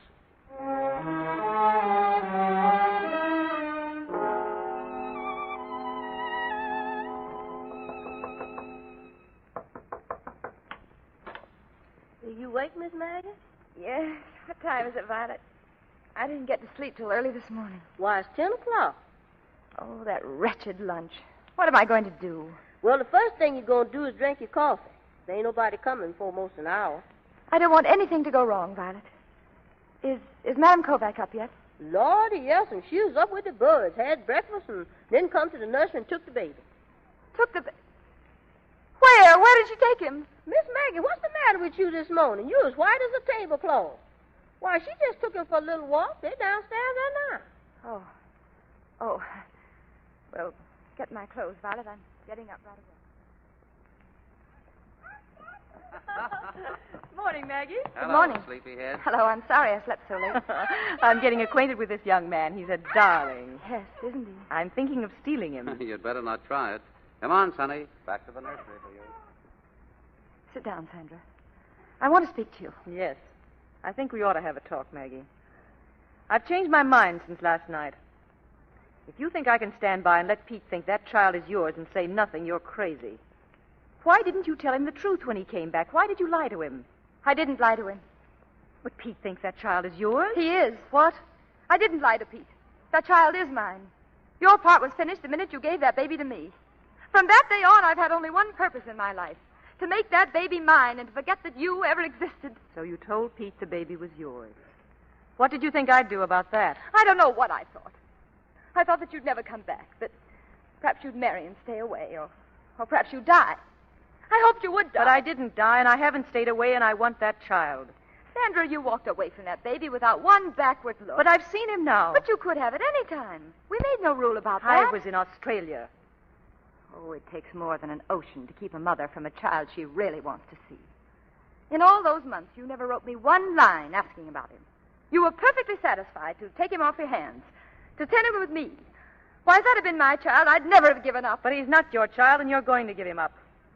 You could justify that lie to yourself, but you can't justify it to Pete. He'll never forgive you, Maggie. Sandra, you're not going to tell Pete, are you? You see, you're afraid. You don't dare tell him how you've lied to him. And I'll tell you something else you're afraid of. You're afraid you'll lose Pete, too, and you will. He never loved you as much as he loved me. You were second choice. You caught him on the rebound. There's only one thing holding him to you, Maggie, and that's my baby. I'd be too proud to hold a man with another woman's child. Pete, come here. What's the matter? Come here. Anything wrong? What are you looking so solemn about? I've got something to tell you. Well, I've lied to you about young Pete. what do you mean? I mean, he isn't mine. What are you talking about? He belongs to Sandra. Sandra's his mother. He's mine, Pete. Yours and mine. I'll tell you as simply as I can. When you were in South America, before you were missing, Sandra told me that she was going to have a child. Your child. And then when you didn't come back and we thought you were dead, well, it wasn't an easy situation for Sandra to face alone. So I went away with her and stayed until young Pete was born. And then I persuaded her to let me take him. It was the only way he could have the place that he was entitled to. After all, he was your son. So Sandra gave him to me so that he could have that place. Wait a minute. That's why you went to Arizona alone. That's why you didn't take Violet or Aunt Ada with you. Yes. Yes, I thought there was something funny. You were always so shy about taking credit for young Pete. And I remember you saying, no matter who the mother is, the baby would be perfect. At the time, I thought that was very sweet. I liked it. I thought it rather touching myself. And you, Sandra, ever since you've been in this house, you've been hammering sarcastically at Maggie about that baby. The proud mother business. I thought there was something. But, Pete, don't you see? Yes, I see. You told everyone the baby was yours. You lied to everyone. When I came back, you even lied to me. How long did you intend to go on lying, Maggie? I couldn't bear the thought of losing either of you. Why are you telling me now? Because now Sandra wants the baby. Oh. You mean you're going to take the baby away? He's mine, Pete. When I gave him up, I didn't know you were still alive. It's different now. Well, how is it different now? Sandra just told me that I was only holding you because of young Pete, her child. And that if you knew I'd lied to you, you'd leave me. Well, Sandra, the baby is yours. If you want to take him, there isn't very much we can do about it. He's a wonderful kid, and we'll miss him, naturally. But, Maggie, thank heaven we've got each other. Oh, darling. Well, this is another side of you, Pete. The noble, forgiving husband side. You're very pathetic, darling, and just a wee bit nauseating. Sandra, wait. Young Pete's not ready. I have to get him dressed, and could you give me just a little while to say goodbye to him? Don't be a fool, Maggie. What would I do with a baby without a man around to bring him up? Pete, you're not forgiving me. I know that. You hate me, don't you? You can tell the truth now. She's gone. You hate me. Mommy. He's coming, young Pete. Don't you worry. Oh, Pete, please say something. Don't just stand there looking at me like that. Say what you're thinking. We'd better go upstairs, darling. I think young Pete wants to see his mother. Oh, darling. Come on, Maggie. Yes, darling. Mommy's coming.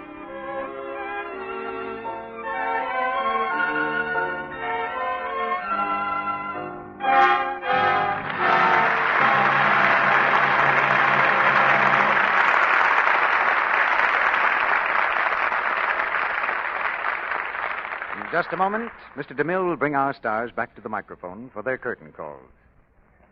Now, here's our fashion reporter, Libby Collins, with a prescription for a spring tonic. This one's fun to take, too. And for just a few dollars, it makes you feel like a million. Here's what you do. Take one spring suit. Doesn't have to be a new one. Add a collection of bright new blouses, and there you are. Take one blouse printed in splashy red roses with a soft bow at the neckline. One tailored blue and white checked chambray with white piqué collar and cuffs. And a plain bright red or stark black to change off, and you've got a grand variety. There are lovely new blouses in the stores.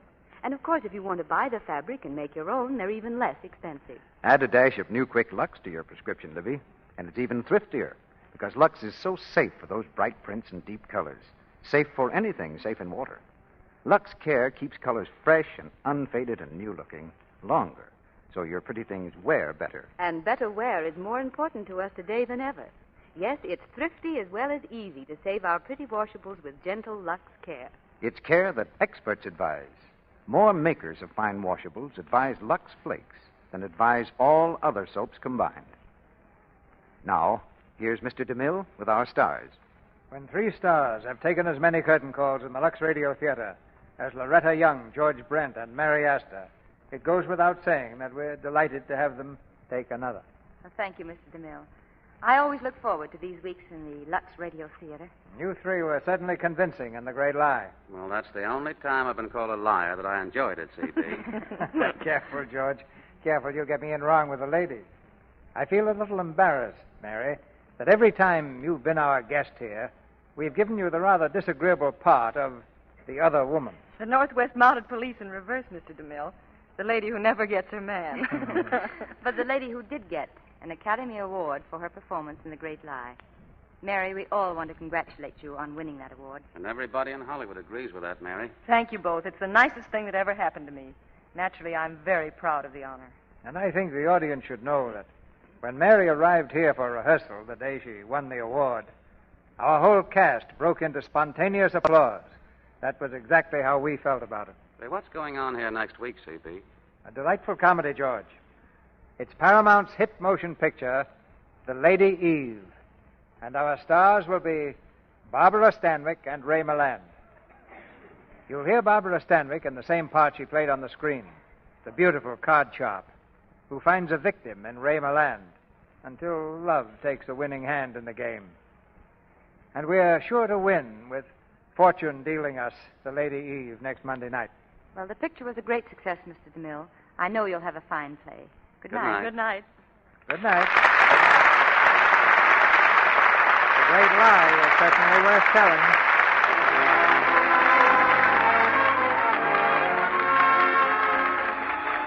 Our sponsors, the makers of Lux Flakes, join me in inviting you to be with us again next Monday night when the Lux Radio Theater presents Barbara Stanwyck and Ray Milland in The Lady Eve. This is Cecil B. DeMille saying good night to you from Hollywood.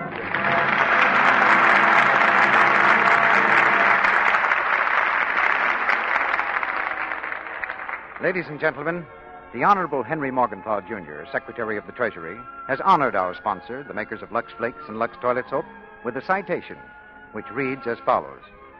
For distinguished service rendered in behalf of the National Defense Savings Program, this citation is awarded to Lever Brothers for radio promotion.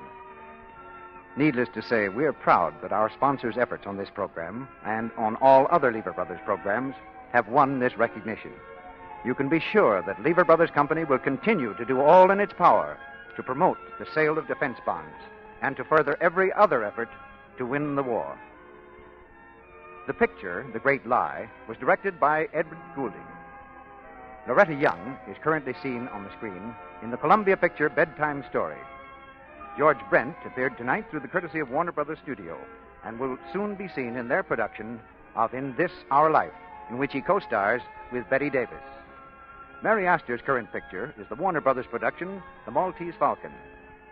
Heard in tonight's play were Ruby Dandridge as Violet, Griff Barnett as Colonel Harriston, Verna Felton as Aunt Ada, Buck Woods as Jefferson, and Charles Seal, Boyd Davis, Arthur Gilmore, Leon Ledoux, and Leo Cleary. Tune in next Monday night to hear Barbara Stanwyck and Ray Milland in The Lady Eve. Our music was directed by Louis Silvers, and your announcer has been Melville Ruick.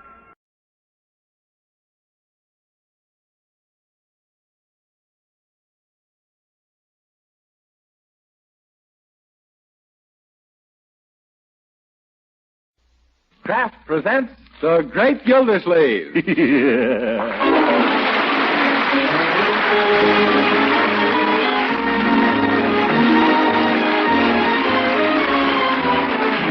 Kraft Cheese Company, who also bring you Bing Crosby every Thursday night, present each week at this time Harold Perry as The Great Gildersleeve, written by Leonard L. Levinson.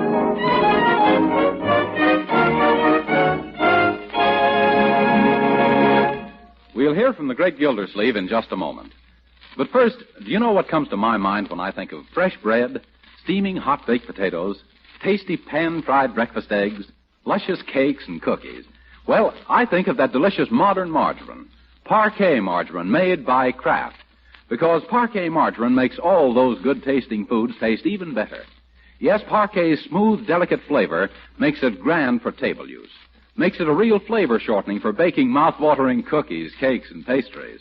Yes, and Parquet margarine is a delicious seasoning for hot vegetables. Makes pan-fried foods tastier, too. That's why I think of Parquet when all sorts of good foods come to mind. And another thing, whether you serve Parquet margarine at the table or use it for cooking, you can be sure it's good for your family. It's made from selected American farm products that are wholesome and nourishing. What's more, Parquet is a highly nourishing energy food, and every single pound contains 9,000 units of important vitamin A. So try economical Parquet margarine tomorrow. Just ask your dealer for Parquet, P-A-R-K-A-Y, the delicious margarine made by Kraft.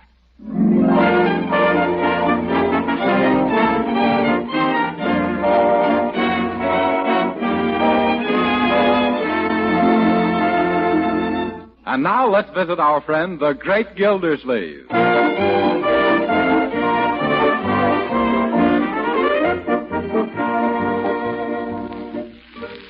More hot cocoa, Judge Hooker? No thanks, Bertie. I'm warm enough. My, but a nice fire feels good on a cold night, doesn't it, Gildersleeve? How should I know? You've been blocking the heat in front of this fire all evening. If you're not careful, you'll give yourself a high hot foot. Gee, Uncle Mort, don't you think the fire is good for Judge Hooker's ideas? I don't know what you mean, Leroy. Well, you said they were just half-baked. Yes. I don't recall. Young man, isn't it time for you to be in bed? Yeah, but you promised I could stay up as long as we had company. Well, that's right, only I never thought the company... excuse me, Judge, I guess my foot's fallen asleep. Oh, you needn't hint, Gildersleeve. I'm going. Only it's been so cozy here, and the conversation's been so interesting. Conversation? Sounded more like a monologue to me. Don't they let you talk down in your courtroom, Judge? Poor man, he's just lonely and blue, that's all. Who's lonely and blue? Why, just because I like the family atmosphere around here, in preference to sitting in that big, cold, empty house of mine, does that mean I'm lonely and blue? Yes. Otherwise, you wouldn't come and stand in front of our fire and get all friendly and pink. Well, maybe you're right. You know what you need, Judge Hooker? Some good woman. No, I don't. I've tried a dozen housekeepers, but they all quit. Well, personally, I don't blame them, Judge. You're as crusty as a carload of peanut brittle. What do you mean, crusty? I'll have you know that I'm still considered one of Summerfield's most eligible bachelors. Yeah? Eligible for what? Social Security? Yeah. Leroy, aren't you in bed yet? Oh, another hint. Bertie, my coat and hat, please. Yes, sir. Now, Judge, don't leave just because Leroy's going to bed. How about a game of old maid, or rummy? No, thanks, Gildy. You play rummy like an old maid, and old maid like a rummy. Oh, a bad loser, eh? Here's your wraps, Judge. Now be sure and bundle up well. Thank you. My, I don't blame the government for clamping down on the weather reports. Why, Bertie? Well, the less said about this weather, the better. I guess you're right. Well, good night, folks. Yeah. Good night, you little legal loophole. Now, don't be too harsh on him, Mr. Gilsleeve. Huh? The poor man is only hungering for companionship. Yes, and our food. Why, when he looks at you in this nice house with your nice niece and nephew and eating all the nice meals I fixed, he gets so green it looks like spring is here again. Yeah. You know, deep down, Bertie, I really like the little duffer. And when I spoke about him needing a good woman, I didn't mean a housekeeper.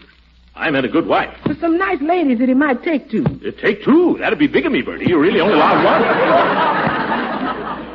Sam, are you going to marry off the judge? Well, I don't want to count my chickens before they're hatched, but Leroy, I thought I told you to go to bed. You did, Uncle Mort, twice. Well, I'm not going to tell you again. Gee, that's swell, Uncle. It was getting sort of monotonous. Yeah. Okay, I'm going right now. Yeah.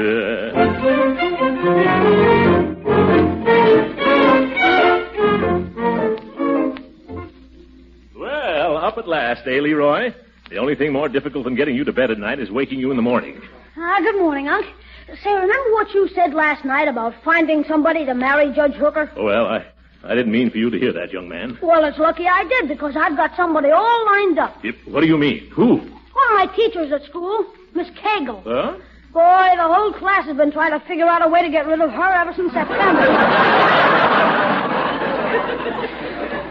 If they have? Yeah, well, they'd be glad when I tell them the judge is going to marry her. Whoa, here. Wait a minute, Leroy. First, what sort of a lady is this, Miss Cagle? Well, to give you an idea, the kids elected her Miss Poison Puss of 1942. Unanimous. Why, she's so... But if she's anything at all like that, why nominate her for the title of Mrs. Hooker? Is that wrong? Well, after all, we're trying to make the judge's life brighter. Miss Cagle sounds like a drip with the first water. Oh, gee, that's right. I was so anxious to get her off our hands, I didn't realize what a dirty trick it'd be on the judge. Yes. Well, we'll have to think of somebody else, I guess. Excuse me, Mr. Gildersleeve, but how about looking here in the morning paper? The morning paper? For what? For the bride. Maybe one of the persons in the personal will turn out to be the judge's dream girl. Well, thanks, Bertie. No harm in looking. Let me see. Oh, yes, here we are. Personals. Attractive young lady, blonde, wishes to meet sympathetic gentleman of means. Object, Hollywood. No, I don't think that's the judge's style. Read the next one. That sounded better. Yes. Here it is. A well-to-do widow interested in meeting professional man over 50. Have refined tastes and grand piano. Also private income, own car, and 7 delightful children who will add life to any home. Oh. Jeepers, 7 kids. Yes, wrong number.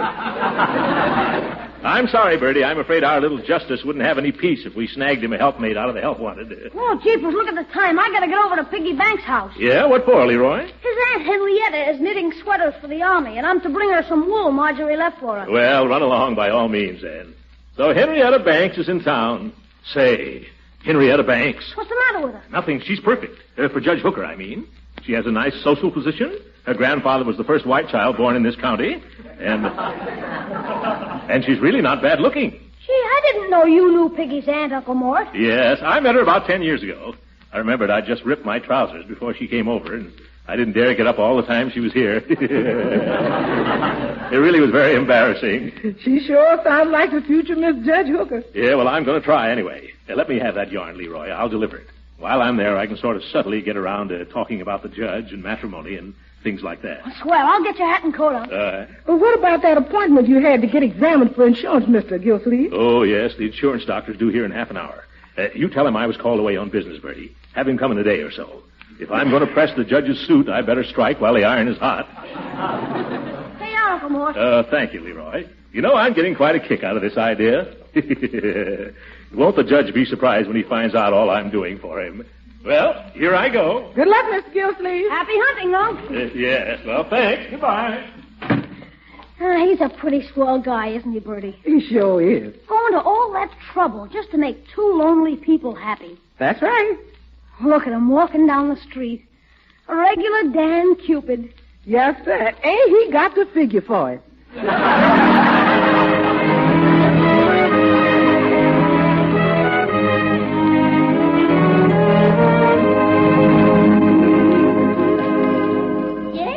Yes, I'm coming. Oh, yes. Well, little Henrietta Banks.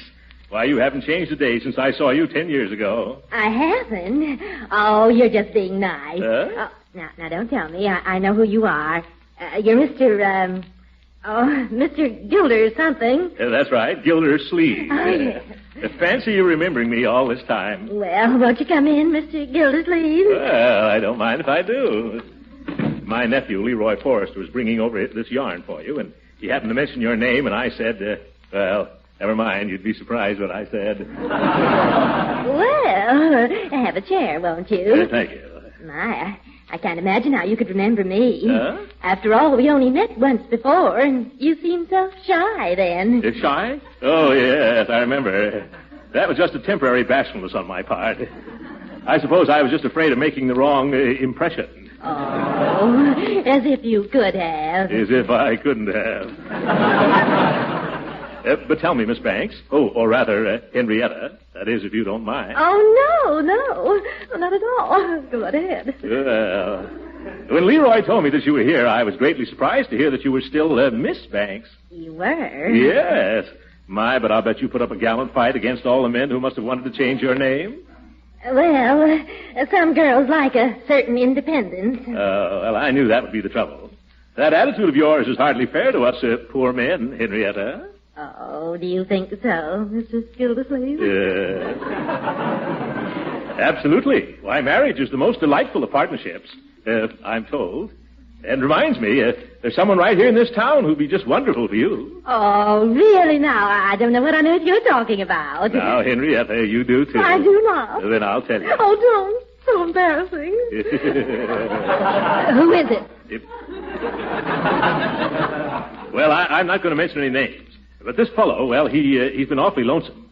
When I heard your name this morning, when he heard your name this morning... Yes, I understand. Well, we... Oh, Mr. Gildersleeve, you haven't changed a bit. You're just as bashful and boyish as you were the first time I met you. Well, I wasn't quite prepared. Possibly I'd better come back another time. Yes, I think I should go now. You'll be hearing from me later. I will. Goodbye, Mr. Gildersleeve. Oh, not goodbye. Au revoir, Henrietta.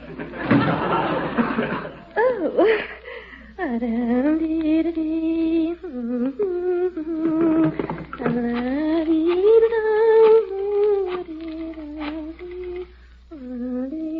Oh, hello, Martha? Oh, Martha, you're acquainted with everyone in Summerfield. Well, Tell me all you know about this Mr. Gildersleeve. Yes, that's the one. Yes? Yes? no. Well, what do you... No. No. Oh, no. Well, lucky me.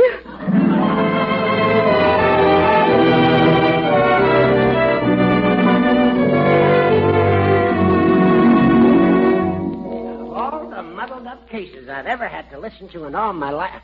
Oh, hello, Gildersleeve. Hi. Glad you dropped in. How's everything? Coming along better than you'd ever suspect, Judge.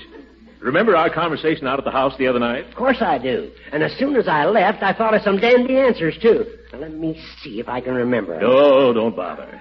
But there's one thing I've been thinking about, Gildy, old man. Yeah? What was that, Judge? You remember saying that what I needed was a good woman? Yeah? I didn't give that much thought at first, but now I believe you're right. Oh, that's fine. And I have a little lady who'll be just the person for you. You think she'd know how to run my home right, huh? Oh, yes, and make you very happy, too. Hope she knows how to cook. Oh, yes. I'm sure she's a wonderful cook. Very nice looking, also. Not interested in her looks, Gildy. At my age, a good cook is a lot more important than a pretty face. Oh. Well, this lady is both. She has both. Huh? That is, she is one and has the other. When would you like to meet her? Sooner the better. Well, how about dropping over to our house for dinner next Friday? I'll have her there, too. Fine. Only you needn't go to all this trouble. Couldn't you just meet me here and we could settle the whole thing in 10 minutes? Yes. Oh, no, you can't do things that way. Why not? Well, how do you know you're going to like each other, Hooker? Huh? This is a serious step you're about to take. You've got to approach it cautiously. Oh, maybe you're right. Believe me, if she's all that you say she is, I'll keep her for life. Well, I should hope so. Oh, Judge, recess is over. All right, Bailiff. I'll see you Friday night, Gildy. Yeah, all right, Friday night. So long, Judge. Say, Your Honor, if you're still looking for a housekeeper... No, never mind. Mr. Gildersleeve has found a woman who sounds like a perfect servant. Well, that's nice of him. Yeah, he's a pretty good friend. In his fat, bumbling way.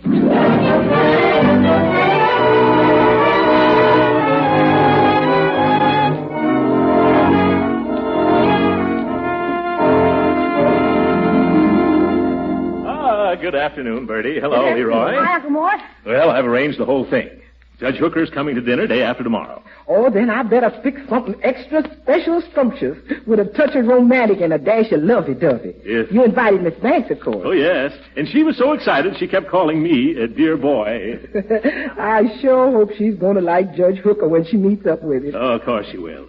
Just as soon as I tell her that he's the unknown admirer who's been sending her the flowers and candy and poems. Say, did I read you the new poem I sent her last night? No, let's hear it, Unc. Yeah, I've got a copy of it here under the desk somewhere. Ah, yes, here it is, under the water bill. Yeah. Listen to this, folks. Oh, Henrietta, sweet Henrietta, I can't forget a girl like you. Wherever I go, I see your face, in the sun and the snow or any old place. Your smile turns the winter into spring and makes my poor heart go ting-a-ling-a-ling. And though I'm so shy, I worship from afar. Way up in my sky, you're the number one star.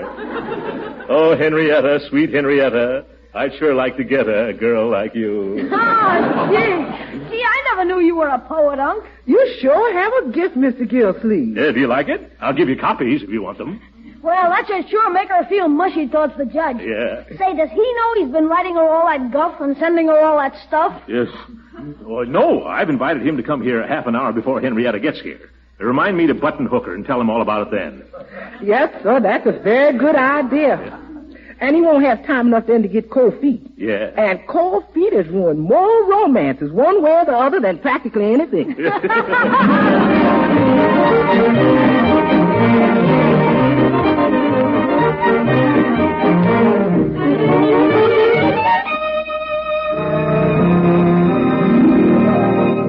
Well, is everything set, Bertie? Yes, sir, right to a T. All the judge's favorite dishes to put him in good humor. You know, I planned to decorate the table with orange blossoms so Miss Banks would feel like a blushing bride when I couldn't get none. So I used oranges so we was out.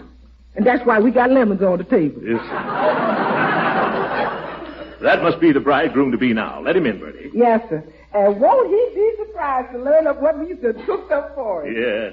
Leroy, leave those olives alone. Yes, sir, I was just rearranging them, that's all. Really? It ain't the judge, Mr. Gilsleeve, it's the insurance company. They done sent another doctor to give you that examination. Oh, my goodness. I can't make it now. Tell him I'm busy. Have him come here another time. Okay, but you better hurry before the rates go up. The rest? Gee, of all the times to show up just when we're ready to put over a big merger like this. Leroy, I wish you'd include yourself out of this affair. It's a delicate matter involving the future happiness of two fine people. And I don't want you in your juvenile way to mess it up. Oh, don't worry, Uncle Mort. I know my part. As soon as they go in the living room after dinner, I'll start playing those Nelson Eddy, Jeanette MacDonald records. Well, you're a bright boy, Leroy. That's right. Don't slip up now. The doctor done went, but he's been replaced by another visitor, Miss Henrietta Banks. What? Oh, she's too early, Bertie. Why, the judge isn't here yet. Of all the numbskull females that ever are. Hello, Henrietta. My, how lovely you look tonight. Oh, thank you, Throckmorton. Yeah? And dear little Leroy, how are you this evening? Well, just fine, Miss Banks. Oh, come now. No more of this Miss Banks, darling. Just call me Auntie. Uh-oh. Well, how are you, Throckmorton? The cat still got your tongue? Who, me? Oh, no. We don't keep a tongue. I mean, nobody's got our cat. Won't you have a sit down? Thank you.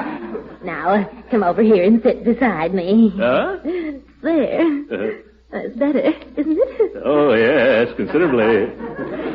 You know, I was so anxious to find out what your surprise was. I just couldn't wait. Oh. That's why I'm here so early. Do you think I'm acting like a giddy young schoolgirl? Yes. Oh, Throckmorton, you say the most flattering, precious things. Almost as nice as your poems. Yes. My poems? But I never wrote you any poems. Oh, come now, don't deny them, you shy, modest boy. But there must be some mistake. Why, not at all. Oh, incidentally, Throckmorton, do you particularly like the color of those drapes at the window? Well, I don't know. I never gave it much thought. Why? Oh, I was just thinking about changing them, that's all. Oh, you mean... yes. That's what I thought you meant. Throckmorton, am I going to get that big surprise before dinner or afterward? Well, Henrietta, looks like you're going to get it any minute now. Excuse me, Mr. Gilsleeve, but there's an important phone call for you. Phone call? Oh, my goodness. Excuse me, please. I'll be right back. Hello? Who is this? Hello, Gildy, old chap. This is Hooker. Sorry I won't be able to make it tonight. What? I got a hung jury that ought to be. You've got to be here, Judge Hooker. You don't understand all the trouble I've gone to. There's surprises and everything. How soon can you get here? Maybe I can install things. Oh, don't count on me at all. What am I going to do about Henrietta, Miss Banks? Oh, you mean the new housekeeper? Housekeeper? Just tell her she's hired. Hired? Yeah, I'll take a chance. What can I lose? But she isn't a housekeeper at all. Then tell her she's fired. Goodbye, Gildersleeve. Well, now I'm really in the soup. Oh, Throckmorton. Is the surprise ready now? Yes, Henrietta, but it's a different one altogether. I don't understand. Yeah, I didn't think you would. I asked Judge Hooker to come here this evening. I told the judge all about you, but he can't make it tonight. Oh, well, that's perfectly all right, Throckmorton. What? It is? Surely. Oh, you don't know what a relief this is to me, Henrietta. Why, you impetuous boy. Don't you realize that even if the judge had come, we couldn't get married without a license? If the judge wasn't going to marry us, he was going to marry you. To whom? To himself. But I don't know him at all. Oh, yes, you do. He's your unknown admirer. Oh, no, that's you. Oh, no, that's the judge. All right, then bring him here and let's see. See?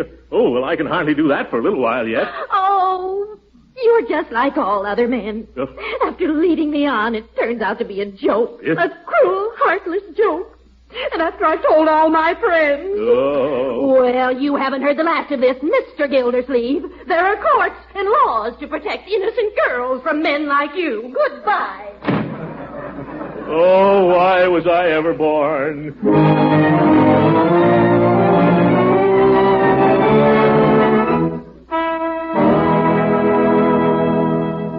I'm telling you, Judge, Leroy got it straight from the little Banks boy. His aunt has called in some lawyer named Taylor. Oh, he's a tough man, this Taylor. He'll take you straight to the cleaners.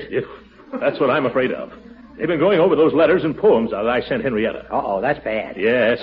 If they ever read those poems in court, I'll never be able to hold up my head again in Summerfield. That serves you right for trying to marry me off. Gildersleeve, you're a pretty stupid Cupid. But I meant everything for the best, Judge.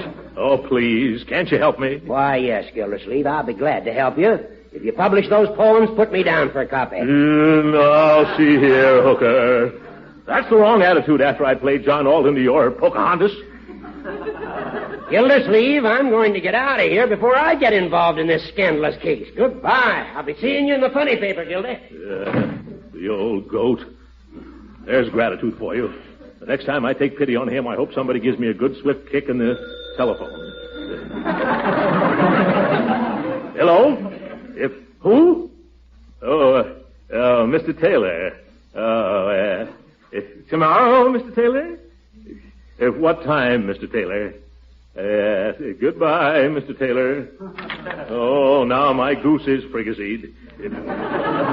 Bertie, Leroy. What is it, Unc? Did you call Mr. Gildersleeve? Yes, more bad news. Henrietta Banks is sending her lawyer over to see me tomorrow afternoon. She's going to sue me for damages if I don't marry her. Oh, gee, if you could only show her that you'd make a terrible husband. It's nonsense, Leroy. I'd make a wonderful husband. What am I saying? I'd be awful.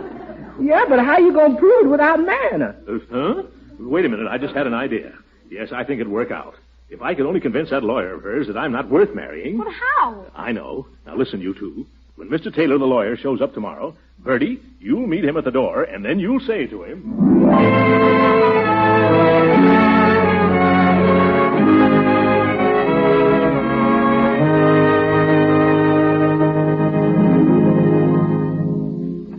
Come right in, mister. You can see Mr. Gildersleeve, but you got to promise to be quiet while you're in there, on account of he's a mighty sick man. Oh, sick? Must be something new. Oh, no, he gets this way off and on. Now, here he is, and remember, no getting him excited and no yelling at him. Oh, of course not. I brought you a visitor, the gentleman you was expecting. Oh, yes. How do you do, sir?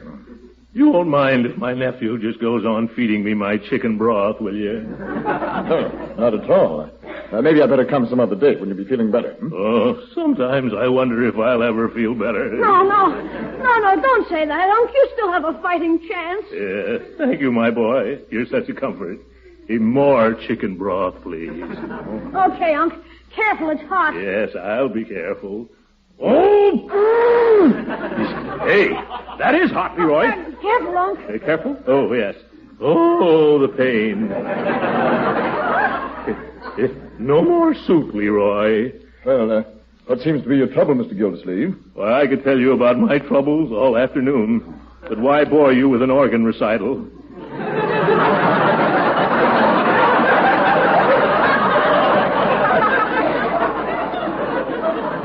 Yes, sir? That man is in no shape to get married, and any lady who gets hitched up with him better be ready to dye her wedding veil black. No, Bertie, never say die. Uncle Mort still has a 50-50 chance. Is that so? Do you want to bet? Oh. Do you want to finish dictating your will, Uncle? Excuse me for interrupting, Mr. Gildersleeve, but what's wrong with you? My heart. Oh, high blood pressure? Alternating with low blood pressure. Rather unusual. Yeah. Anything else? Yes, anything else. Uncle's been given up by 10 doctors, 6 hospitals, and a chiropractor. So you can see, I'm really in no condition to take on new obligations. Well, I should think not. Yeah. I don't see any reason for me to waste any time examining you. I'll just go back and report. Yeah. Oh, excuse me. Hand me the telephone, Leroy. Thanks. Hello? Hello, Gildersleeve. This is Judge Hooker. Say, heard the good news yet? It's all over the courthouse. Congratulations, you lucky stiff. I don't think I understand. Why, you know what's happened. Henrietta Banks has gone and eloped with her lawyer, George Taylor. What? Yeah, well, so long. Well, wow, this is wonderful. All my troubles are over. Now she can't sue me. Henrietta married her lawyer, folks. Say, if she... Then who are you, mister? Me? Oh, I thought you knew. I'm the doctor from the insurance company. What? Oh, yeah. I'm sorry you didn't make the grade, Mr. Gildersleeve. Goodbye.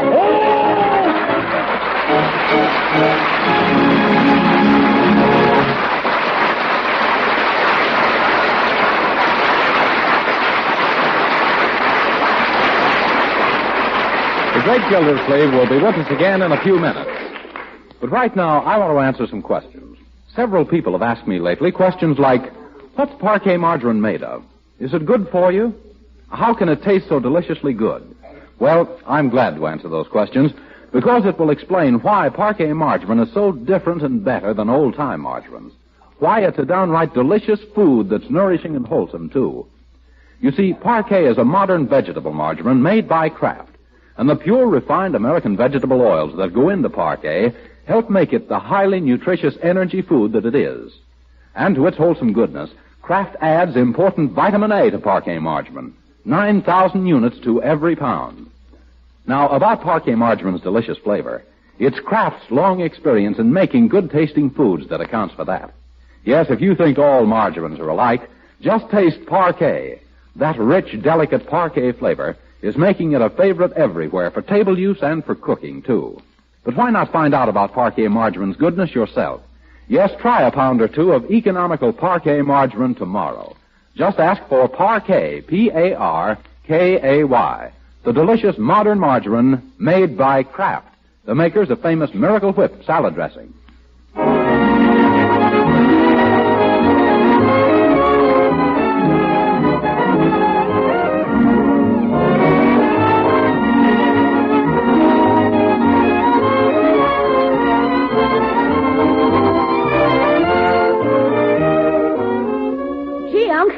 You've been turned down. What are you going to do about insurance? Leroy, I'm going to spend that money for some victory insurance. What do you mean? I'm going to invest in defense bonds that'll pay off in 10 years. Just like an endowment policy. Swell. And meanwhile, your dollars will be fighting for you and for Uncle Sam. That's right. It's a wonderful way of combining business and pleasure, isn't it? Good night, folks.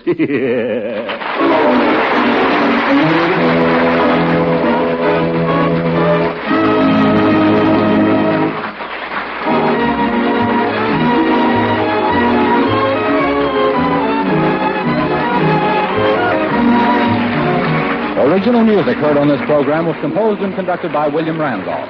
This is Jim Bannon speaking for the Kraft Cheese Company and inviting you to be with us again next week at the same time for the further adventures of the Great Gildersleeve. This is the National Broadcasting Company.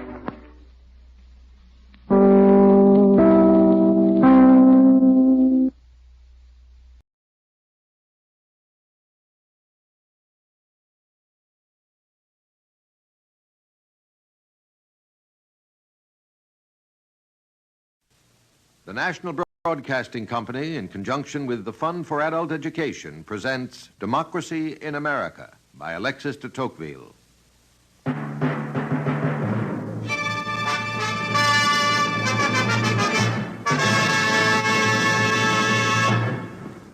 Well, Tocqueville, what are you thinking about as you stare at these picturesque shores?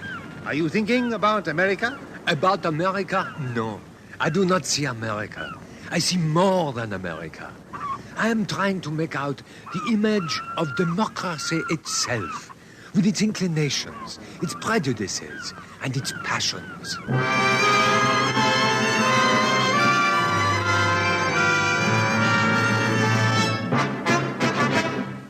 Where could I be better off? A study in Jacksonian America. Item 1 in the series Democracy in America. Prepared by the Division of General Education of New York University, under the direction of George Probst, American historian. A series designed to bring to life the America of 1831, as recorded by Alexis de Tocqueville, and so to illuminate the image of democracy itself. A study in Jacksonian America. Where could I be better off?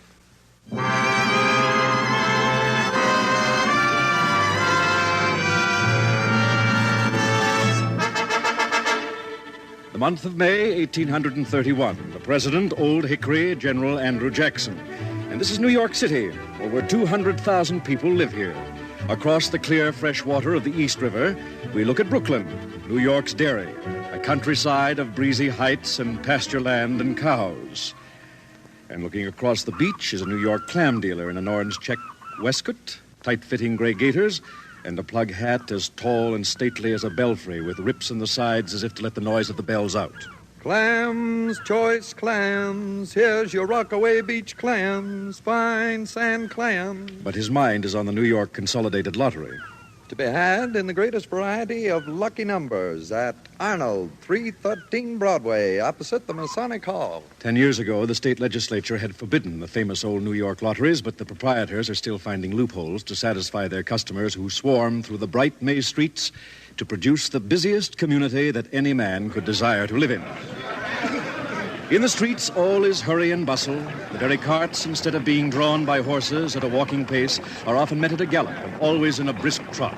Omnibuses are racketing and terry-hooting through the New York streets with as much hubbub, hullabaloo, and general unmitigated uproar as the most optimistic man might expect in a city 7 times the size. Get up there, team! Get up, team! Out of the way there, mister! One side, get up! It is May the 11th, 1831. And on the deck of the fine steamboat President, just coming into New York Harbor, there stand 2 young men, both well-dressed, although both seem very tired. They have been without sleep for some time. They are surrounded by luggage, and they glance back and forth at the sights, as if they were strangers from another planet that had never seen the earth before. They are strangers, come from France to see this curious new land that is supposed to be a democracy. This one, aged 26, is Alexis Charles-Henri Clérel de Tocqueville, son of a French count. As for the harbor and the city itself, well, picture to yourself an attractively varied shoreline, the slopes covered by lawns and trees, in bloom right down to the water. And more than all that, an unbelievable multitude of country houses, big as boxes of candy. I am much struck by how convenient these little houses must be, and by the attractive air they give the countryside. Such is our impression of the city of New York. Beside young Mr. de Tocqueville stands his great friend, also a French nobleman, but 3 years older. This young man, wearing a cloak, is 29. His name is Gustave Auguste de la Boninière de Beaumont. At each instant you glimpse great bays which cut into the shores and form the most picturesque sides. We were full of real admiration. What struck us particularly was the animation given this majestic tableau by the immense number of vessels, brigs, gondolas, and boats of all kinds, which cross and recross in every direction.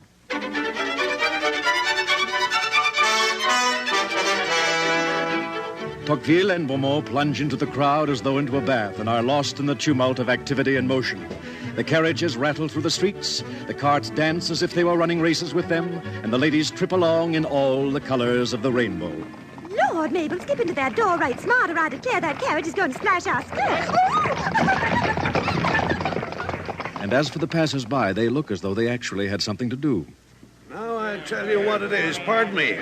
I'm going to let you in on the ground floor of this development. I'm going to let you, excuse me, take an option in the purchase of some real first-rate, pardon me, Western Pennsylvania speculations. Basically, it's a granite quarry, which can Watch where you're going. Ma'am, I'm sorry. So am I. Now, basically, like I say, the investment is a granite quarry that's financing an India Rubber Company, joint stock, and all enterprise, all pure enterprise. Excuse me, if you want to make money... Everybody is walking as if he were in a hurry. Well, if you want to find your way around this country, you'll have to hurry. We firmly believe that if a man means business, he better look as if he meant business. We Americans are born in a hurry and educated at speed. We make a fortune with a wave of a wand and lose it just as fast, and then remake and relose the whole thing in a twinkling of an eye. Our body is a locomotive ripping along at 30 miles an hour. Our spirit is a high-pressure engine. Our life resembles a shooting star, and death surprises us like an electric shock. The governor of the state of New York, Mr. Throop, looks through his boarding house window at everybody in motion and observes, "They all seem as if they were running away from an indictment." And Governor Throop draws out a toothpick and continues to enjoy the May morning and watches the hogs happily rooting around in the gutters, indulging in hearty repasts of offal of every description. And this, too, in the midst of coaches, horses, and pedestrians. Cholera. That's what you're going to get. Cholera. That's what you're asking for right here in New York City. I wouldn't give you more than a dog's chance. Well, experience, sir, has proven that the most efficacious and powerful method of keeping the streets of a town in a state of perfect and refined cleanliness is plenty of hogs. And if the hogs aren't doing the trick, then you haven't got enough of them.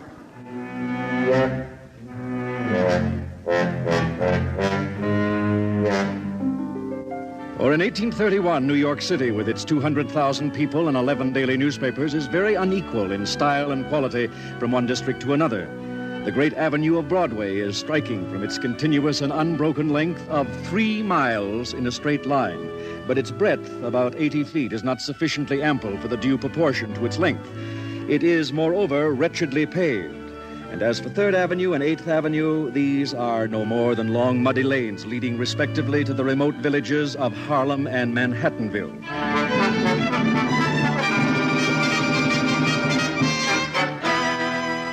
But New York is now and always has been a port, a city of ships. The sidewheel steamers with their long, flaring funnels like postboys' trumpets lie side by side with the forested sailing ships whose long bowsprits hang over the passers-by like sabers at a wedding. We must quickly find a boarding house and get some sleep. Do these people never stay still? Look how they chase along the streets. Everyone seems to be afraid to let the next man get ahead of him. And indeed, an American is always on the lookout lest any of his neighbors get the better of him. If 100 Americans were going to be shot, they would contend for the priority. So strong is our habit of competition. Look, Beaumont, over there. It must be some kind of parade.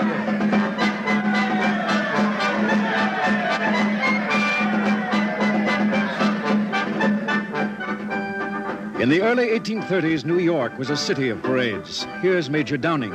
He calls himself a major from the state of Maine. He says he's from Maine, rode in one of those parades with the 7th president himself, Andrew Jackson himself, Old Hickory in person and none other. At least he says he did. I'd like to meet the man that'd disbelieve me to my face with my glass in my hand. You tell him, Major. If you'd been out that day, you'd have seen me and the general figuring considerable large, I guess. There never was anything like it in New York afore. I'll swear to that, Major. There's many an accomplished liar sitting outside the tavern drinking his whiskey and telling his stories, though certainly the great men are a great deal more accessible now in 1831 than they ever became later. One thing strikes me at once. What is that? Look at the people. Look at their general ease. Most of them seem well fed. Most of them seem well dressed. This is a country where men live well by the work of their hands. Irish labourers, straight off the boat, get as much as 75 cents a day. Together with lodging, 3 big meals a day, and 6 to 8 glasses of whiskey, depending on the state of the weather.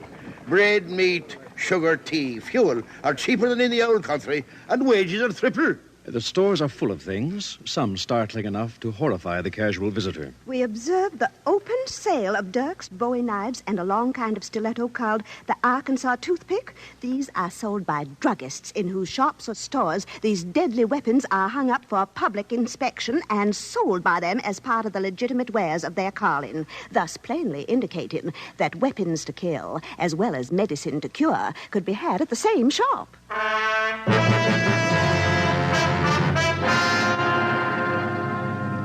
A city of green trees and fresh paint. A lively, new, sparkling city for all its roughness and vigor. Towards each other, the citizens are forthright and breezy, as when the clam dealer calls on the governor of the state. Hello there.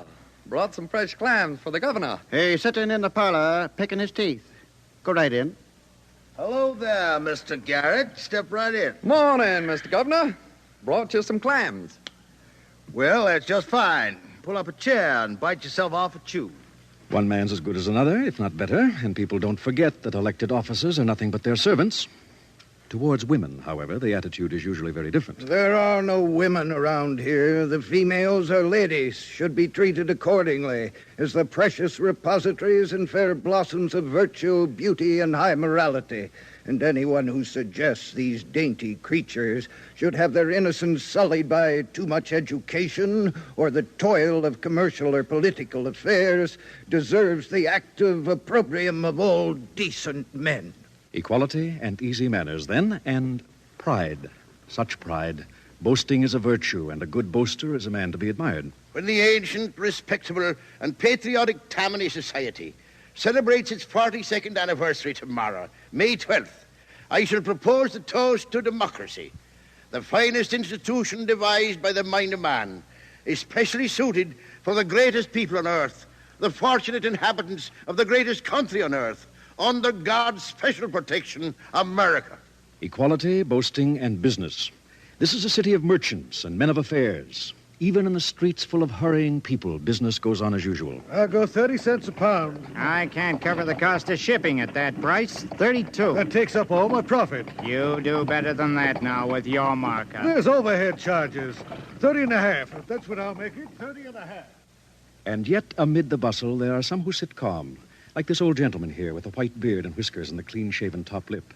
He's reading the Mercantile Advertiser at the foot of Cortlandt Street and seems undisturbed by the bustle. What bustle? This is the 11th of May. You've been here the 1st of May, you'd seen some bustle. Well, why the 1st of May? What's so special about that? Why, New York City, the 1st of May is moving time. Well, how do you mean, moving time? Time universal flitting. Time when everybody moves. People here are very locomotive in their habits.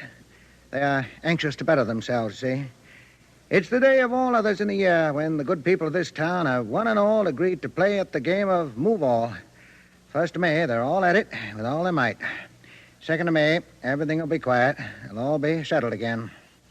Did you move the 1st of May? I most certainly did. I moved every May Day for the last 40 years. Everybody does the same. People can't bear not to be like their neighbors. Oh, it takes a live fish to swim upstream. Well, good day to you. Nice fresh day. And it is a nice fresh day, perhaps a little too fresh. For down here by the water, there's quite a wind. Look at that poor lady, tacking along with the wind behind her skirts and flounces. A lady has a time of it when the wind blows and the dust is flying in clouds, as it does in New York almost all day long. I encountered a puff at the corner of one of the streets, and there I stood holding my hat with one hand and my cardinal cloak, which has 56 yards of various commodities in it, with the other. I thought I should have gone up like a balloon and stood stark still until I came near being run over by a great hog which was scampering away from some mischievous boys. At last, a sailor took compassion on me and set me down at the door of a store. As he went away, I heard him say to his companion, "Damn my eyes, Bill. What a press of canvas the girls carry nowadays." But this lady is not the only one to complain of the wind, for as we near the waterfront, we see the air full of plug hats and people chasing after them. Catch it! Catch it! Don't step on it, you confounded blockhead! But particularly notice this. See the pieces of paper sailing about, together with a variety of vegetables, pieces of linen, and other materials, entirely interrupting the view. Where does all this come from? Is it garbage? No, sir, it is not. All those commodities come from hats. No nation on earth uses a hat for so many purposes as a Yankee. It serves him at once for a head covering, a writing desk, a larder, and a portmanteau. In it, the merchant deposits patterns of various descriptions. The doctor uses it as an apothecary's shop. The married man, returning from market, converts it into a depository for potatoes and other vegetables. And to the traveler, it serves as a knapsack. Look, 66 Broadway. Room for rent. A boarding house. 1831. Now, let me see. I was in New York City at the time. My husband had gone to his long reward. He used to work as a speculator, trading in commodities, you know. You can make a lot of money that way. He didn't, but he sure tried hard. A fine man. I guess that's what killed him. So I opened a refined boarding house for ladies and gentlemen of standing and position. Number 66 Broadway, just down the street from the American Hotel. These two French gentlemen came in off the steamship President, and I never saw two fellas look more tired. They just rolled into their beds in the middle of the afternoon, and I guess they must have slept clean through until 8 o'clock next morning, when I told Kitty to ring for breakfast. All right, Kitty. All the cold meats are on, and the lobsters will be ready in a moment. Might as well let them have the gong soon as it's 8 o'clock. Yes, ma'am.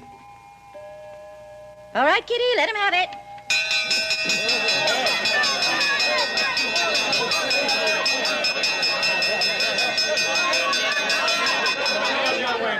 Morning, Mr. Griggs. Morning, ma'am. Do any studying last night? I reckon I did.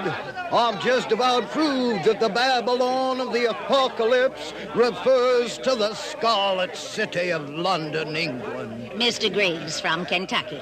Very keen Bible student, though just a piece biased about proving England's downfall.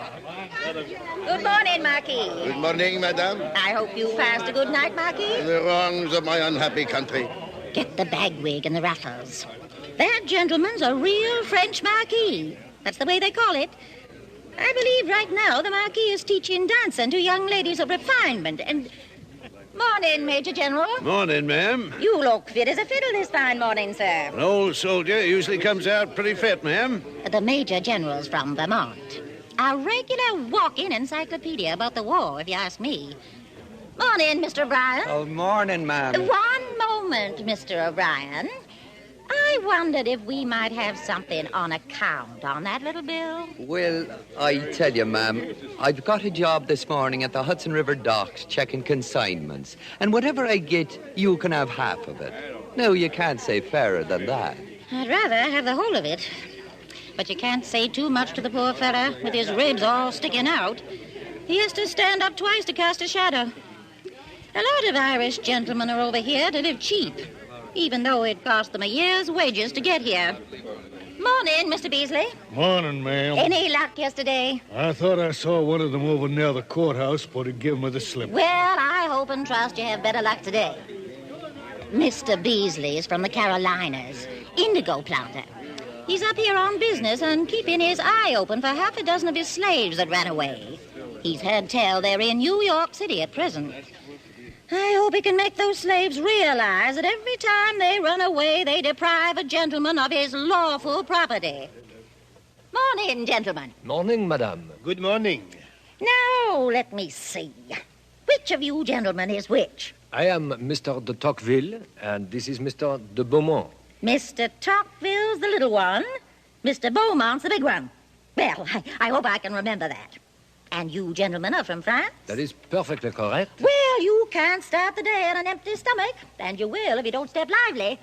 Why, it must be 8:05 if it's a minute. The gong here goes at 8 o'clock, you know, and I wouldn't answer for there being many victuals on the board by 1:15. Then we had better hurry. Sit wherever you like. If there's any left, there's fish, ham, beef, boiled fowls, eggs, pigeons, pumpkin pies, lobsters, vegetables, tea, coffee, cider, sangaree, and cherry brandy.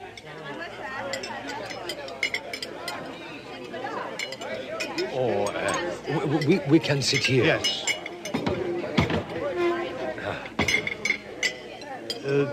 Beef? Thank you.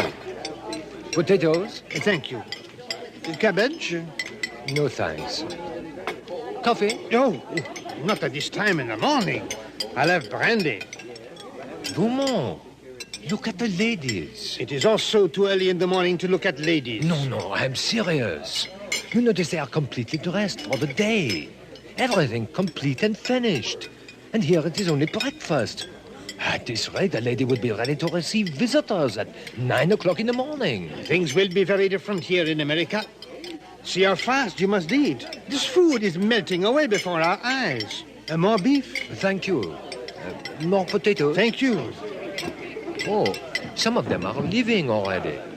Certainly there seems to be very little formality in a democracy. Then you and I shall gobble our breakfast as though we were Americans and hurry out to see the marvels of New York.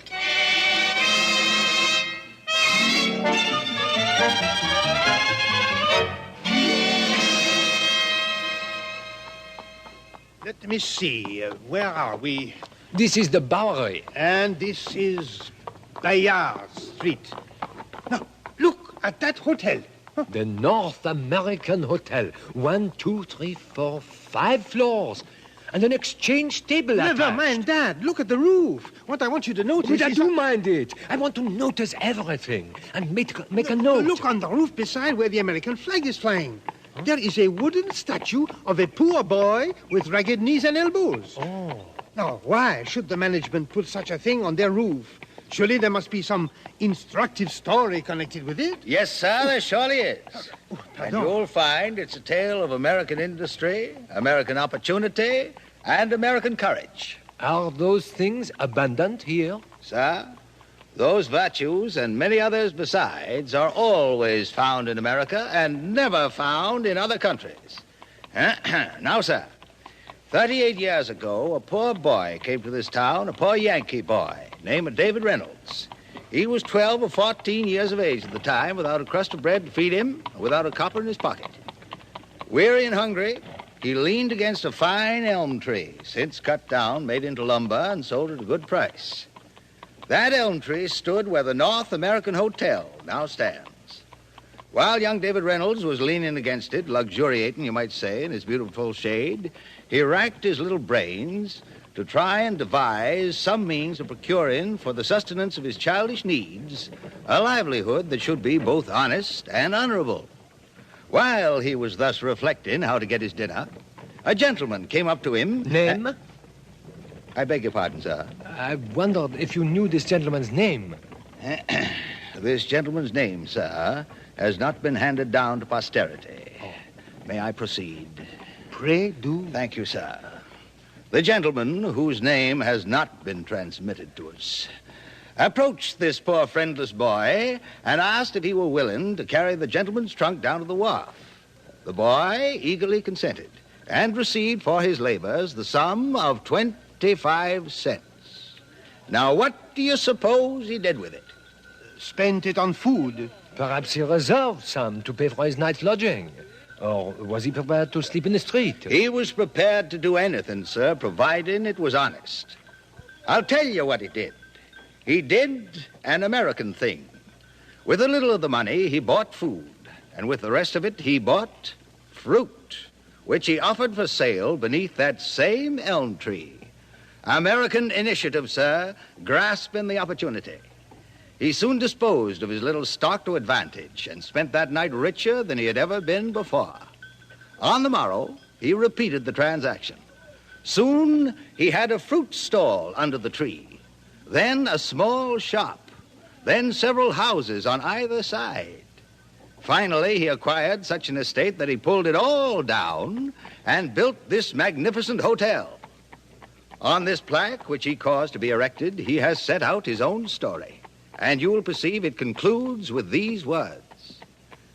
The tree was cut down, but from its beloved trunk he caused his image to be carved. That's it up there. As a memento of his own forlorn beginnings and his grateful recollections. From a penniless, ragged boy, David Reynolds rose to be one of the most prosperous citizens in his community and the owner of the finest hotel in New York City. And possibly the world. That, sir, is an American story. And I myself am David Reynolds at your service. Sir, I'm enchanted to make your acquaintance. Delighted. But tell me this. Do not your fellow citizens hold against you in some way these humble origins of yours? They do not, sir. Most emphatically not. I am a man of property and position, and in New York that speaks for itself. Oh, I trust, by the way, gentlemen, that you are yourselves not in need of lodgings, because if you are... No, thank you, sir. We are already accommodated. And in any case, we must very shortly leave the city. We hear New York is not America, and we want to see all the country. You should see it all. The finest country in the world. Ask any American, and he'll tell you, where could I be better off? Goodbye, gentlemen, and remember that little American story. I think he is right. That is an American story. A poor boy rising to be a large property owner, enjoying the respect of his community. But chiefly because of his money. Perhaps it is the symbol of position, as blood is with us. This is indeed a new world. And one to which we had better become accustomed. I am going to find out about this place, Beaumont, because I think in this country we can perceive something of the future of our own. Democracy? Yes. America is only my setting. Democracy is my subject. It appears to me, beyond a shadow of a doubt, that sooner or later we shall arrive, like the Americans, at an almost complete equality of condition. But first, we must collect the facts. We must dissect American society and search out the elements of which it is composed. We must ask useful questions. The smallest conversations will be instructive. There is not a man, on whatever rung of society he finds himself, who cannot teach me something.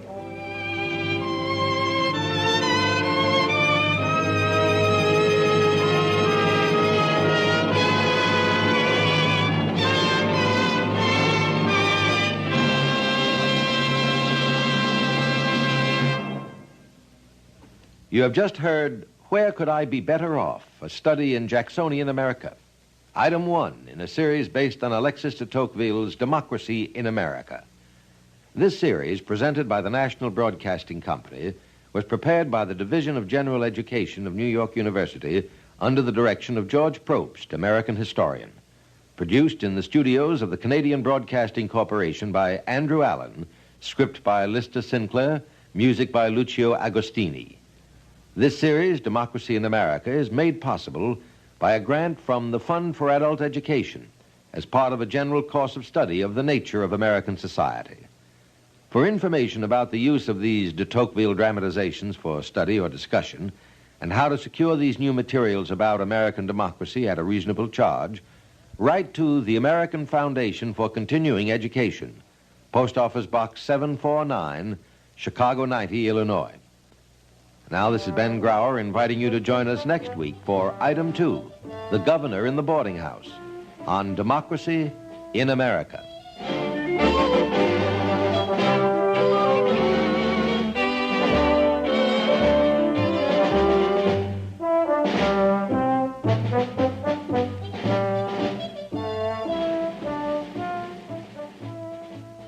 Wherever you travel in the USA, stay well informed.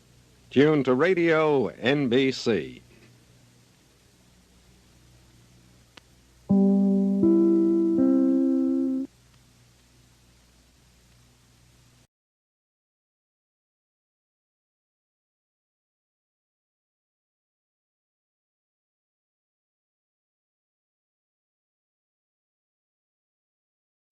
Kraft presents The Great Gildersleeve. Yeah.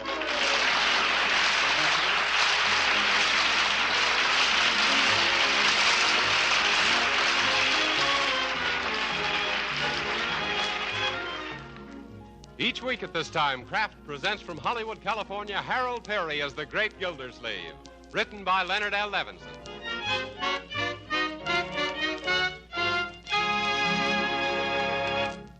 We'll hear from The Great Gildersleeve in just a moment. But first, we might say that one good thing at least has come out of the world crisis.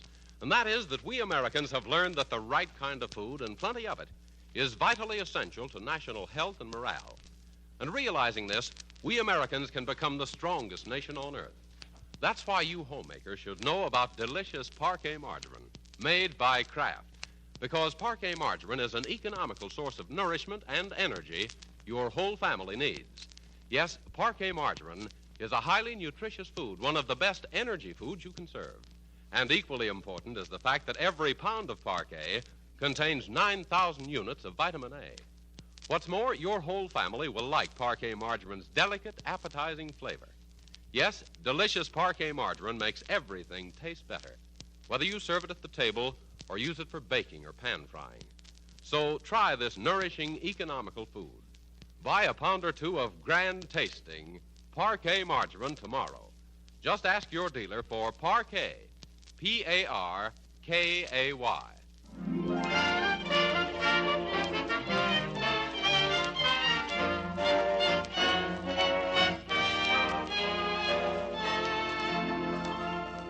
And now let's visit our friend, the great Gildersleeve.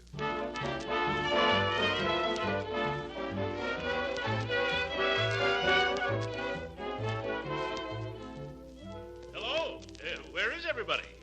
Oh, there you are, Marjorie. Oh, hello, Uncle Throckmorton. Did you bring the things I wanted for dinner? Yes, here's the flowers, the after-dinner mints, and the candles for the cake. I hope this wasn't too much trouble. Not at all, my dear. The market was so crowded I just drifted with the tide. That's how I happened to get this quart of clams. Yeah. How many of these candles do you think we should put on Judge Hooker's birthday cake, Uncle? Well, I don't know. How many cakes did Bertie bake? Oh, now, Uncle, I don't think it'd be polite to put on more than 30. Well, if that's all the candles you're going to use, you better burn them at both ends, then. I don't think he's that old. No? Say, he's got a Lincoln penny that he got from Lincoln. Uncle Mort, I do wish you'd make an effort to get along better with the judge, especially tonight at dinner. Well, seeing that it's his birthday, I'll give him a break. You will? Yes. I won't insult him until he insults me first. Say, do you think he's going to be surprised when he finds out we know it's his birthday? Oh, he'll be dumbfounded. He's got a good start, too. He's been dumb ever since he was founded. Oh, Uncle. Huh? Now, Judge Hooker's really awfully sweet. Well, it doesn't show in his face, then. By George, if I had a puss that sour, I'd take it out and drown it. Say, something smells mighty nice around here. Oh, it's a dinner Bertie's fixing. Oh. And is it going to be delicious? You know, that Bertie is a real treasure. Her dinners are always delicious. The only trouble is I'm beginning to develop what is known as second helping spread. Well, what do you mean? Well, my laps are starting to overlap. Now, don't talk that way, Uncle Mort. Huh? You're just the right weight for a man of your, weight. Yeah. Well, maybe so. Everything's expanding these days. Oh, by the way, Oliver Honeywell's coming to dinner, too. What? Oliver again? Seems that every time we sit down to eat, there's that overgrown St. Bernard puppy yapping around the table. Well, his family's out of town, and Oliver doesn't like restaurants. Of course not. They charge for meals. You know, I don't like to appear inhospitable, Marjorie, but I'm beginning to get bored with Oliver as a boarder. Well, his family will be back by Thanksgiving. Say, by the way, when is Thanksgiving? Anytime Oliver's family comes back. Another thing, Marjorie, can't you persuade him to get a haircut? Oh, well, he says the barber shops frighten him. Huh? He cuts his own hair, and it gets long enough for him to reach. Well, somebody should drop a hint that it's time for the fall harvest. Or else buy him a paper of booby pins. Uncle, you mean bobby pins. You heard me, Marjorie. Oh, let me see. Have we forgotten anything? Oh, I don't think so. Let me see now. Dinner, presents. Yeah. Oh, I ordered a cute singing telegram delivered at 10 p.m. Oh. Say, what time did you what time did you tell the judge to be here? Well, I said that, oh, my goodness. Where's my hat? Right in your hand. What's wrong? I forgot to invite somebody. Who? Judge Hooker.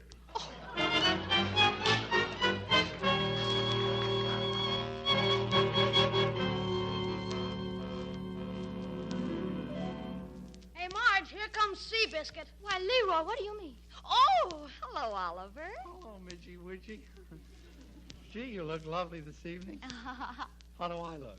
Gee, you look lovely, too, Oliver. Hello, Meatball. Hi, Oliver. How's all your allergics tonight? Leroy, now be more polite. You mustn't make fun of me. Here's Judge Hooker, Marjorie. Oh, hello. Everybody. Dinner will be ready very soon now, Judge. Really, Marjorie, you folks shouldn't have gone to all this trouble. No trouble at all, Judge Hooker. We had to eat anyway. By the way, Judge, do you know Oliver Honeywell? You mean that anemic young calf that hangs around, Marjorie? I've heard about him, but I've never seen him. Well, take a good look. This is him right here. Hello? What? Oh, say, don't mind me. I'm always kidding, Oliver. That's the trouble. Everybody's always kidding Oliver. No. My boy, you mustn't get bitter. Say, why is your ear all bandaged up? Huh? Oh, I did this afternoon when I was giving myself a haircut. You mean to say you cut your own hair? Yeah, I do it with mirrors. But what happened this afternoon? Did the bowl slip? No, I was using manicure scissors. I guess I didn't allow for the curve. Well, your hair looks very pretty with the scalloped edges. Oh, excuse me. Sure. Come in. I'm from the telegraph company. Oh, for goodness sakes, you're too early, boy. Later. Yeah, but I got a message. Come back at 10 o'clock now. Beat it before you spoil everything. Yeah, but... Wrong address, folks. Say, Unc, can I give it to him now? What? Oh, the present for the judge? Why, sure. Let's all give him his presents now. Happy birthday, Judge Hooker. For me? Now, I wonder what's inside. Listen to him. You'd think he was a sweet 16 instead of a sour 60. Go on, unwrap him, Judge. All right, I will. Thank you. Oh, he's opening yours first, sis. Yeah. I hope you like it, Judge. I'm sure I will. Well, what do you think? A necktie. Well. Just what I need. Thank you, Marjorie. Now, let's look at the next one. With all best wishes from Oliver Honeywell. Well, Honeywell. Yeah. You shouldn't have done this. Gee, another necktie. Yeah, isn't it nice? A yellow one with green polka dots. You know, I got one just like that for Christmas last year. And I'll bet that's it. Well, let's see about this one. Although it is not Christmas Eve, here's a present you will receive from your old friend, Throckmorton Gildersleeve. Yeah. Catch on? It's a poem, Judge. Another necktie. Purple this time. Yes, just matches your complexion, Judge. Thank you. I wonder what's in this package. It's from Leroy, I see. One guess, Judge Hooker. It's a necktie, all right, but this one's different. It's got a picture of Superman on it. Yeah. Well, now that the necktie party's over, let's trot into the dining room. Judge, Bertie's fixed a special new dish in your honor. Is that so? I'm flattered. I thought you would be. What do you call it, Gildy? Calf's brains a la Judge Hooker.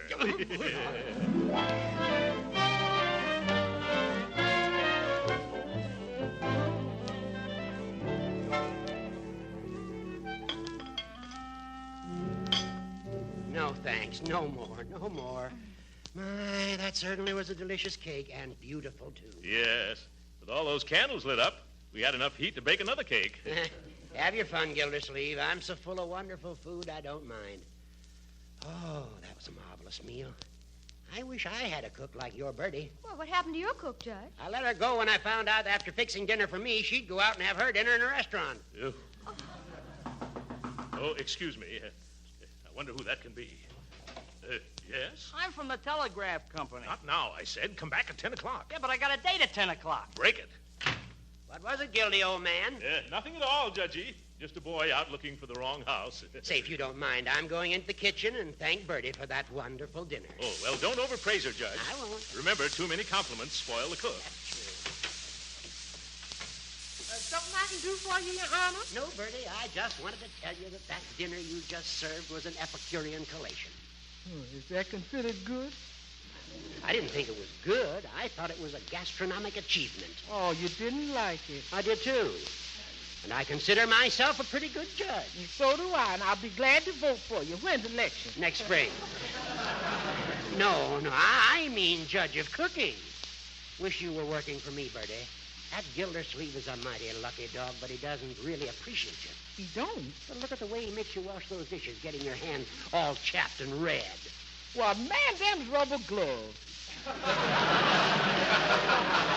Well, the least he could do is to buy you a nice electrical dishwashing machine. I've got one in my kitchen. Say, you'd have a lot of fun operating it. Well, I don't know.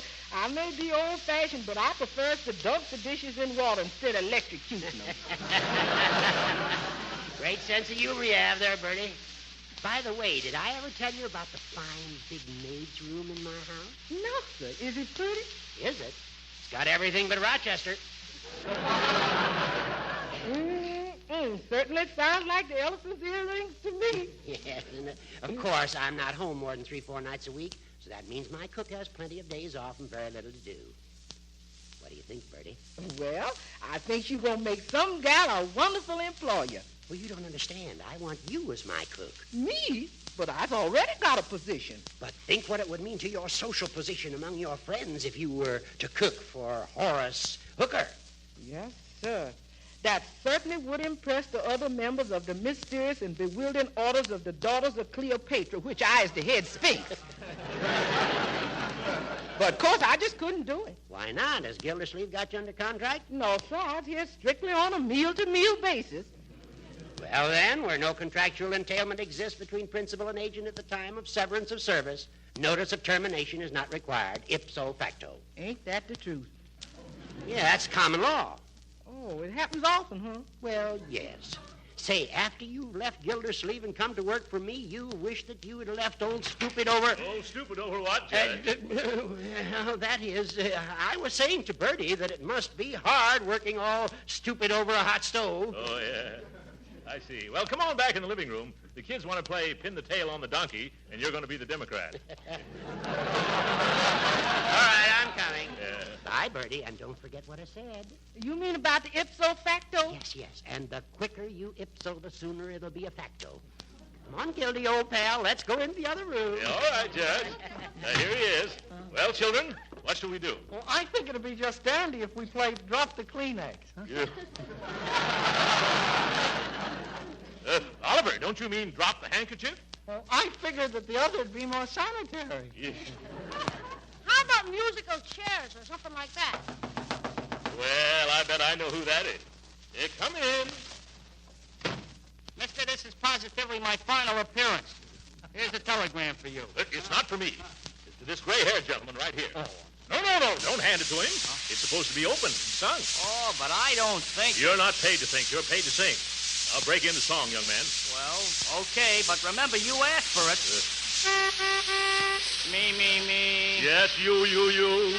Me. Mr. Throckmorton, T. Gildersleeve, I'm in awful bad jam. Can you send me $50 to bail me out? Signed, your brother-in-law, Sam. What? Home telegram. Get out of here.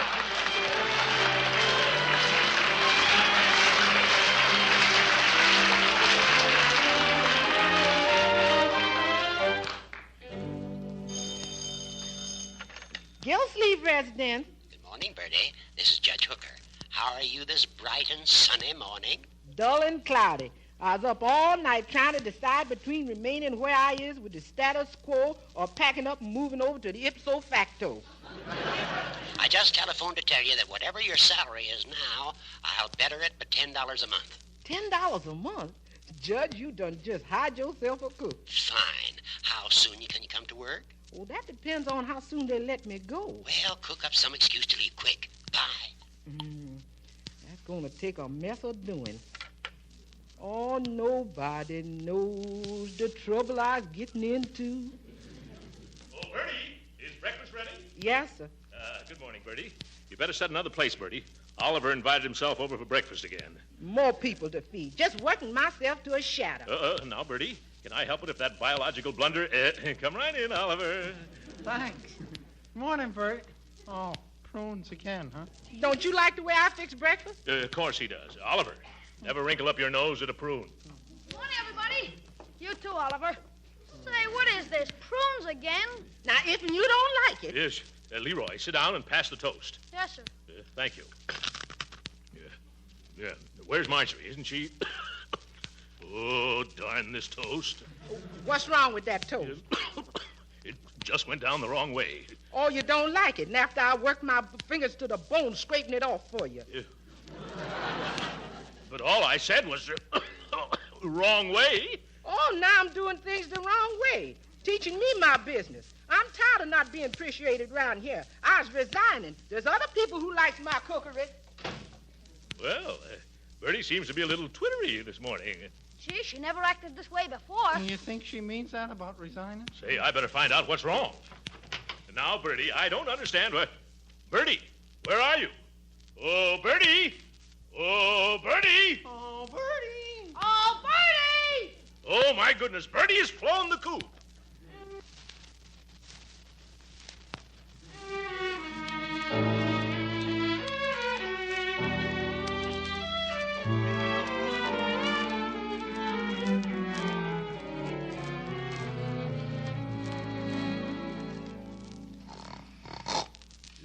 Come. Wake up, Leroy. It's time to go to school, young man. Just give me another 15 minutes, Bertie. Yep. This isn't Bertie. It's Uncle Mort. I just haven't shaved yet. Oh.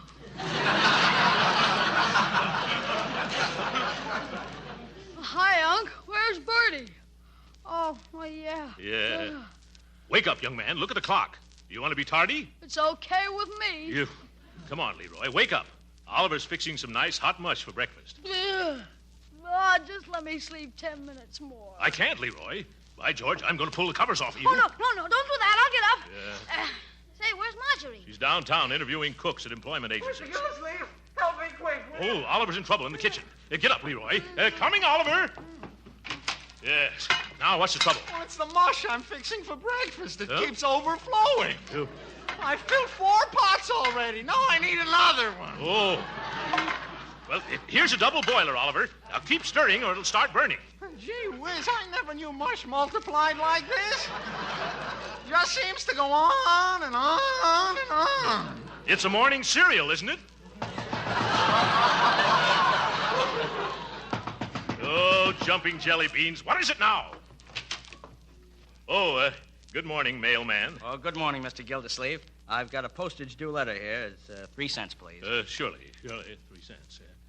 Here you are. Oh, thank you. Say, this letter is for Bertie Lee Coggins. She doesn't work here anymore. Oh, yes, that's your cook. Say, I've got a change of address for her. Better give me that letter back. Certainly.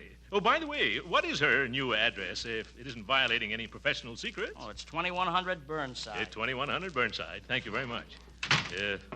21. That address sounds familiar to me. Where have I heard it before? 2100 Burnside. Why, of course. Leroy! Yeah? Oliver! I know who hired Bertie away from us. You do? Yes, I should have guessed it before. It was the judge. No. Yes, that crook of a hooker hooked our cook. Wait till I lay my hands on him. He stole our Bertie, the horse thief.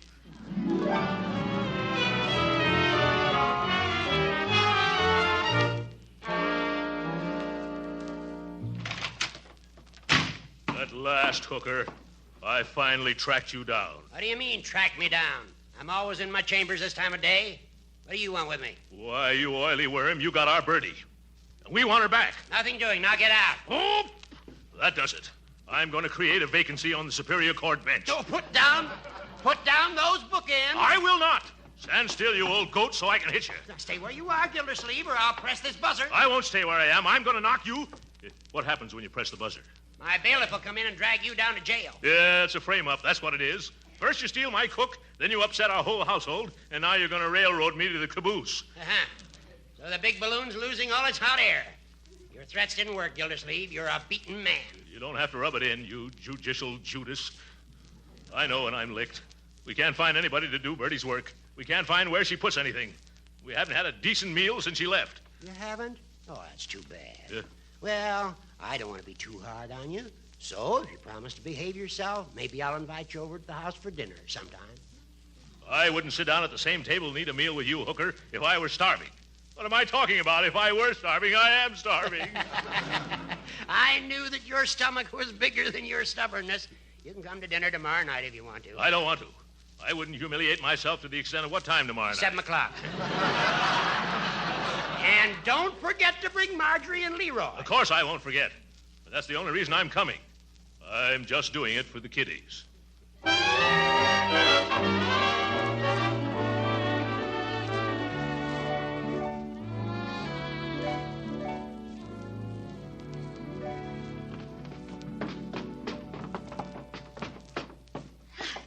Now remember, Uncle Mort, if this scheme is to work, you've got to keep a tight control over your temper. Who, me? I never lose my temper. And Leroy, now don't overdo the business of being sassy. Oh, don't worry, sis. I'm a born actor.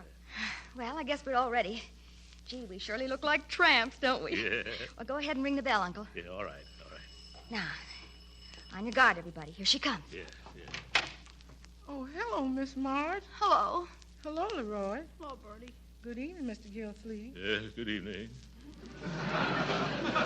Won't y'all kindly come in and rest your hats and coats? They look kind of tired. Oh. Yes, of course. Come on in, children. Well, come right in. Oh, hello, Judge Hooker. So sweet of you to invite us. You have no idea how we're going to enjoy this. Hiya, Hooker. How's the cooker? Leroy, don't you talk that away. Oh, hooey-fooey. You can't boss me anymore, Bertie. Leroy, behave yourself. Oh, I just can't imagine what's gotten into you lately. You used to be such a little gentleman. Oh, who wants to be a gentleman? I'm going to be a heavyweight prize fighter and chew tobacco. You ain't gonna be no prize fighter long if somebody hits you smack on that chew of tobacco. And look at your hair. Somebody must have been trimming it with hedge clippers. Nope. Oliver showed me how to cut it all by myself. You never did these farmadiddles when I was there. Why? Bertie, isn't dinner ready? Yes, sir. Well, when you needed a haircut... Then serve the first course, please. It's sitting on the table. Oh, shall we go in now? Yes, sir. Come on, Leroy. Come on, Marjorie. I'm starved to death. Yes. Well, how do you think everything looks? Oh, just splendid. Except for Bertie. What's wrong with Bertie? Well, I think she must be worrying. She's got dark circles under her eyes. Nonsense. Incidentally, you shouldn't talk coming here without a shave. Oh, yes, that reminds me. Bertie, where did you hide my good razor? I've looked high and low for it. Oh, I'm sorry, Mr. Gillsleeve. It's out on the back porch. I used to carry it with me when I went out in the backyard at night. Sort of discourage, late visitors. Bertie, isn't it time to bring the soup? It's right here. Oh, Mr. Gildersleeve, I fixed a special turtle soup for you. I know it's your favorite. Well, thank you. It's a darn expensive to make. We don't have it very often. But I'll come over here every day if you'll cook it for me, Bertie. Oh, I'll be glad to. Splendid. You mind if I bring over Oliver? He just loves turtle soup, Bertie. Uh-huh. Well, you're invited, Gildy. Yeah. Boy, this soup is super. No matter how you like it, Leroy, you just eat it. Don't kiss it. Leroy isn't your responsibility anymore, Bertie. Yes, the judge is right, Bertie. But I know how to handle him. You just send him over here. Bertie, pay attention to your work. That's just what I'm doing. Oh, Miss March, that bandage. You done cut your finger. No, Bertie, I burned it. Well, ironing. Oh, honey, how many times have I told you you ain't got no knack for ironing? Somebody's got to do it, and we haven't found anyone else yet. Then I'll come over tomorrow afternoon and do it for you. Now, wait a minute, Bertie. You're working for me.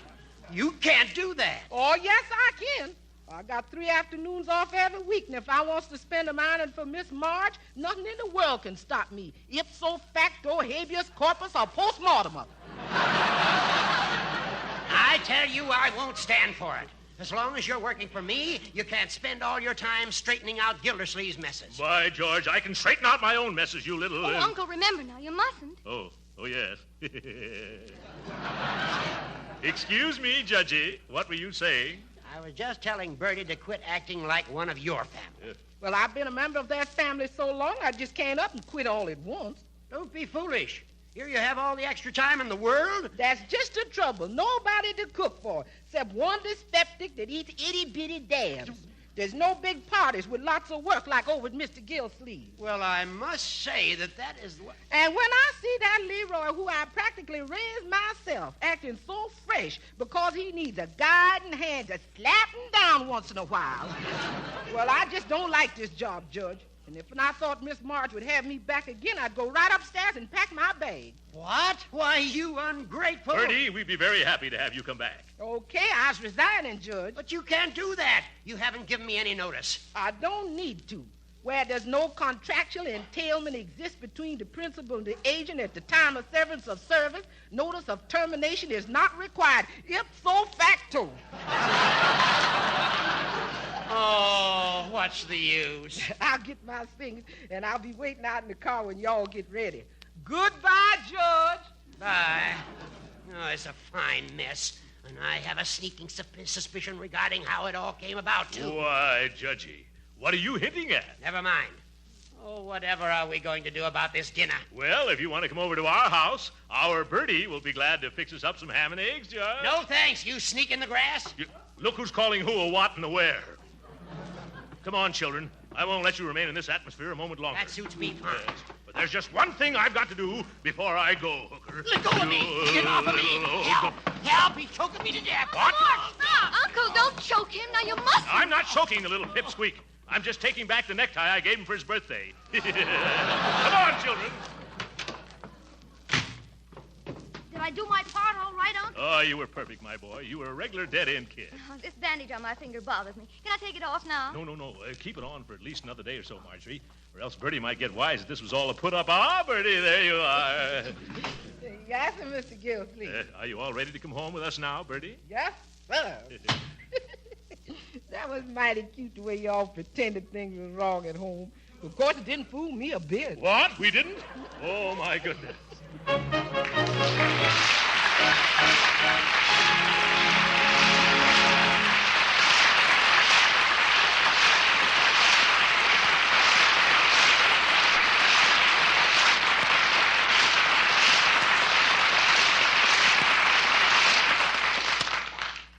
The great Gildersleeve will be with us again in a few minutes. But right now, do you grown-ups listening and remember the good old cookie jar? Yes, and what a treat it was to come home after school and fill up on those wonderful cookies Mother used to make. Well, the cookie jar is an American institution. Every family with youngsters certainly ought to have one. And for making better-tasting cookies to put in the jar, let me tell you about Parquet margarine, made by Kraft. You see, because Parquet margarine is so delicious for table use, it makes better-tasting cookies, too. Yes, Parquet margarine is a genuine flavor shortening, not bland and tasteless. Parquet adds flavor to all baked foods. That goes for cakes and pastries, too. And for the same reason, Parquet margarine makes pan-fried foods tastier, too, and it doesn't spatter or stick to the pan. Another thing, whether you serve Parquet margarine at the table or use it for baking and pan-frying, it's a nourishing, wholesome energy food and a reliable winter and summer source of vitamin A. Now, for all these reasons, you should keep plenty of economical Parquet margarine on hand. So tomorrow, ask your dealer for Parquet, P-A-R-K-A-Y.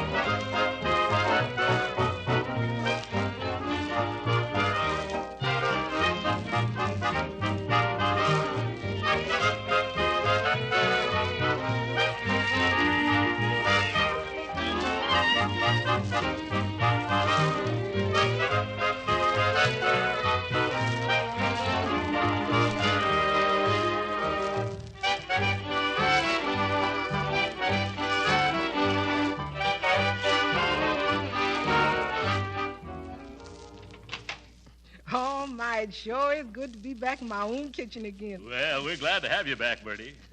Well, there's one thing that sure was a surprise. What's that? I expected to find the sink piled high with dirty dishes and ain't a single one. No, we've been using paper plates. Yeah, we broke all the dishes. Yes. Good night.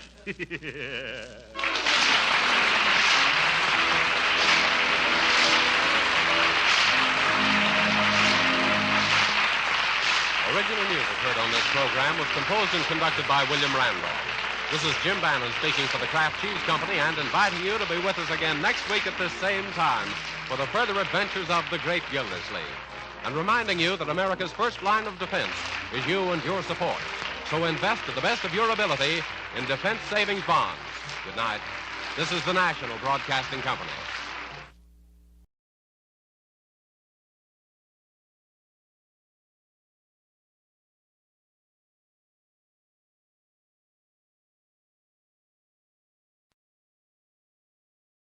Lux presents Hollywood.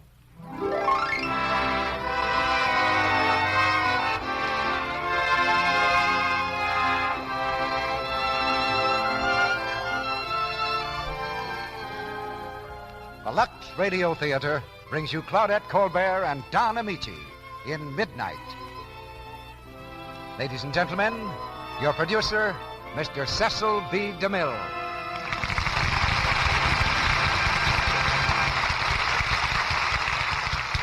Greetings from Hollywood, ladies and gentlemen. Our play tonight is the comedy of a gay masquerade, and of a reckoning that comes, as it must to all masquerades, when the clock strikes 12. It's the story of a young lady who completely hoodwinks international society, but can't deceive her own heart, and that turns her adventure into a love story. The United States has entertained a good many counterfeit titles from Europe, so perhaps it's only squaring accounts if an American girl takes the title of Baroness and makes the more or less polite society of Europe entertain her. And when the bogus Baroness is Claudette Colbert, of course any sensible European would outdo himself to place the continent at her feet. Claudette and Don Amici starred together in Paramount's delightful motion picture production of Midnight, and we didn't even try to improve on that kind of casting. Claudette comes to us before going back to work at Paramount in the picture Arise, My Love. As her relentless pursuer, Don Amici takes the wheel of one of the most terrifying machines in the world, a French taxicab. And that's a perfect setup for a gay whirl through the boulevards and bright lights of the Paris of a few years ago. Midnight is a play that will banish worry from the living room tonight as efficiently as Lux Flakes always does from the kitchen. Millions of women already know that secret, but for the few who don't, Lux Flakes will be a wonderful discovery. Now, if your tickets are in order, we'll start for Paris. A trip that will take just about as long as it takes to raise the curtain here in the Lux Radio Theater. We begin Act One of Midnight, starring Claudette Colbert as Eve Peabody and Don Amici as Tibor Czerny.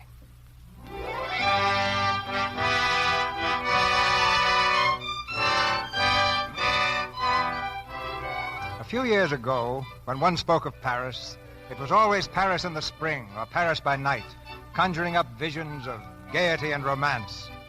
But there's another aspect of the great city rarely touched upon. Paris in the rain. Yes, it rains there too, and just now it's pouring. From the railroad station comes a lovely creature in a trailing evening gown. She's young and beautiful. Certainly you'd expect her to step into a waiting limousine and be whisked off to the Rist Hotel. But no.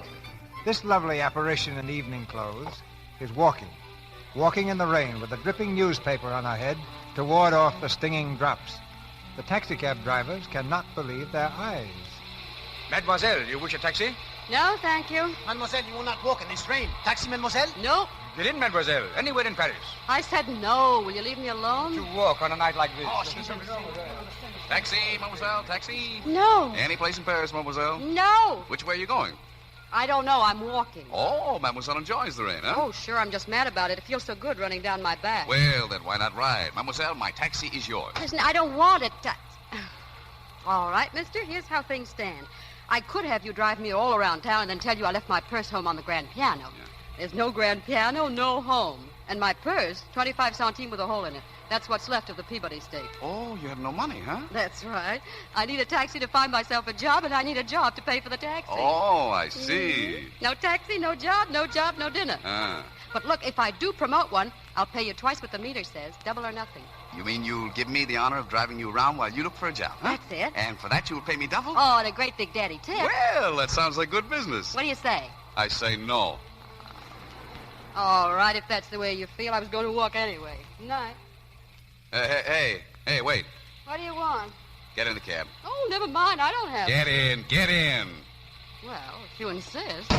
Only now you don't get that tip I promised you. Uh-huh. What kind of work do you want? Well, look, at this time of night and in these clothes, I'm not looking for needlework. Look in your newspaper. They have jobs in there sometimes. It'd be easier to drink this than read it. Here we are, nightclubs. Nightclubs? What are you, a dancer? No.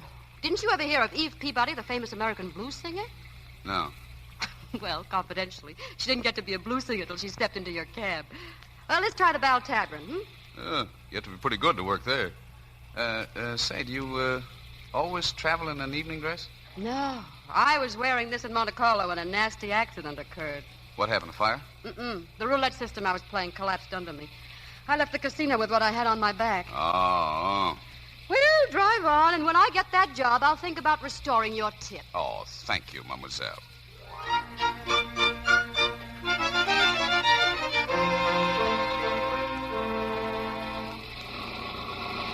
Oh, the Belle Tabourine, no job. Club Big Al, no job. Bolero Club, no job. Moulin Rouge, no job. All right. I guess mine is strictly a bathtub voice. How much is on the meter? Oh, it's just a little matter of 80 francs. Well, where do you want to go now? 80 francs? No, that's enough, Skipper. I'm sorry I got you into this mess. Yeah, it's all right. Where to now? Back to the station, please. What are you going to do back there? Sit in the waiting room. Waiting for what? For tomorrow morning. No, you can't do that. You come with me, I'll buy you dinner. Oh, now listen, you lost a gamble. You don't have to feed it. I don't like to think of a woman sitting around the station with an empty stomach. Oh, I know. This is the pumpkin coach, and you're the fairy godmother. Cut it out, cut it out. I'm going to buy you a cheap dinner. You don't even have to thank me for it. Okay, Skipper. Thanks.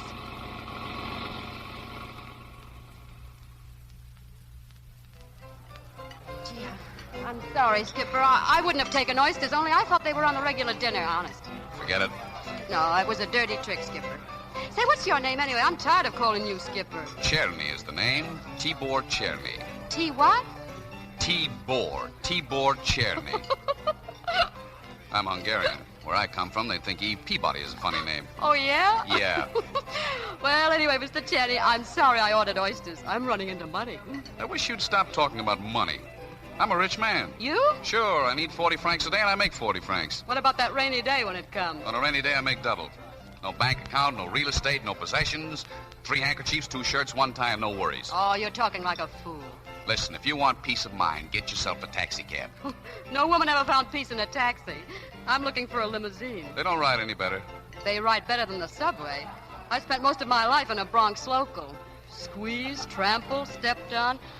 No, sir, one day I said to myself, that's enough, baby, you're going to get somewhere. So I came abroad. I shipped to London in a can of imported chlorines. You know, most of those gals end up with a lord or something. Oh, is that what you call getting somewhere? It's a step in the right direction. I landed a lord, almost. Almost. Well, his family got between us. His mother came to my hotel and offered me a bribe. Offered a bribe? Well, you threw her out, I hope. But how could I with my hands full of money? You mean you took the money? Listen, I've got a few ideas about peace of mind myself. I carried that cash straight down to Monte Carlo and played it to win. And lost. Serves you right for wanting something for nothing. Okay, it took me years to realize you just don't fall into a tub of butter, you jump for it. You're the one that's talking like a fool now. Oh, now, no hard feelings, Mr. Charity. No, it's too bad, though. You want some more wine? Uh-huh, please.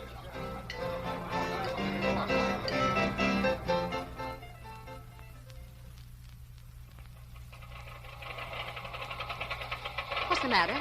Nothing. I think we need some gas, that's all. Oh, we do. Out of gas, huh? Well. It's all right, it's all right. I always carry an extra can on the back. Oh, well, that's a novelty. Say, where's that railroad station anyway? Oh, we passed that. You're going to sleep at my place tonight. What was that? I said you're going to sleep at my place. Oh, no, I'm not. Now, listen, I've got to drive this cab all night. How do you expect me to keep my mind on my business knowing you're having a roof over your head? No, thanks, Skipper. Here, here's the key. There's a shirt drying over the bathtub. You can sleep in that. But be out by 7 in the morning. No, Skipper, you'd better keep the key. Now, don't be a fool. Me? I've been a fool too long. Listen, back in New York, whenever I managed to crash a party full of luscious, big-hearted millionaires, there was sure to be some snub-faced kid in the orchestra playing traps. So around 4 in the morning, when the wise girls were skipping off to Connecticut to marry those millionaires, I'd be with him in some night spot learning tricks on the kettle drum. And he always had a nose like yours. Was there anything wrong with my nose? Mm-hmm. I like it. Do you mind? Oh, no, we're no good for each other, Skipper. We're going in different directions. Yeah, that's what you think. I'm going to get that gas in the tank, and then we're heading for my place. You just sit tight. Okay, Skipper. Be right back. No, a girl like you shouldn't be running around Paris all alone. First thing you know, you'll be getting into trouble. Suppose you don't find a job. What do you do then? Can't sleep in the railroad station all the time. And what about those clothes? Then you try walking around in the daytime with an evening dress. How far do you suppose you're going to get dressed up like that? Hey, what's the matter? You asleep? I said, how far do you suppose you're going to... Hey, where'd she go? Hey, Peabody. Eve, where are you? Hey, where are you? Eve, where are you?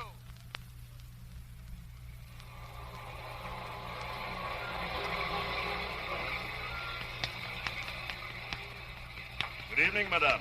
Oh, good evening, officer. Madame is going the wrong way. Oh, what did you say, officer? The house you're looking for, it's just down the street. 3 doors that way, madame. The house I'm looking for? You're going to the house of Madame Le Bon, no? Oh, is that where I'm going? Oh, yes. But of course. I knew at once when I saw the evening gown. Come, Madame. I myself will show you that. Oh, well, thanks. Yeah, my car, I must have got out at the wrong house. One makes mistakes, Madame. Oh, yes, one does. It's a musical evening at Madame Le Bon's, no? Yes, that's right. Of course. Here, Madame. This is the house. Oh, well, thank you. Good night, officer. Oh, but go in. You're becoming wet, Madame. Yes, I know, but... All right, officer. Good night. Good night, Madame.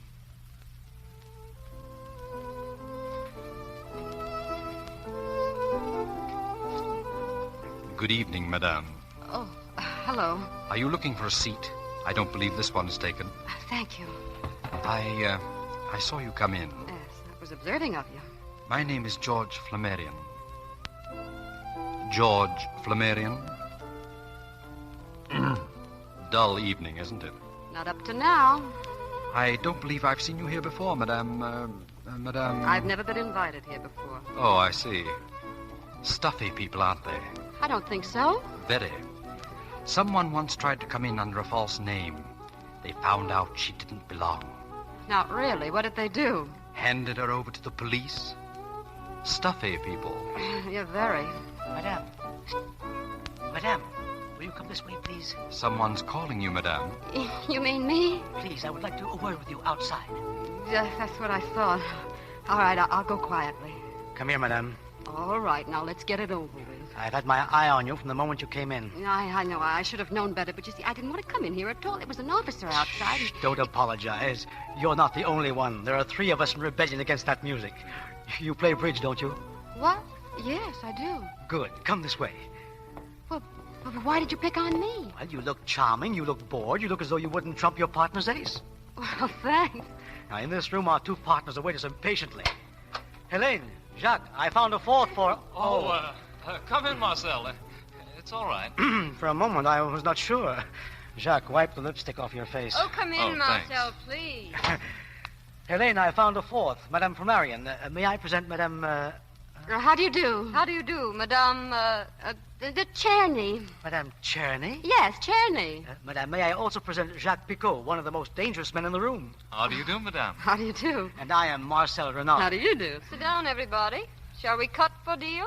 Will you do me the honor of being my partner, Madame? Thank you, Monsieur Picot. What are we playing for? Our usual stakes, Marcel. 5 francs a point.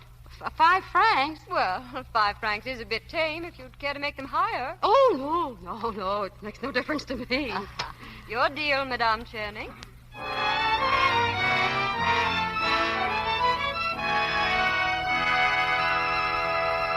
Let me see. Not a very good showing, Madame. I'm afraid we're down 900. Oh, is that all, monsieur? Only 900? I don't know whether you should be flattered or annoyed, Madame. Jacques usually plays an excellent game. Tennis or golf? Madame, please. At times I find it very difficult to concentrate on cards. You mean when you have a pretty partner, Jacques? Helene. Good evening. Oh, come in, George. How's the musical evening progressing? As dull as ever, my dear. Oh, Madame Czerny. This is Monsieur Flammarion, my husband. How do you do? How do you do, Madame Czerny? You're American, aren't you? Yes, I am. Hungarian descent? Scotch, Irish, and Choctaw. Figure up the score, Marcel. Czerny, though. Czerny. You know, that's Hungarian. Oh, well, that's not my name. Oh, isn't it? No, except by marriage. Oh, then you're the wife of Baron Czerny. Baron Czerny, of course. Yes, of course. You know, the last time I saw him in St. Moritz, he talked about an American girl. Where is he now, Baroness? Back in Budapest. He's not very well. You know, the old trouble. Oh, too bad. Helene, you should see Budapest. It's the most enchanting city, except, of course, for the subway. Did they ever finish that, Baroness? The streets are still a little torn up. Here's the total. Want to check up your losings, Jacques? Very bad. I'm sorry, Baroness. We had the spirit even if we didn't have the cards. Well, how much did we lose? Down 4,200 francs. Oh, where's my bag? I may not have that much with me, you know. Pardon me, Baroness. Allow me to lend you enough to cover it. Oh, thank you, Monsieur Flammarion. That's very kind of you. You can repay me tomorrow. Oh, of course. Well, I think I'd better leave now. Is your car here, Baroness? No, I had some trouble with my chauffeur. Then let me drop you. Oh, no, really? Please, I insist. Where do you live, Baroness? Well, at my hotel. And that is? I'll give you 3 guesses. The Ritz? That's right, the first time. The Ritz. Come along, then. Good night, everyone. Good night. Good night, George. Jack. Good night. Good night,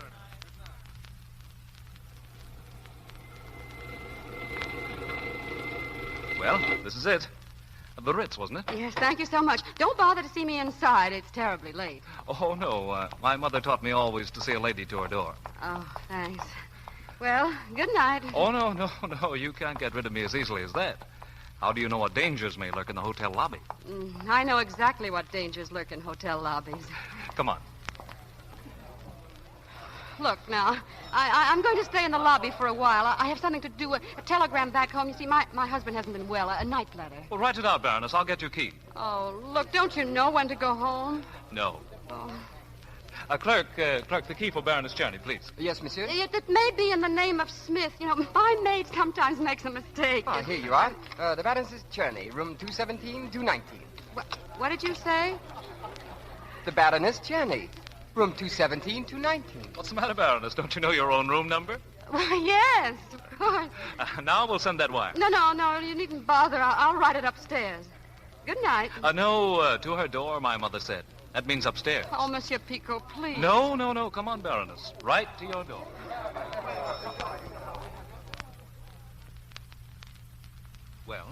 Well? This is your door. Well, yes, I know. Good night. What? No nightcap? Now, look, my mother taught me a few things, too. Good night. Well, at least I don't have to ask for your telephone number. I'll be pestering you, Baroness. Oh, won't you please go? Not until you go in. Go ahead now. All right. Well, good night. Good night.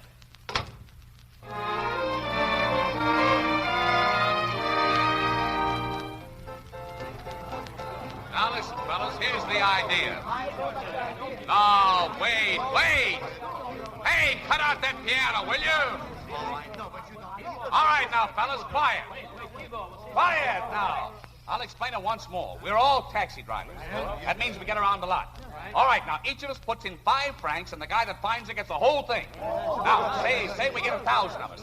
That's a purse of 5,000 francs to the winner. But, Deadwood, how can we find one woman out of all Paris? Why not? There are only 4 million people here. And only half of them are women. It's easy. That's right. All right, now, look. Listen, she's an American girl named Eve Peabody. All she's got is a gold evening dress. She hasn't got a cent to her name, so she can't get out of town. All right, now, spread the word around. Keep your eyes open. Go to the consulate, the embassy, the hotel, the night spots, theatrical agency. All right, now, come on, each of you, put in 5 francs. Here's mine. That's it, fellas. Put it in here, 5 francs. Come on. 5 francs, in here.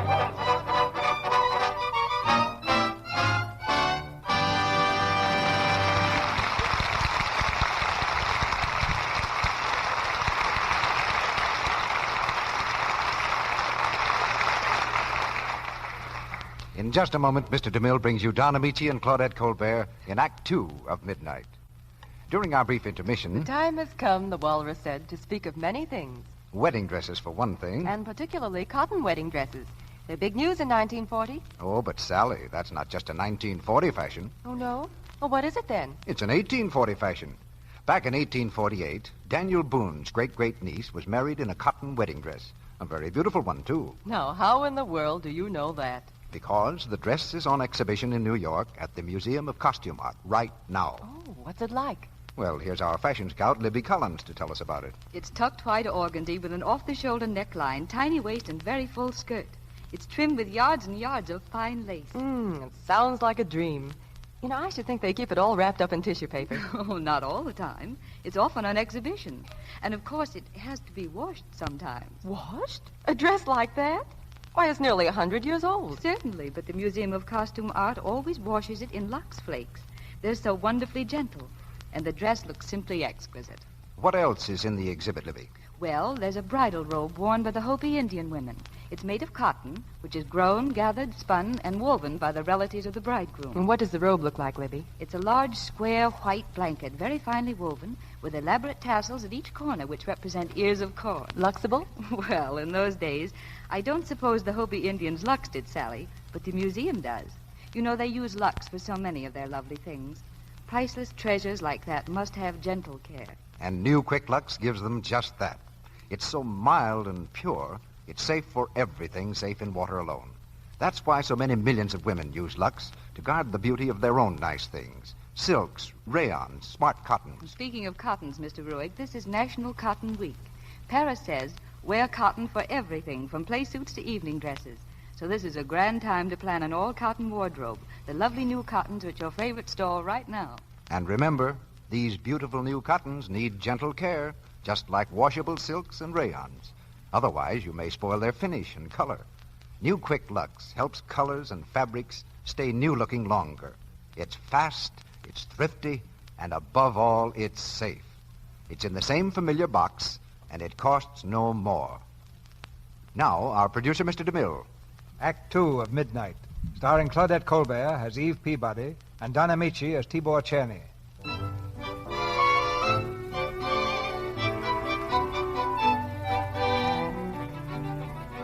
Eve Peabody, the American blues singer, has been suddenly and mysteriously transformed into the Baroness Czerny. Early the following morning, the telephone rings in her luxurious apartment, awakening Eve to a bright new day. Hello? Good morning, Baroness. This is the clerk. Who do you want? Isn't this the Baroness Czerny's apartment? No, there's no one here by that name. You've got the... Oh, the Baron. That's me. What do you want? I just wanted to tell you, Baroness, that your luggage has arrived from Monte Carlo. Well, from Monte Carlo? Well, that's impossible. I mean, are you sure there isn't some mistake? It's said for the Baroness Czerny. I had it sent up. Oh, thanks. I'm crazy. Come in. Good morning, Baroness. Where shall we put your trunks, madame? Well, just put them down any place. Oh, Francois, here. Here are the keys, madame. Shall I open them? You mean before Christmas? Pardon, madame? Oh, no, don't mind me. I'm just a little dizzy. You just go right ahead. Who is it? Flowers for Baroness Czerny. Flowers? Shall I arrange them, madame? No. Just lay them down. I'll have them strewn in my path on the way out. The trunk is open, madame.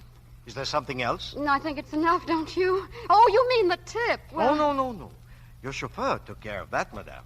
My chauffeur? He's waiting downstairs. He wishes to know if madame wants the car today.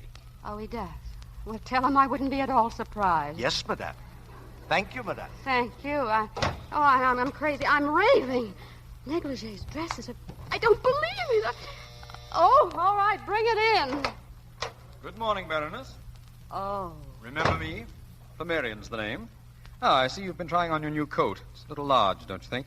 I've arranged to have a fitter here at 2 o'clock. So it was you.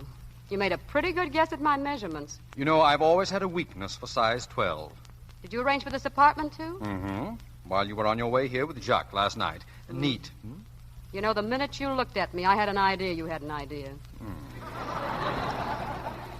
You remember when I asked you if they were still working on the Budapest subway? Yes?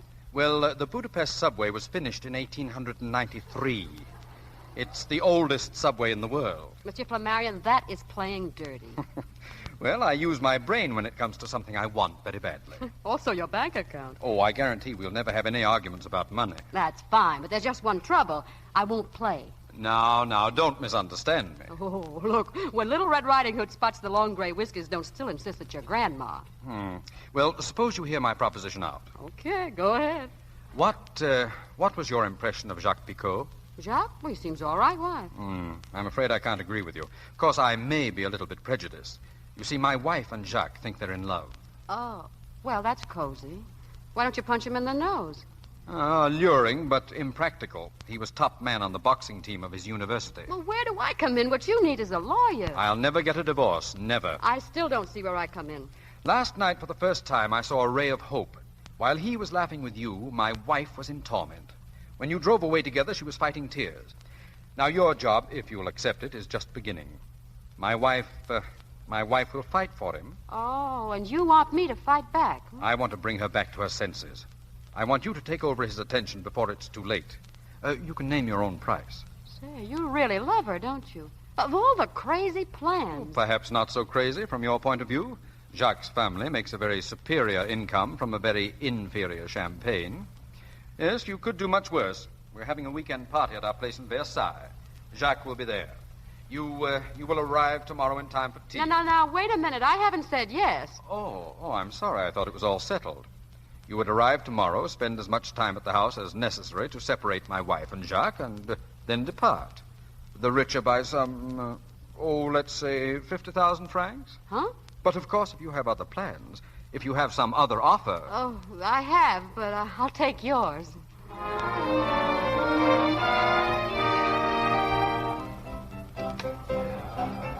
All right, come on, fellas. Anybody else want to get in the pool? Put up 5 francs and win 5,000. Who's next?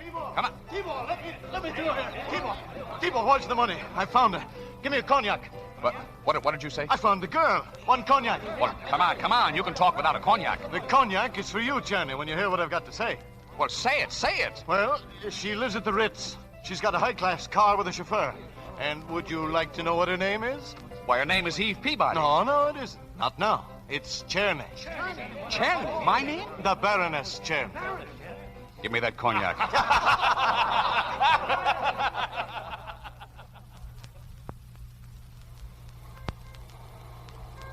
Here, you there, taxi driver. Where are you going? Let me alone. I'm going into the hotel to talk to the Baroness Czerny. I'm sorry, my man, but I've orders to allow no taxi drivers through this door. But I've got to speak to her. She ordered a taxi. The Baroness Czerny has not ordered a taxi. She is out of town for the weekend. Where? We do not give out information regarding our guests. Where? Move along, my good man. Are you going to tell me? No. All right, then. Here, stop blowing that horn. Stop it, I say. When I get done here, you won't have a guest in your whole hotel. Stop it. Where is the Baroness Czerny? I don't know. Then find out. If you don't, I'll blow this thing all day. All right, I'll tell you. She is at the Chateau Flammarion at Versailles. Where? At the Chateau Flammarion at Versailles. Thanks. That's all I wanted to know.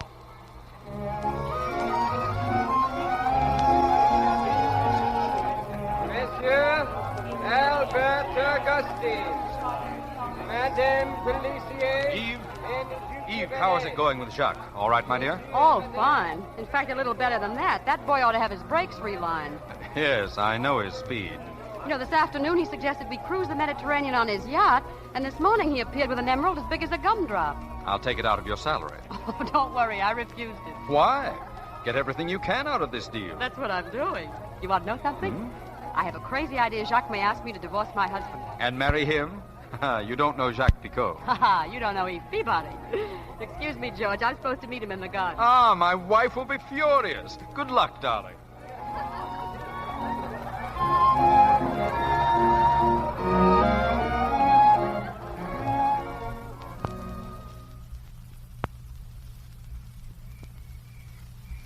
Oh, now, Jacques, please. All right, but listen.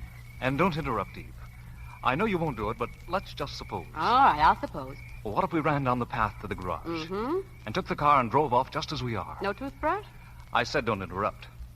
The two of us roaring down through the night. Let's see what time it is. It's 20 minutes of 12. We could get there just about dawn. Mm-hmm. You know, if it's that little wayside inn, let's save the gas. No. This is an old country place in the woods. Oh. We'll clatter the great bell beside the door hard. You see, the butler's dead. Oh. And upstairs, there's a very little old lady.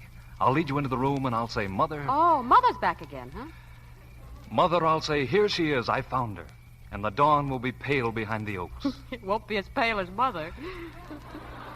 Mother, I'll say, it's this one or no one. Baroness Czerny. Oh, yes, George. Baroness, you promised me a dance. Did I? Yes, a midnight dance. But they're not playing. Well, it's midnight. I've got to speak to you. Oh. Jacques, will you pardon us? Well, after all... I'll bring her right back, Jacques. Just wait right there. Well, don't be long. What is it? What's all the excitement? Listen, the ground has just opened up under our feet. Your husband has arrived. What'd you say?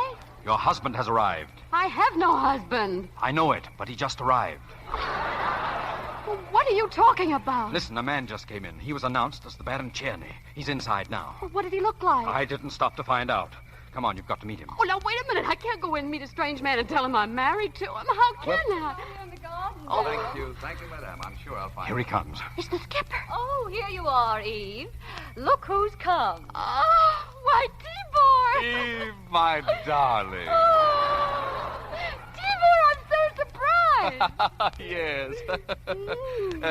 No kiss for your husband, darling? Oh, of course, darling. What's the idea? Oh, I've been so hungry to see my little wife. And of course, Baron, you know my husband. Well, certainly. Certainly. It's a great pleasure to have you with us, Baron. You have such a gay wife. She simply captivated all my guests. Oh, how nice. I trust you've been behaving yourself, darling. Divinely. Of course, you must meet Jacques Picot. Oh, Jacques. Yes? Jacques, I know you want to meet the husband of the Baroness. How do you do? Oh, how do you do? They've been inseparable, Baron, Jacques and your wife. Helene, please. I warn you, Monsieur Picot, we Hungarians are very jealous husbands. Remember our honeymoon in Copenhagen, darling, that Danish officer? Oh, Olaf. Oh, I never even looked at him. Poor fellow, he's dead now. Heaven forgive me. Oh, you're that kind of a man. How wonderful. Now, if you'll excuse me, I'll see about putting you up. Eve, dear, we'll move you to a larger room where you can both be comfortable. Well, thank you, but if it's just as convenient... Oh, of course. Stay where you are. We can put Czerny on the 3rd floor. Oh, no. We prefer Madame Flammarion's plan, don't we, darling? Just as you say, Tibor. Good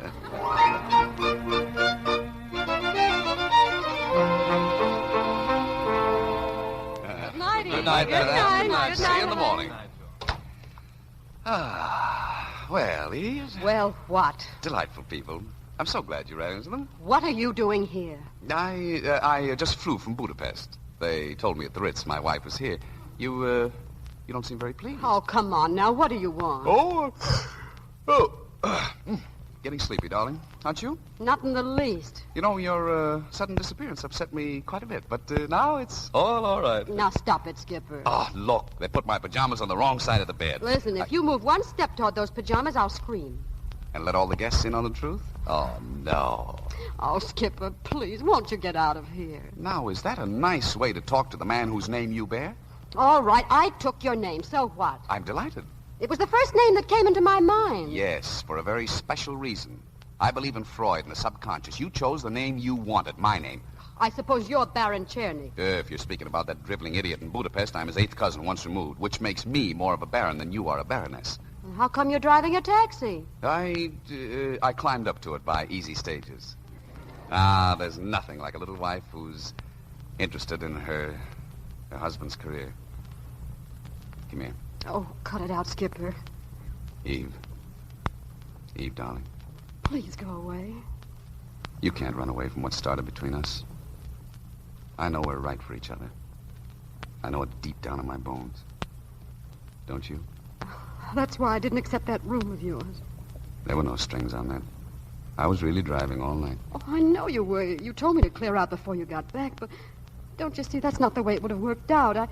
I'd have awakened in the morning in that extra shirt of yours, and then I'd have waited to thank you. And I'd have asked you to marry me. I probably would have. Oh, Skipper, don't you see? We'd have had a few grand weeks and a lot of laughs. I'd have donned your socks while you bumped around in that old taxi, scraping our 40 francs together, and then all of a sudden, the walls of that one room would have started crowding in on us. Yeah, I know that one. When your poor love flies out the window. Well, I saw it happen to my father and mother.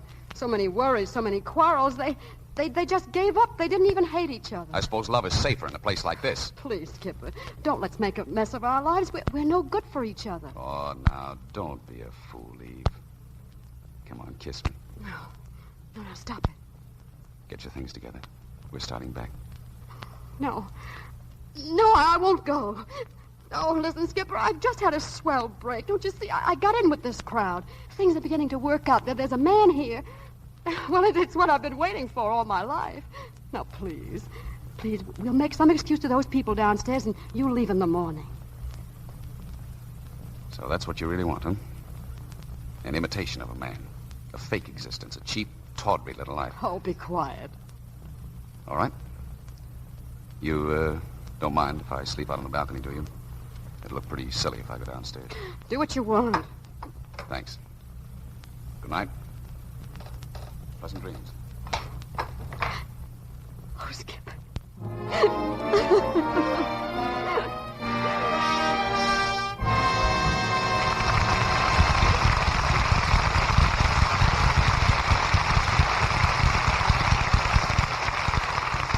The curtain falls on Act 2 of Midnight with Claudette Colbert and Don Amici. During this brief intermission before Act 3, we present a musical portrait of Mary. Mary Mary was as busy as a bee. All day she typed. She ran errands. And at night, she went dancing. She was very happy except for one thing. When she stooped or ran errands or went dancing, her stockings would often pop a run. She was so mad she just boiled. She didn't know what to do, but one day someone gave her a hint. Oh, Mary, it's new Quick Lux for you. It cuts down runs, saves money, too. Yes, New Quick Lux does cut down on runs. You see, stockings have to be elastic to stand the strain you give them every day. With gentle New Quick Lux, there's no harmful alkali, no cake soap rubbing to weaken threads. It saves their precious elasticity, so that when you kneel or stoop, your stockings stretch instead of breaking into runs so easily. They wear longer. Now, it's easy to give stockings Lux care because New Quick Lux is so fast. It's thrifty, too, goes further.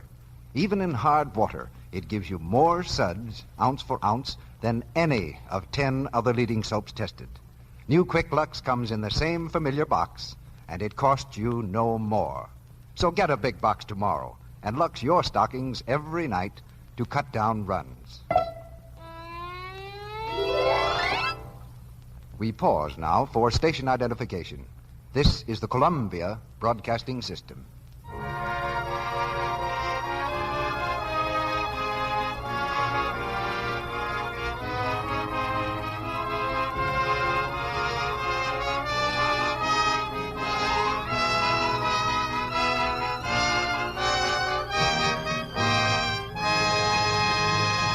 We continue with the third act of Midnight.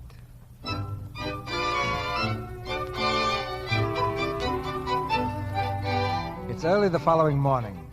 In the bright sunshine on the terrace, Jacques Picot sits at the breakfast table, a perfect picture of dejection. As Eve comes from the house, his face brightens momentarily, then darkens again as he remembers her husband. Good morning, Jacques. Good morning. Oh, if your face was any longer, you could skip rope with it. Did you expect to find me all smiles? I must admit it was very pleasant when he was in Budapest. But you always... The way you spoke of him... What about it? Eve, are you in love with your husband? With my husband? No, Jacques.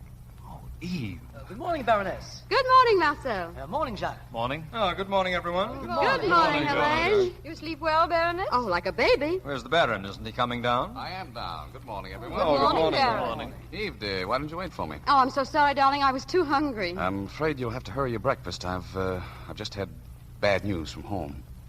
About what? No, don't be alarmed, darling. It's nothing serious, I hope. Well, what is it? It's about Francie. Francie?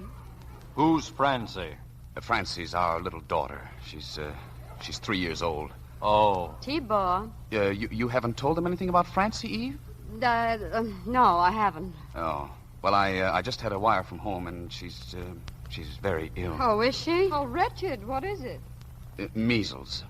Why, that's nothing serious. Tibor, Francie's the healthiest child in the world. Yes, but the strongest are often the hardest hit. Mother is very worried, dear. Oh, of course, your poor mother. I'd forgotten about her. George, where's the nearest telephone? Why, in the main hall. What are you going to do, Eve? I'm going to telephone Budapest. Well, now, wait. With a child dangerously ill, the telephone will be disconnected. Tibor, please don't argue with me. Eve, I forbid you to telephone. My dear Baron, the day has passed when a man forbids his wife anything. You keep out of this. I will not. Oh, please, my nerves. What business is it of yours? I'm very fond of children. Oh, you are. George, will you please show me where the phone is? This way, my dear. Wait, Eve, listen. Why don't you let her alone? I told you to shut up. George, get on another phone somewhere in the house. What for? I've got to talk to somebody. Go upstairs. All right. The phone's there on the table. Eve, listen to me. Put down that now, phone. Be quiet, Tibor. Hello, operator. I want long distance to Budapest. The name is Czerny. It's the only Czerny in the book. I'll hold the wire. Why are you doing that? It won't help a bit. Oh, Tibor, it makes things easier for me. I'm so sorry, Baroness. Thank you, Helene. Listen, I'm taking that call when it comes through. Oh, no, Tibor, I couldn't trust you. You know, Helene, if it's bad news, he'll try to spare me. Of course. Oh, darling, I know your nerves are just as strange as mine. Hello, Eve. Hello, is this Budapest? Yes, George Budapest. I'm upstairs. Hello? Is that you, Mama? How's Francie? What do you want me to say? Well, what did the doctor say? He just left. Oh, good. T-Ball, the baby's temperature's gone down and the spots have practically disappeared. Huh? What did you say, Mother? It isn't measles at all. No, dear. It's just a plain case of alcohol poisoning. The baby must have had one highball too many. Oh. Yes, she was out all night. We picked her up in the gutter. Oh, how cute of her. Can I speak to her? Hello. Francie, darling. T-Ball, it's Francie. Speak to her, dear. Listen, Eve, this is... Darling, it's your little Francie. Now say hello. Hello, Francie. Hello, Dada. Yes, this is your Dada. Send her a kiss for me. Yeah, here's a kiss, dear. And here's one for you, Dada. Well, goodbye, dear. I'll see you soon. Goodbye, Dada. Ah, isn't it wonderful? It was just a heat rash. We don't have to leave at all. You snake, I'll show you. T-Ball, where are you going? I'm going upstairs. But your breakfast, dear. I don't want any breakfast. Oh, poor T-Ball. He was so worried. Of course. Do come and sit down, Baroness. Jock, finish your breakfast, dear. Well, I'm glad you don't have to go, Baroness. Well, everything all settled? Oh, George, isn't it wonderful? The baby's better. Splendid. Helene, where are the plover's eggs you promised me? Oh, I'm sorry, Marcel. I ordered them. Maurice? Yes, madame? Maurice, what happened to the plover's eggs? They didn't arrive, madame. We tried to get in touch with the market, but the telephone has been out of order ever since last night. What's that, Maurice? The telephone, madame. It's out of order. Nonsense. We just telephoned from the main hall. The house telephone works, monsieur. But the Baroness was just talking to Budapest. There must be some mistake, madame. I wasn't able to use the telephone 10 minutes ago. But Baroness, well... Oh, I'm afraid he's right, Madame Flammarion. I wasn't really talking to Budapest. You weren't? But we all heard you. Of course you talked to Budapest. No, I didn't, Jacques. And I'm going to tell you something even more surprising. T-Ball and I have no daughter. What is all this? Are you feeling quite well, my dear? Oh, perfectly, but I shouldn't trouble you with my unhappy marriage. Forget what I said. Oh, do tell us, please. No, it seems so disloyal to poor T-Ball. Oh, you can't stop now. Well, all right. You see, when I married, I didn't realize that in the Czerny family there was a streak of, shall we call it eccentricity? And yet, I had a warning. Why else should his grandfather have sent me as an engagement present a roller skate covered with Thousand Island dressing? What? Oh, of course. I'd forgotten the Czernys are all like that. But your husband seems quite normal. Oh, he is, Helene, for long stretches. And then comes one of his attacks. Now, this morning was typical. Waking up and imagining we had a daughter. And you know one mustn't contradict him, of course. Does he get violent if you do? Oh, he breaks things and eats them sometimes. What? Well, I used to do that. And you've put up with this for years? Yes, I came to Paris this time to get away, but you see, he followed me. Once before I tried. I was hiding in Capri. He made a violent entrance into the hotel, disguised as a fisherman, and tried to have me shot as a spy. At least he has imagination. Oh, but there are moments when he's so sweet. One can't help loving him. Oh, you're wonderful, isn't you, George? Amazing. What's that? Whose car's that? A taxi? What's a taxi doing here? The driver must have made a mistake. Oh, you don't suppose... It's poor T-Ball. Bonjour, messieurs, mesdames. He's having a spell. Oh, it's all right, Eve. We're all with you. Let's call a doctor. No. That would be the worst thing. Good morning. Well, now you see me for what I really am. What do you say to this? Why, Baron. Do I look like a baron? T-Ball, please. Come on. Tell them who I am. George, Helene, he's not a baron, he's a taxi driver. Well, isn't that interesting? Nothing keeps one out in the air so much, does it? I imagine this is the first time your chateau has entertained a member of the working class. Well, times have changed, haven't they? Now, what would you like for breakfast? Nothing. I have a few things to tell you, and then you can throw us both out of here. T-Ball, look at me. Look straight into my eyes. Let me hold your hand. It's too late now. We'll make a clean breast of things whether you like it or not.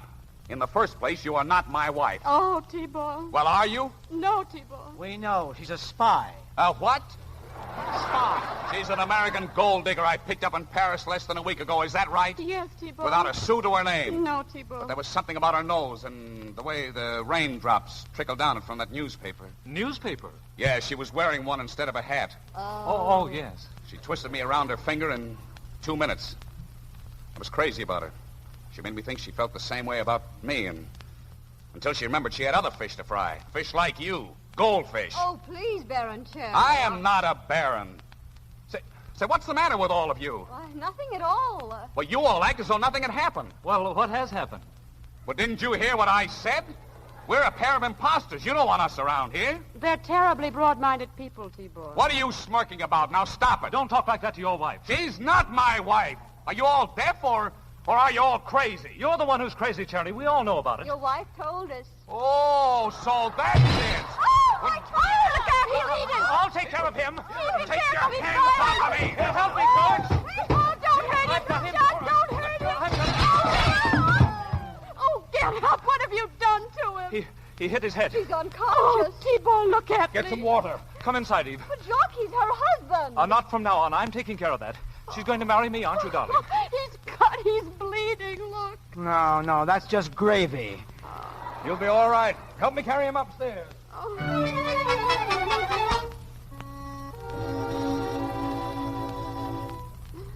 Oh, how is he? Is he coming around, George? Fine. Pulse like a trip hammer. Oh, Skipper, look at me. Oh, poor Skipper. You'd better leave the skipper to me. I'll see that he gets back to Paris, all right. Oh, are you and Jacques planning an autumn wedding? Oh, nice kind of wedding. As we turn from the altar, I start explaining, I suppose. My dear, you know it's amazing how little one has to explain to a man in love. Mm-hmm. When he stops being in love? Well, that's when the alimony will begin. Oh, listen. You've always heard how hard it is to be honest. Let me tell you, it's a cinch. What's tough is to be a good, competent crook. Oh, leave me alone with him. All right, I'll be outside if you need me. Skipper, are you feeling better? Oh. It's all right, darling. It's me. It's Eve. Where are we? In the chateau, you hit your head. Yeah. You told him I was crazy. Yeah, you'll feel better on the way home. Home? It'll take 2 men pushing and 2 men pulling to get me away from here. Oh, but darling, I'm going with you. Going where? Back to Paris. Isn't that what you came here for, to take me away? Now what's the catch? Oh, now, Skipper, you can't back out now. You told me you wanted to marry me. So what's come over you? Well, I try to be practical, but it's no use. Oh, it didn't work, huh? What? Your little stunt downstairs. Oh, come on, Skipper. No, it's too bad you didn't land that fathead Jacques Picot. Oh, he's not a fathead. Why, because he found you out? I can tell when a baroness has had a swift kick. Listen, you big idiot. Jacques Picot just proposed to me. Ah. Are you surprised somebody else wants to marry me? You said no, I suppose. I said nothing, but if you keep on, I'll say yes. That's fine. That's where I step in. Oh, what can you do? Don't forget you're married to me. I'm not married to you. Well, Jacques Picot thinks you are. You're in a fine mess now. You are. You got to get a divorce from a man you aren't even married to. All right, I'll get a divorce. All right, just try it. Well, watch me. Well, is it settled? It's settled, except for a small formality. All we need now is a good divorce lawyer.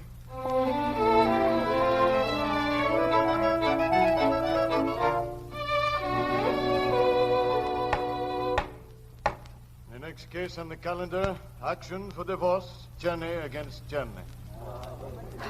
George, I'm scared. What about? Suppose the judge finds out we're not married. Quiet, he won't find out. Oh, George, how are your jails in France? Now, don't worry. But suppose the skipper decides not to play ball. I came up in the elevator with him. He was very friendly. Oh, I don't like that. When he's friendly... Eve, darling. Oh, hello, Jacques. Now, everything will be all right, darling. I hope so. I know it will. In half an hour, you'll be free, and in a week, we'll be married. I'll be waiting. All right. Let me see. In this action, Madame Czerny is represented by... Maître de Bon. Here. Yes, and the defendant, Baron Czerny? This is a republic. I prefer to be known as Mr. Czerny. Good. Who's your lawyer? I shall look out for my own interests. Among your papers, I don't seem to find the marriage certificate. There is none. They were married in Shanghai. Oh, married in Shanghai. I admit the marriage. Well, you'd hardly be asking me to divorce you if you'd never been married, would you? Yes. Your grounds for asking this divorce are... Mental cruelty. Oh, that again, huh? Suppose you describe this mental cruelty. May it please the court, my client can testify under oath that in all the time she and the defendant have been together, he has objected to every one of her actions. During that period, he tried to break up every friendship she formed. Yes. He used abusive language while alone with the plaintiff and in the presence of others. What language? He called her a gold digger, for one thing. And then... Wait! I've had enough. This is a familiar picture to me, and I find it deplorable that two grown-up people are unable to iron out their own childish squabbles. There's a very healthy law in Albania, I think it is, that a husband may bring his wife back to her senses by spanking her not more than 9 blows with any instrument not larger than a broomstick. What do you say to that, madame? Oh, I say it's a fine rule, Your Honor. A husband should have that privilege, and no wife would resent it if she knew he loved her. But, Your Honor, did he ever say, I love you? Not once. Not when I was ready to give up everything and scrub floors for him if that was necessary. Oh, now, I was wrong in the beginning, I admit that. But then I came to think he was the only thing that mattered. I didn't care what he had or who he was, a baron or a gutter sweep. Is that so incredible? Your Honor, wouldn't you believe a woman if she said it? If she stood like a beggar with a tin cup waiting for you to drop in 3 little words. I love you, or I believe you, or anything warm and human. But no, do you know what he said, Your Honor? He said, is that so? And he said it with a smirking, cynical grin. Now, do you know what I call that? Mental cruelty. Thank you, Your Honor. As a judge who has been sitting on this bench for 35 years, I want to say that is as sincere a plea as I've ever heard. Mr. Czerny, she's still your wife. Before the law grants her her freedom, you have the right to answer her accusations. No answer. In other words, you're not contesting this divorce? I am not. You mean you're letting a woman like that slip through your fingers? Don't you want to say something? I just want some water. What's that? Water. A basin full of water. What are you talking about? It's very simple. All I want is some hot water. The hotter, the better. What for? I want to shave myself. Shave? Shave here in this court? Sure, I always shave in court. I even brought my razor, see? Put that razor away. Why? I've shaved in better courts than this. I've shaved in courts all over Europe. Young man, are you insane? Ooh, I get very cross when people say that to me. I eat things. Hold that man. He's crazy. No, Your Honor, he's not crazy. That's an act. Quiet, or I'll have this courtroom cleared. Quiet. Essential information has been withheld from this court. I want witnesses as to the mental condition of the defendant. If it please the court, it's not a violent case. It's just that he thinks he's a taxi driver or a fisherman. Quiet! Young woman, you almost succeeded in wheedling this court into what would have been a serious miscarriage of justice. According to the wise provisions of the French law, no divorce can be granted where either party is mentally unstable. What? But Go home with your unfortunate husband, young woman, and get it out of your head that you can ever get rid of it. Divorce refused. Case dismissed. Don't worry, darling. We'll get you a divorce in Mexico or in Russia, anywhere. No, Jacques. Of course we can. It's simple. Jacques, you've had a stroke of luck. What do you mean? You mustn't ever get married. It would be unfair to so many women. You're turning me down? No, Jacques, I'm setting you free. Goodbye. Eve, wait. Well, George, it certainly was a flop, wasn't it? Well, not entirely. I'm sorry about your wife. Oh, that's all settled. She's through with Jacques. She's waiting for me at home. Oh, well, it's nice somebody got a break. Goodbye, George. Thanks for everything. If you need some money, I should be... No, thanks. I'll be all right. Goodbye. Hello, mademoiselle. Taxi, mademoiselle? Mm-hmm. That was a nice act you put on, Skipper. Yeah, I thought it was all right myself. Taxi, mademoiselle? No, thanks. Oh, step right in. We're just going around the corner. What for? To the license bureau. Oh, listen, Skipper, you'd better think it over. Oh, I have thought it over. I won't promise to manage on 40 francs a day. Who said 40? With you around, I'll make as much as we want. Anything is possible. Don't argue now. Come on. Well, I'm glad to see you took my advice, young woman. Oh, hello, Your Honor. You have been wonderful, Your Honor. We really didn't want a divorce, did we, darling? No, we didn't, Your Honor. Well, I'm glad to hear it. And where are you going now? To get married. Oh, yeah. What?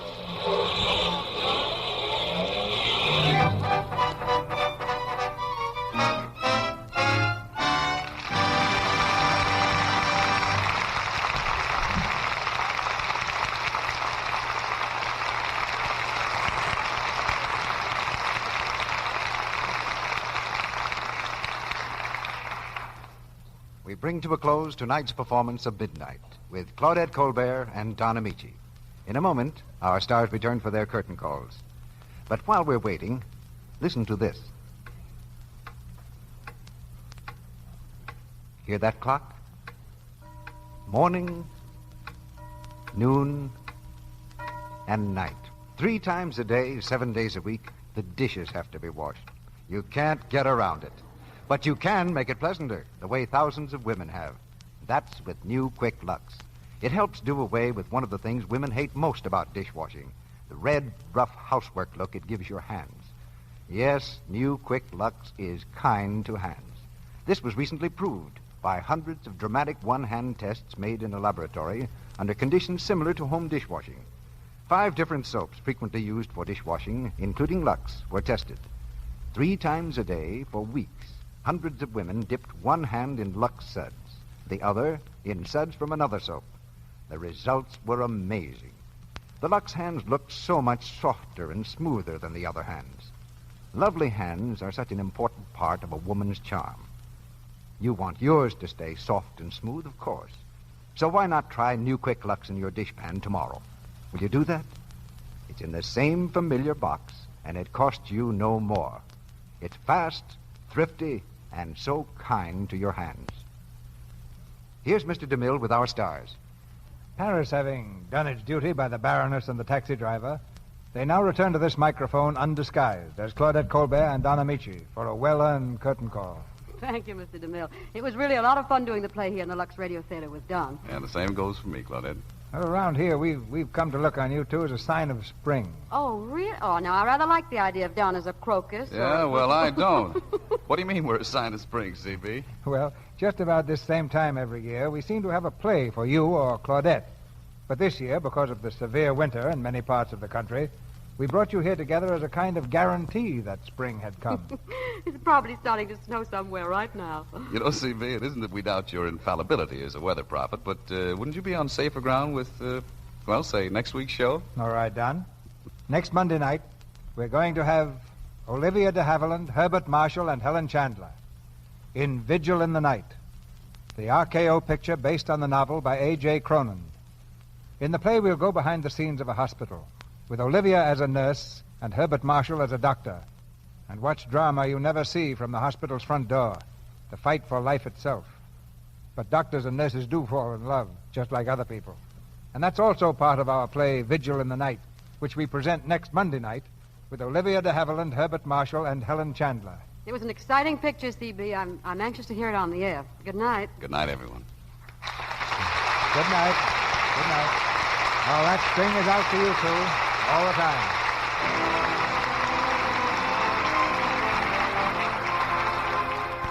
Our sponsors, the makers of Lux Flakes, join me in inviting you to be with us again next Monday night when the Lux Radio Theater presents Olivia de Havilland and Herbert Marshall in Vigil in the Night with Helen Chandler. This is Cecil B. DeMille saying good night to you from Hollywood.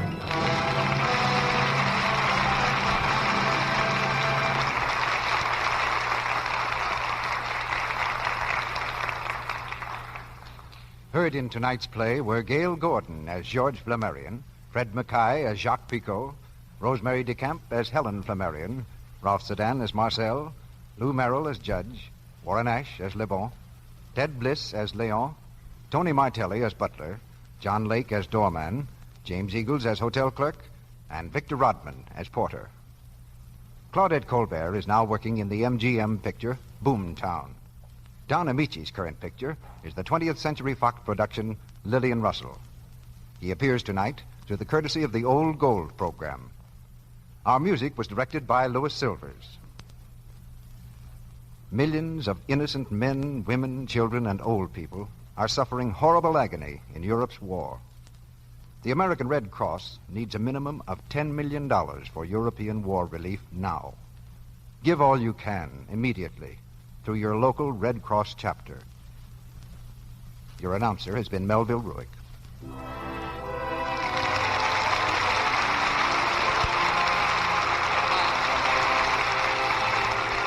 This is the Columbia Broadcasting System.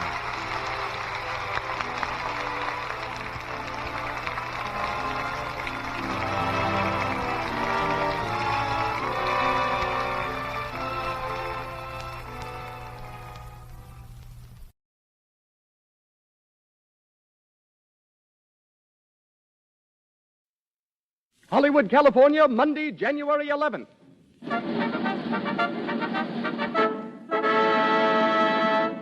The Lux Radio Theater presents Claudette Colbert and Fred McMurray in The Gilded Lily, with David Niven and George Chandler.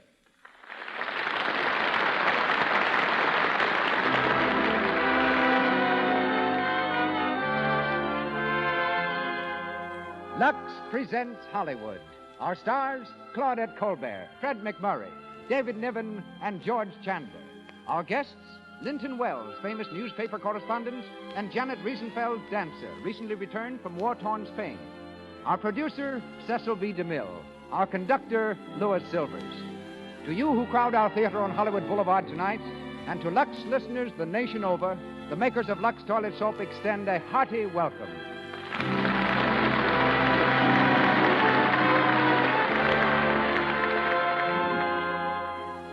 Perhaps more so than anyone else, does the lovely screen star have to guard a beautiful complexion.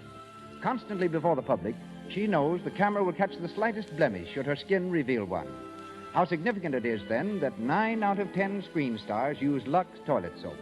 The same beauty care so inexpensive that every girl can use it every day. Begin your Lux toilet soap beauty care tomorrow. The Lux Radio Theater presents its distinguished producer, ladies and gentlemen, Mr. Cecil B. DeMille.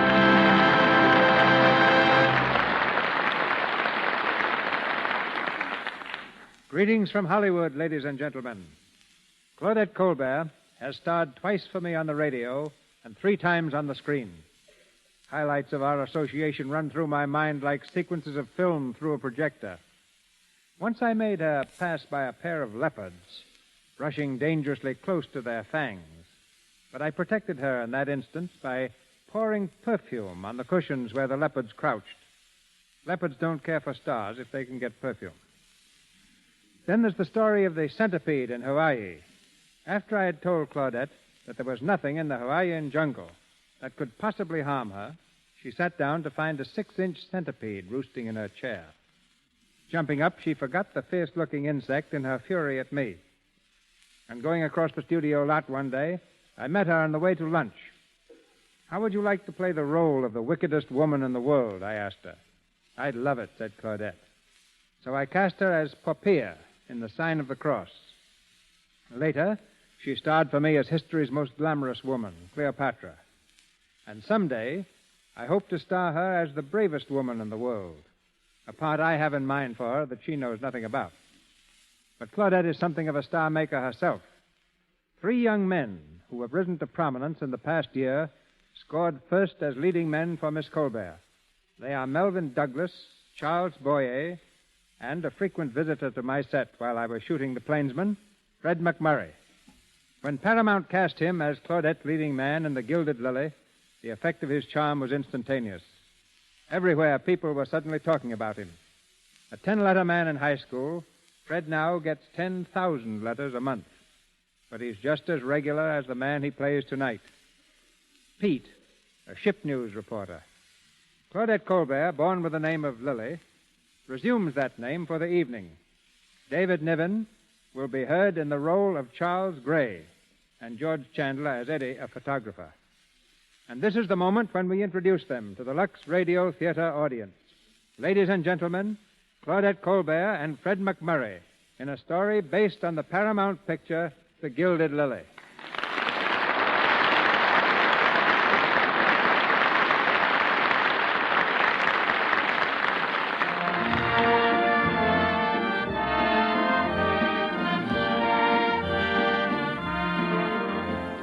Second and Fifth Avenue, New York City. From a park bench not far from the steps of the public library, 2 young people are idly contemplating the surge of traffic at the busy intersection. They are Pete Dawes, a newspaper reporter, who leans back against the bench, his long legs stretched out before him, and Lily David, a stenographer.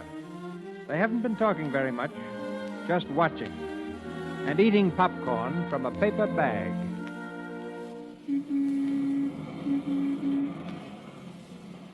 Big stuff, eh? Watching the world go by? Right, big stuff. Of course, there's different ways of watching. How you take the guy who eats peanuts? Every time he cracks a shell, he has to see that his thumb is in the right spot, and then he has to take the peanuts out and then throw the shells away. A guy like that can't concentrate. See what I mean? Oh, sure. But popcorn. Popcorn was made for watching the world go by. Look, I stick my hand in the bag without taking my eyes off the street. I throw the popcorn in my craw, I chew, and I'm still looking. That's what I call class. Sure, peanut eaters don't know how to live. Nah. Tell me something, Lily. Do you love me? No. That's the way to talk. No worries, no jealousies, just meeting her every Thursday and eating our popcorn. Why don't you love me?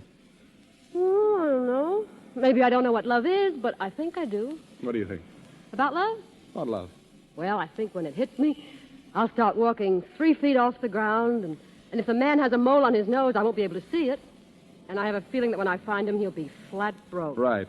And when you're married, you won't be able to quit your job until you have to. And there'll be plenty of reasons why you'll have to. Well, that's the fun of being married. Fun?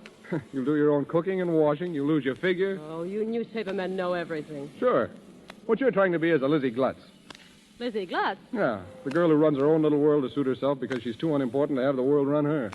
Well, that sounds great to me. Of course it does. The smarter you are, the harder you try for that kind of life.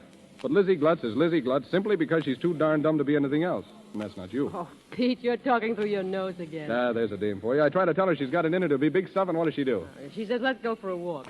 Only as far as the subway, though. I got to work tonight. Say, is there a boat docking? Yeah.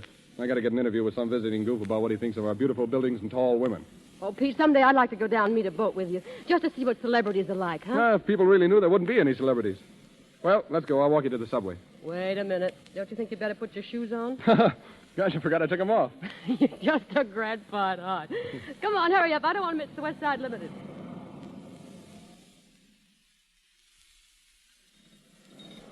West Side train, West Side. Let 'em out, let 'em out. There's your train. See you next Thursday. Same bench. Same time. So long, Lily. Big luck to you. West Side train. Keep moving in there. Don't block the doors. All right, lady, if you're going in, go on. What do you think you're shoving? I know me job, lady. There's no more room in this car. Well, then we'll make it. Go on, go on. Stop it! Look here, you can't do that. You're practically flattening this young lady. Shut up and turn around before somebody steps in your face. Let me out of here. Go on, get in. You let her alone, or I'll do a bit of pushing myself. Oh, yeah? I'd like to see you try it. I'm afraid I'll have to. Hey, down! Let me up, will you? You better get out of here, mister. Are you all right? A wise guy, huh? Going around knocking people down. Well, I'm sorry you fell over, but this young lady's had difficulty, and Oh, so I fell over, huh? Maybe like you're gonna fall over. Oh, let him alone. Why, you... Hey, get a coat, get a coat. Hey, Come on, get out of here before they arrest you. Arrest me, but Come on.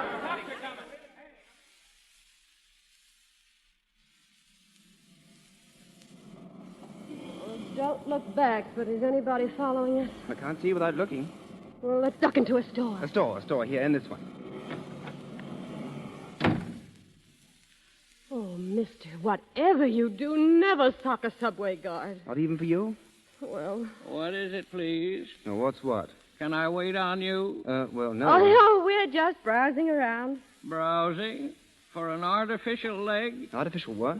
Well, that's all we sell in here, sir. Well, That's a lovely day, isn't it? I think so. Quite. Well, thanks very much. Well, come on, let's get out.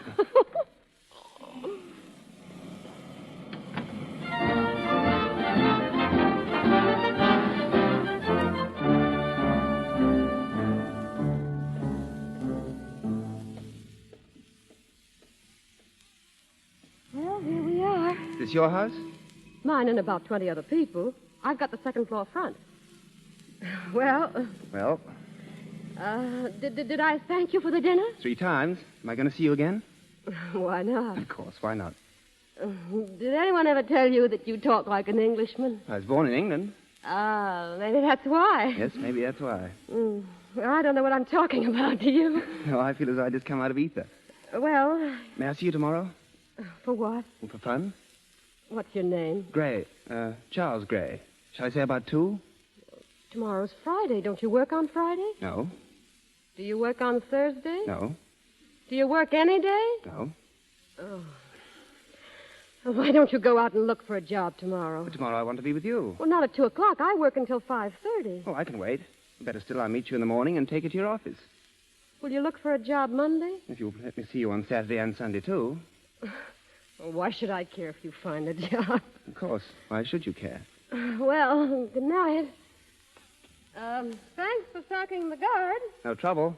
But my name's Lily. Lily David. I forgot to tell you. Thank you. Good night. Good night.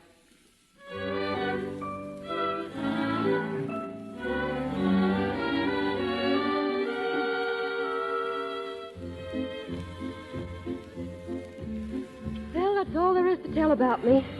I make $20 a week. It was $35 a few years ago, but I don't mind. And I haven't many friends, and I don't mind that either. Now, do you want to dance? I'd rather just sit and talk if you don't mind. Sure. Isn't it funny? We've known each other almost a week now, and this is the first time we've let down our hair and talked seriously. What about you? Me? All I know about you is your name so far. Well, there's very little else. My life story is very dull, and I wouldn't bore you with it. Are you going to keep your promise about finding a job? Why are you so interested in a job for me? Well, it's the right way to live now, isn't it? Instead of going along from day to day, just trusting that something will come along to keep you going. That's true, I suppose. And we're going to see each other again, aren't we? So often that you'll become annoyed with me. Think so. No, not really. Do you want to hear a secret? About you? No, about both of us. If I were ever to become annoyed with you, it would have happened years ago. What?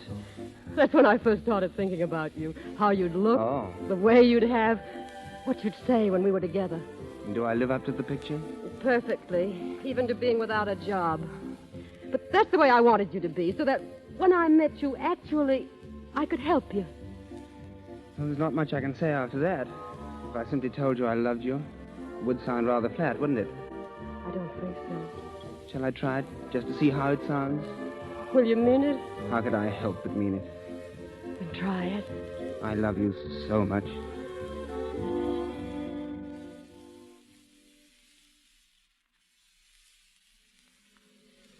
Happy? Oh, gloriously. But we shouldn't have taken a cab. We had to celebrate. Isn't every night I tell a girl that I love her? I hope not. I'll pay half the bill. All right. And what about tomorrow? Will I see you? Oh, tomorrow and the day after and the day after that and... Oh, no, wait a minute. No, tomorrow's Thursday, isn't it? Yes, why? Oh, I can't see you tomorrow night. I have a date. Oh. You don't mind, do you? It's been every Thursday for such a long time.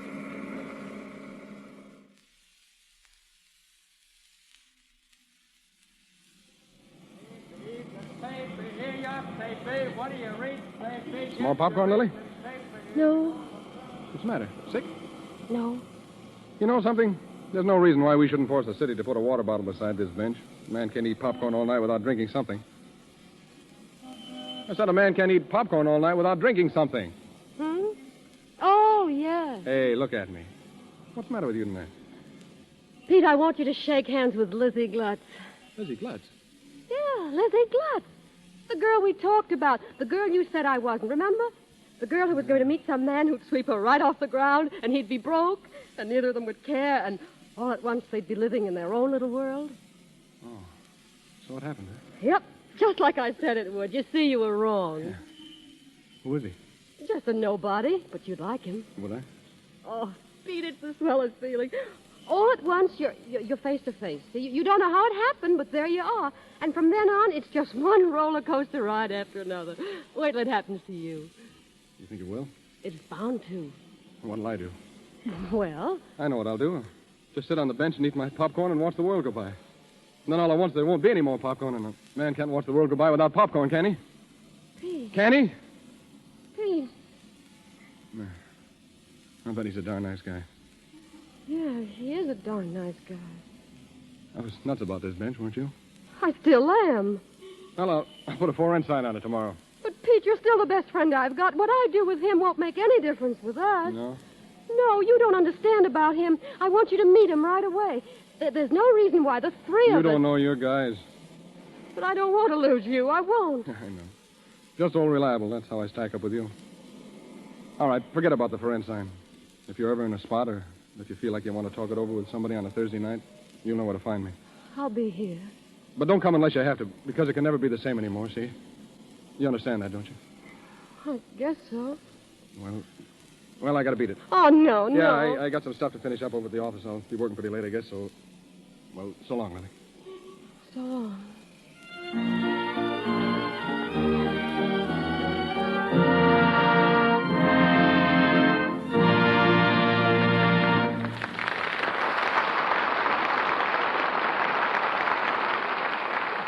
In just a moment, we will continue with the Lux Radio Theater presentation of The Gilded Lily, starring Claudette Colbert and Fred McMurray. For the moment, we want to tell you a little inside story about Mr. DeMille's own studio, Paramount. Yesterday, there was a story conference. Now, as we tune in, some of the girls are still typing away at the script. Madge is particularly rushed. She and Virginia have a special date tonight with two special gentlemen, and Virginia's all ready to go. All set, Madge? Come on. Oh, Virginia, is it that late? Oh, I'm tired. Honest, I don't know how I can go out tonight. I've been digging in my files and typing like mad all day long. Couldn't we go tomorrow night? Oh, no. I'm tired, too, but I know what to do about it. I'll just pop into a nice, warm, Lux toilet soap bath. Haven't you tried that? It makes you feel swell, round to go. Thousands of popular girls all over the country are in on the Lux Toilet Soap Beauty Bath secret. Famous screen stars like Betty Davis and Carole Lombard find it a wonderful pick-me-up after a hard studio day. And most important of all, you can depend on Lux Toilet Soap's active lather to protect daintiness, keep your skin sweet. You'll love the delicate, expensive fragrance of this fine white soap. Once again, Mr. DeMille. We continue with The Gilded Lily, starring Claudette Colbert and Fred McMurray with David Niven.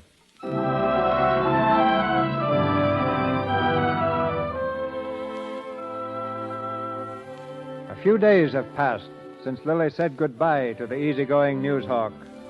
We're in a richly furnished apartment of a Park Avenue hotel, where two men stand facing each other across a table. The older man is the Duke of Loamshire, visiting America incognito. The younger is his son, known to us as Charles Grey, known in England as Lord Granville. The Duke of Loamshire breaks a long silence. So, it's actually that serious, Charles. Yes, Father. Well, and now what? Well, first I'll have to cable Helen and ask her to break the engagement. That's going to be rather difficult. I know.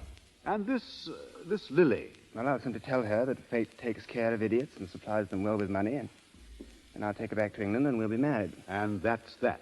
Well, Gray, why did you lie about yourself to this girl? Tell her that you were a nobody, that you had no money. I didn't. She told me that about myself. And after that, I was afraid to tell her the truth because... Because you wanted to be what she thought you were. Yes. Oh, that's human, I suppose. But you will forgive me, of course, if my mouth seems to hang open at times. Why, back home you were so enthused about social things. Parties, clubs, and all that. And here, all at once, you plunge yourself into a terrible, serious romance with this shop girl. She's not a shop girl. She works in an office. Oh, forgive me. But I still can't understand it. But don't you see, I asked that we make this trip to America secretly just to get away from all that social nonsense. For how long? Oh, I'm sincere about this, Father. Oh, of course you are. You're sincere about everything, for the moment. Well, if that's your way of objecting to Lily... I don't object to her, Gray. If you're set on marrying Lily, I'll accept her. And so will Mother. But there are various ways of handling a delicate situation, and you're diving into it headlong.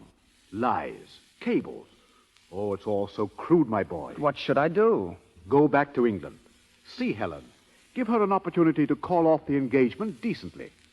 And talk to your mother, as a son should talk to her. And then, with your house in order, come back here and ask Lily to marry you. You will have the right to ask her after that. I wonder what Lily would say if I told her the truth. Well, my boy, it would be easy enough to find out. Oh, no, not yet. I'll just tell her I'm going away and that I've got a job. And heaven knows that's no lie.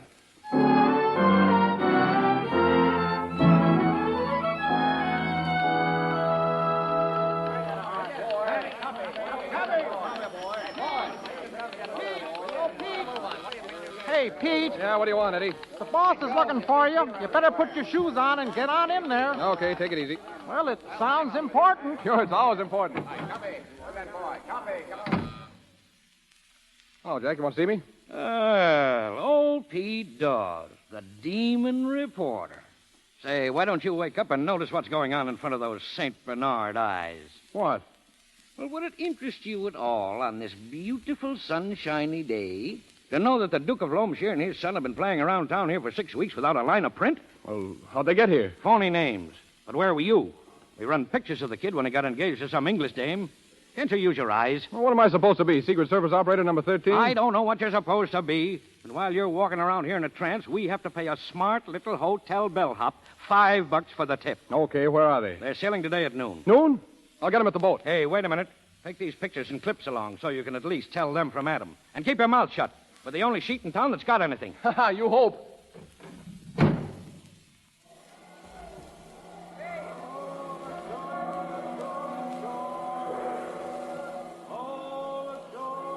Hey, Pete, what are we supposed to do? You ought to tell a guy. I'm getting a story. You're here to get some pictures, see?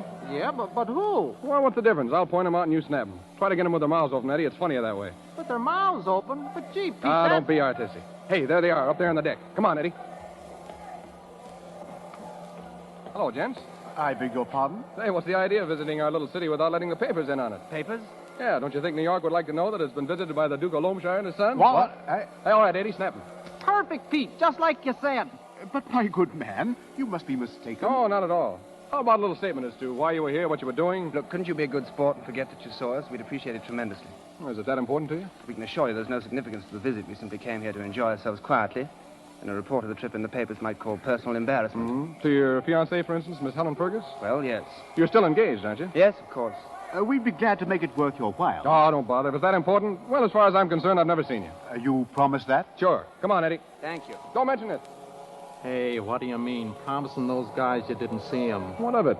You saw him, didn't you? Sure, I got their... Oh...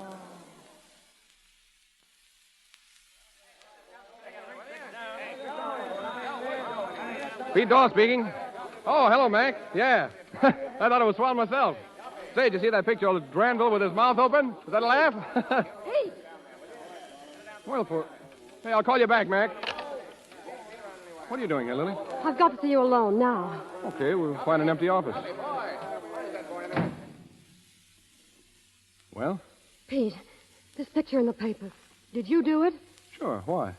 Did you see these people? Talk to them? Of course. Why all the excitement? Why?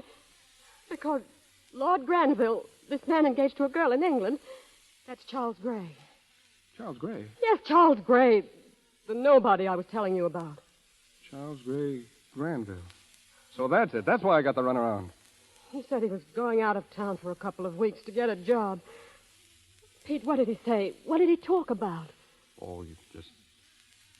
Well, go ahead. I'm asking for it. Well, he said he'd just been fooling around in America on the quiet and that he was going back to marry that English dame. His father tried to bribe me to keep the whole thing quiet. Oh, that's swell, isn't it? Well, Lizzie Glutz did all right by herself, didn't she? He was broke, a nobody.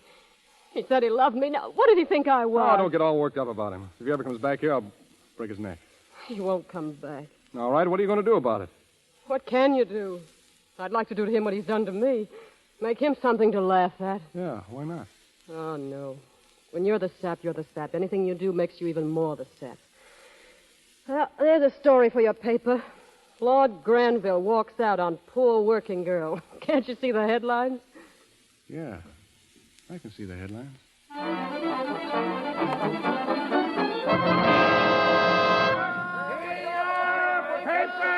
Paper! Working girls points blue blood. Working girl points down marriage. Here, what do you read, paper? Lily David says no to nobility, paper.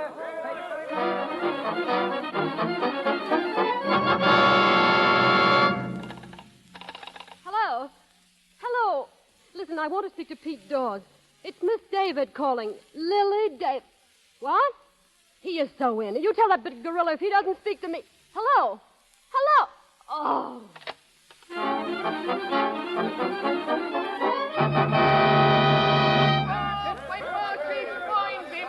She finds him. Read all about it. His heart is broken because she's finds him.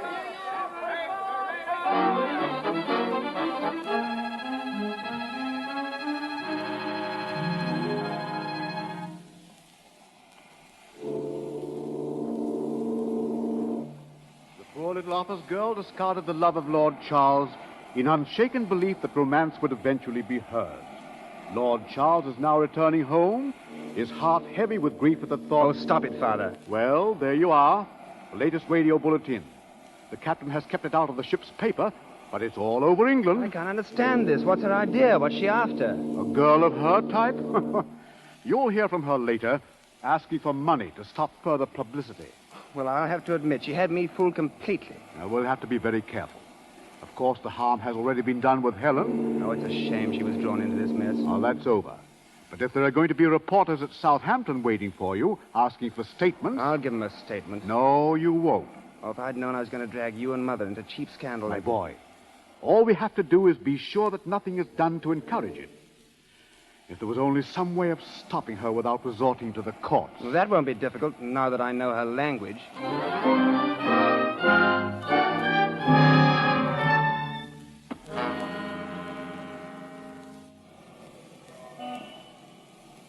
Oh, hello, Lily. I thought maybe I'd find you here. Did you? I've been waiting an hour and a half. Sit down. Yeah, thanks. The popcorn? Aren't you going to take off your shoes? I don't know. I may not be staying very long. All right. Why? Why what? You know what. Why did you print those fake stories? Oh, that. Go ahead. Okay. I did it because I love you, and that guy Gray hurt you. And nobody's going to hurt you while I'm around and get away with it. That's what I thought. Oh, you old windmill. Well, at least nobody will ever walk out on you again. You're somebody now. Yeah, somebody is right. People pointing at me in the subway, on the street, photographers trying to break into my house. Sure, you're a celebrity now. One of those peculiar people made strangely important by ordinary newspaper print. Strangely important. A busted romance, no job. You lost your job? I didn't lose it, I quit. What for? I got tired of answering questions. And look at this. What's that, a cablegram? Read it. How much would it cost for a poor little working girl to forget she ever met me? Charles Gray. Well, there's a sweet boyfriend for you. Yep, sweet and to the point. Well, if he wants to be forgotten, here's the one who can do it. That's the stuff. Pete, you're a smart fellow. What do poor little working girls usually do next? Well, they usually drown themselves one way or the other. I'll take the other. Let's go.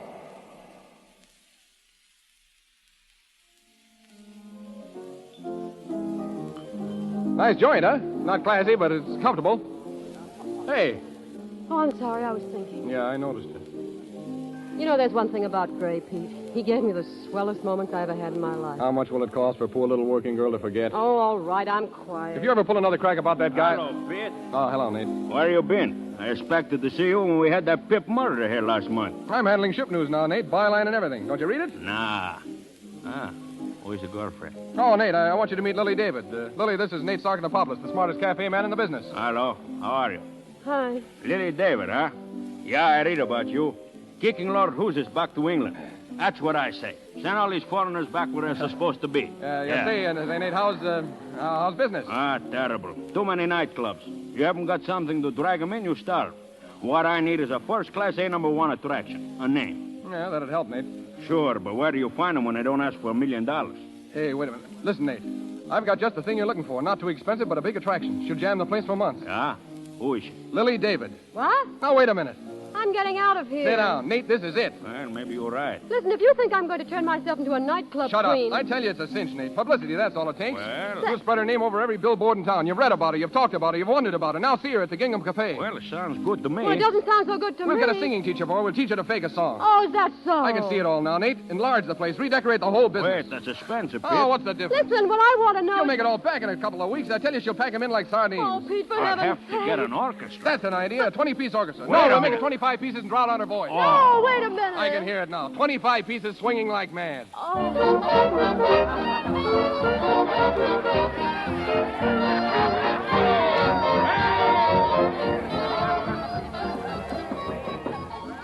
Who's there?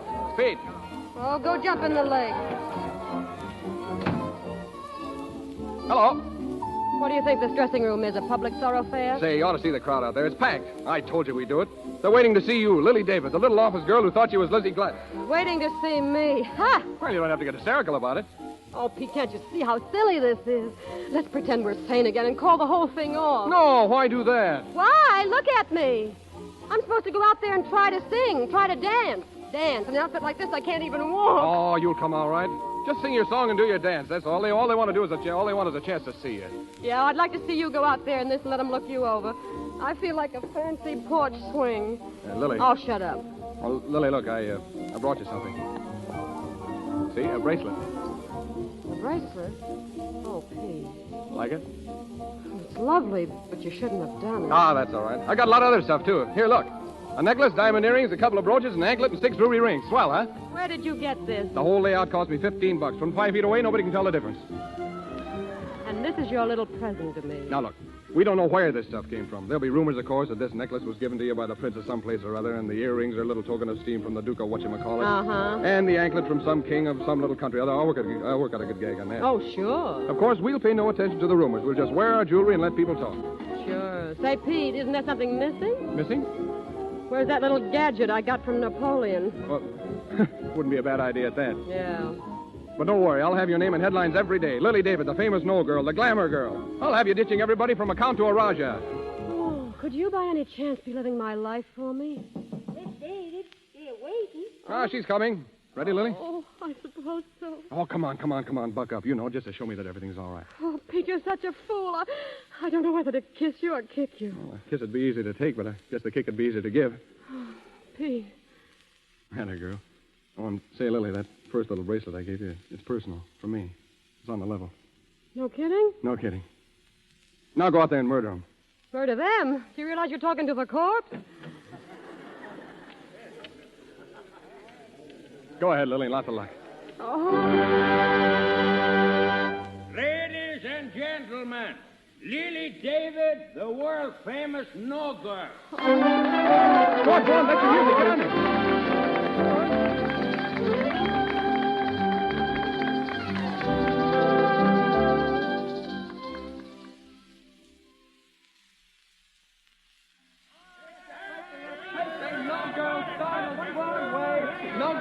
Here you are! No girl refuses key to city! Read on! No girl says no to Raja Punjapur! No girl...